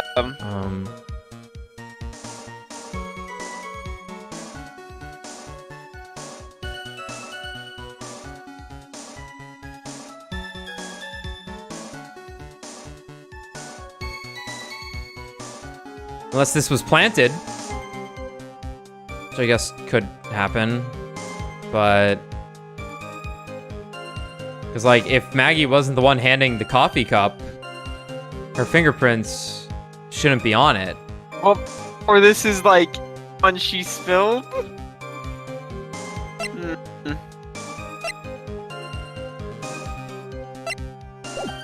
Same side as his screen. Yep. Kept fiddling with it all the time. He was fiddling with it just before he picked up the coffee cup too, and then he used the same hand to pick up his left hand. Wait, did he adjust this? You seem very sure of yourself, Mr. Kudo. It's because I know what I saw, no matter what. You can't play tricks on me. Looks like you really did see the guy picking the cup up with his left hand. This is a dead end. Okay. But if he's not lying, there wouldn't be any contradictions in his testimony, right?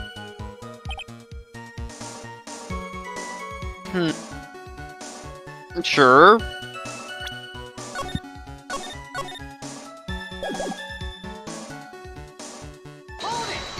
Repressed. There's been a couple of represses in this game so far, so...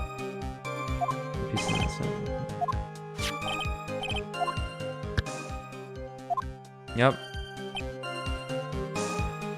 Fiddling with it all the time. Seems you kept an eye on Mr. Glenell. He was getting on my nerves. This in the newspaper. This time.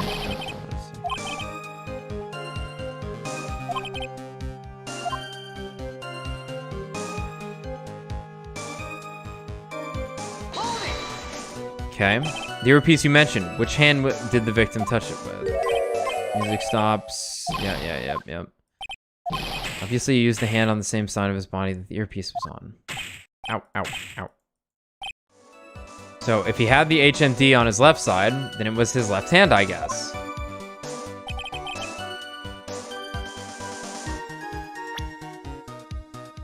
Is the cup again? Like,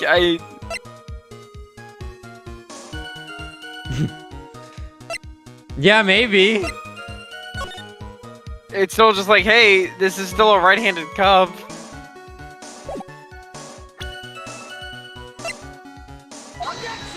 No. Yeah. It would be too easy. Yeah, but it is contradicting what he's saying. They didn't change that. I know.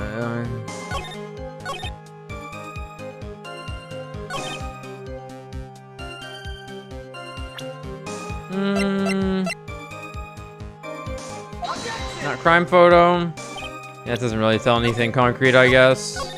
His profile doesn't say he's red-handed or something, does it? Let's check the profiles.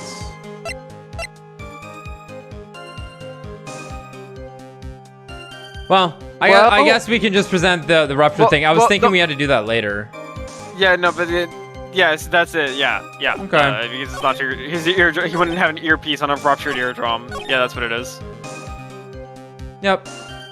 Yeah, I was thinking we had to go one more and then get there, but okay, cool. We're here. Yeah, luckily, it is always just read what's on the dotted lines. That's what you need to look for. I'm not sure what the relevance of this is, but Mr. Kudo, there was something very strange about your observation of the victim. What? You say he was wearing the earpiece on the same side as the HMD.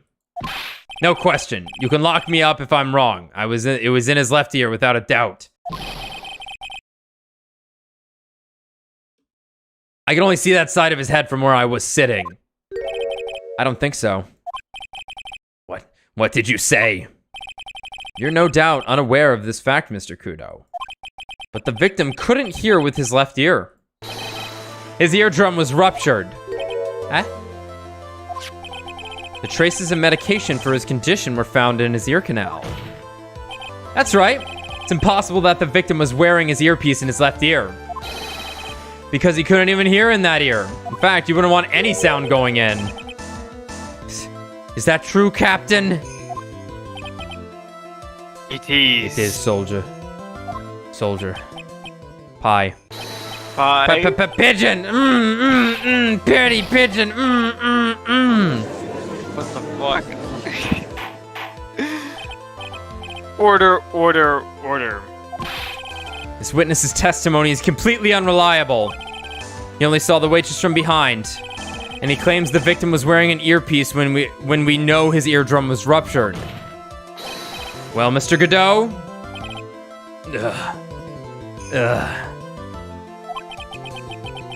A single drop of milk is all it takes to destroy the pure black magic in the cup.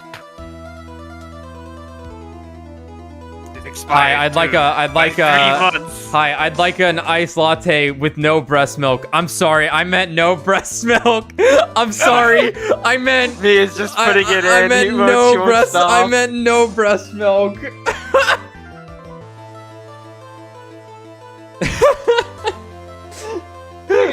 he's pleading. She won't stop putting it in. I like a molten hot latte that's not iced with no breast milk.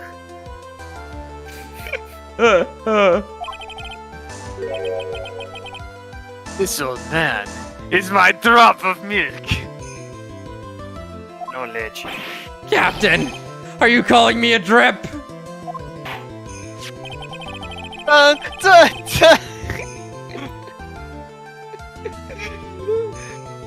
This is the victim's coffee cup, in which the potassium cyanide was found.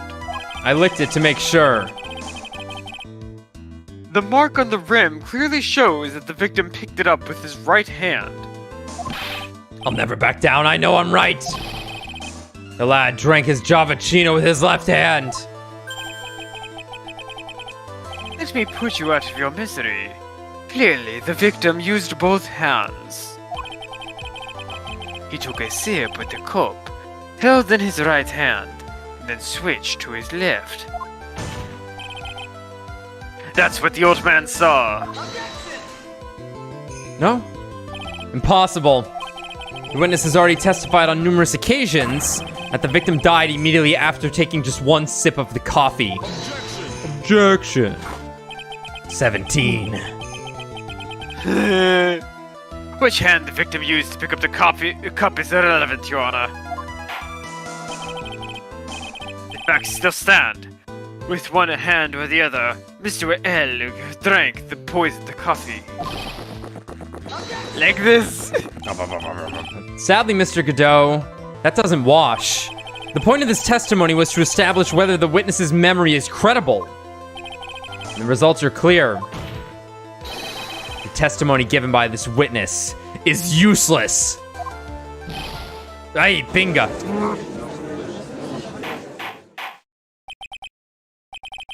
I believe it is time to conclude today's proceedings. And we're gonna kill Maggie Bird again. Your time's up. I'm satisfied that the witness is not deceiving the court. But, to be frank, his testimony is a farce. Did you have to be so frank? Take that, you pompous old foggy. I'm sorry, Mr. Kudo. You can't reach me from there. Oh my god. I am above you. I am I above will you. always be above you. We are. Heights you can never dream to reach. I'm ordering the defense and the prosecution to investigate this case further. That is all for now. This court is adjourned.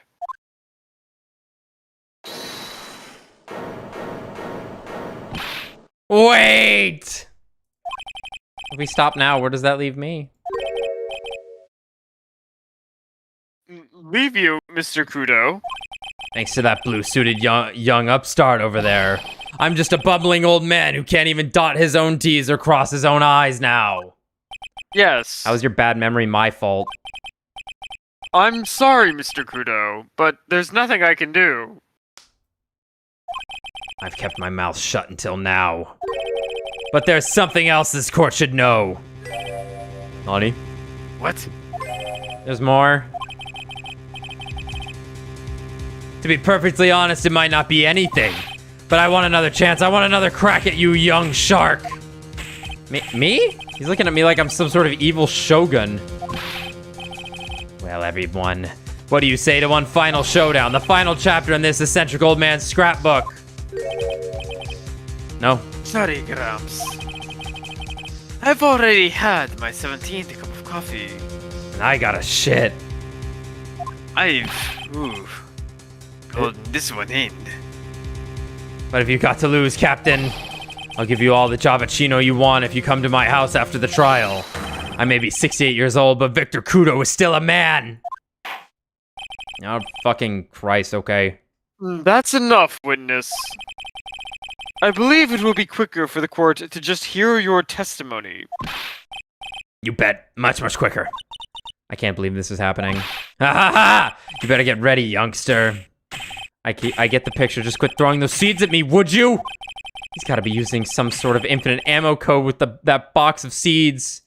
Alright, I gotta be over back. It's not headphone. Headband. Infinite ammo. Final showdown. First of all, I want to stress that this might be nothing. I'm not too sure of myself. The young boy slumped over the table as soon as he took one sip of his Javachino.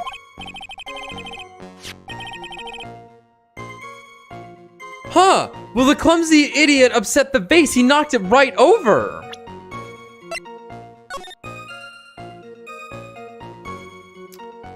Okay.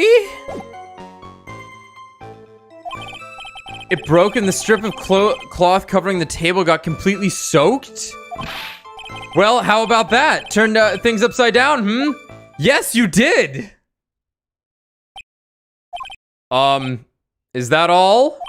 Yes, that's all. I remember it perfectly.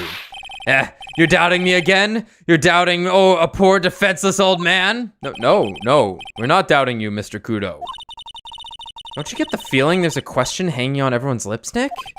Yeah. So what? Probably.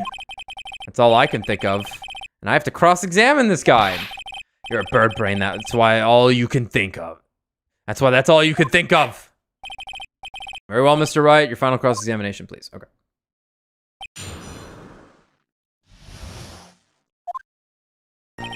First of all, I want to stress that this might be nothing. I'm not too sure myself. The court generally prefers if witnesses are sure of themselves, Mr. Kudo. Noisy brat.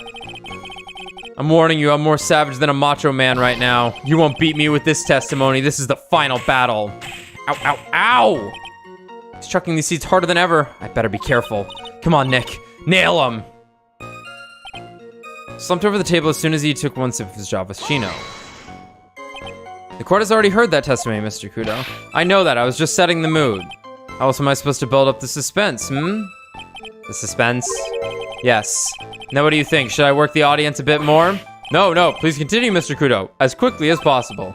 Alright, now where was I? Ah, yes. The young boy slumped over the table and... Well, he knocked it right over. A vase, you say?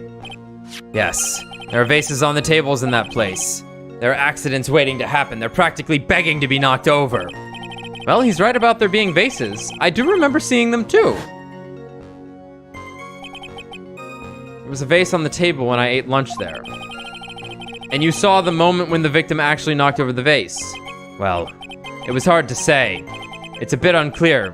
How do you really define... Okay, I get it. I heard it break, and the sight of it burned into my memory as clear as day. Okay. It broke, and the strip of cloth covering the table got completely soaked. Soaked in water, you mean? Yes, it splashed me on the knee as well. You said you were sitting at a table across the room from the victim, correct? And yet the water still managed to splash onto you. It was cold, I clearly remember it splashing onto me. Did the water really make it all the way across to the other side of the room? Well, how about that? 10 things upside down. You mean the vase on the victim's table falling upside down and breaking? The vase turned upside down and my testimony turning this case upside down. It's a joke. I just wanted everyone to hear it. What do you think, Captain? I'm impressed by your ability to waste time. Kudo hasn't raised any objections for a while now. So, you young show-off, with that scrap of information, I'm throwing down the gauntlet. If I lose this one, I'll admit it and take it like a man. I'll take it like a man and admit defeat. He's really giving you the evil eye, Maya. It's you he's looking at, Nick, not me. It's like he's saying, I triple dog dare you to find a contradiction, youngin'. I guess I'll just have to rise to the challenge then. All right. Simple enough. I guess it's got to be on this one. Sure is. Mr. Kudo, this is a photograph of the crime scene. So what? Look carefully at the table. The vase is there, intact. Huh? Lost your tongue, Granddad? I'm no granddad of yours, hopscotch. Ow, ow, ow. Stop. Enough. If you throw any more seeds in this courtroom, the cleaners will be here all night. Ah! What is it now? I just remembered something. Yes, go on. The broken vase. Haha. It was on my table. Brother. What? Ah, well, you see. It startled me when that young lad collapsed, so I stood up. That must have been when it fell over. The vase on my table, I mean. The vase on your table. Yes, it was on my table. And that's how my groin came to be completely soaked.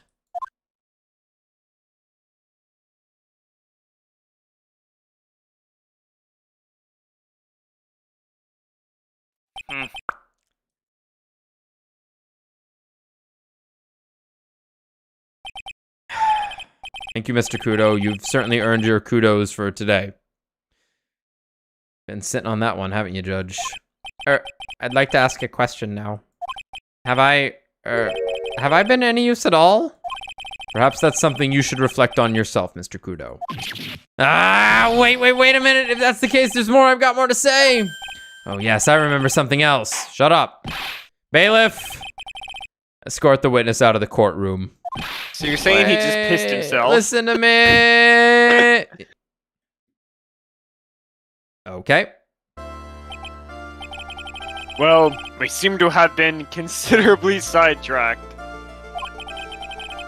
And I am still not in a position to deliver a verdict. Nor am I in the mood for one. God. Huh? The defendant has not been positively identified as the waitress in question.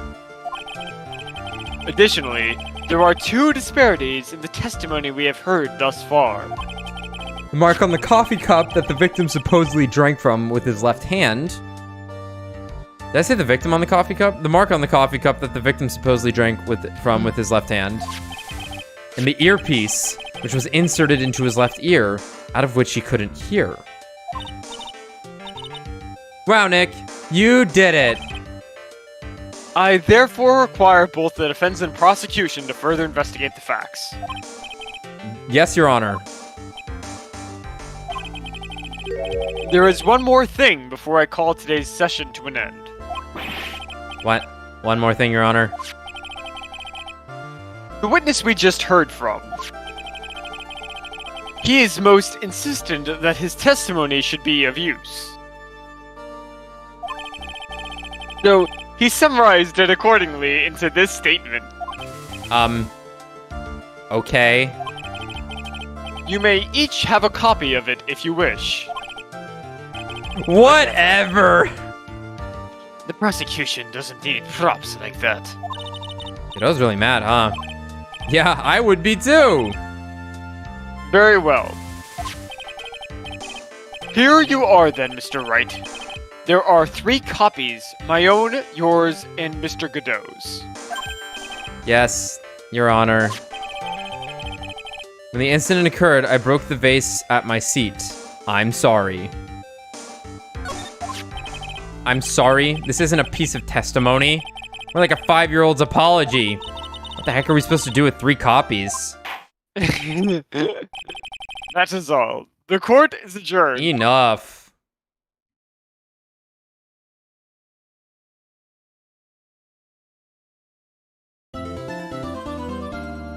Oh, I was expecting some post-courtroom, Yeah, usually there is. Yeah, that was weird. Well... Huh.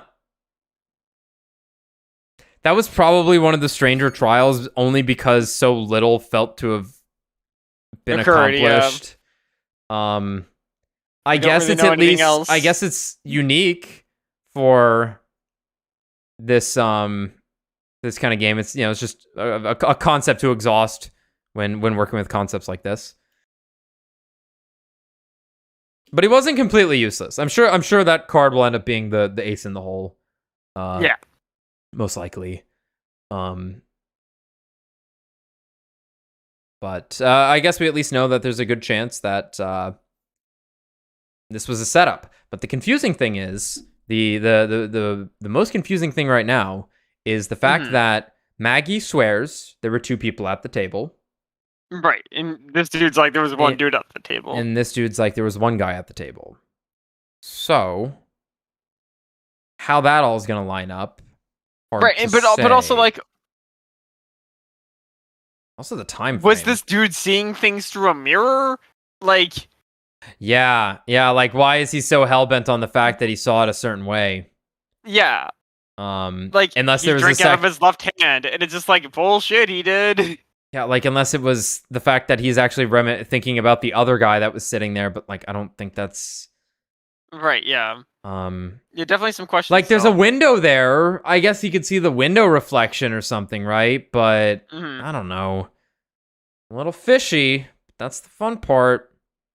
Yeah, I hope we get to see the ethereal bisexual that dresses in mostly black. Who is probably the actual killer. And I guess I'll work on my Kuwabara voice. I'll work on my Antonio Banderas. Yeah, you were getting there. You were getting there. At first you were just French, but then you settled in pretty well, I think. Okay. Yeah. But what was the other thing? Yeah, the something with the Kuwabara voice on the other dude on I think you said his name was rough on the throat, obviously. Well, it's rough on the throat, but more so like he talked with like the uses in that. So like I can do that, That's but true, I don't that's have true. to I can get close, but I probably can't do like a parody Kuwabara voice impression. But I'll be ready. I'll be ready. All right. A solid almost 5 hours. Holy shit, that went by fast. We got to see the maid outfit. We did get to see, but not Phoenix in the maid outfit. No. Sad. Phoenix put on the cat ears. Phoenix. Come on, Phoenix, please. put on the fucking cat ears. All right. Probably see y'all tomorrow.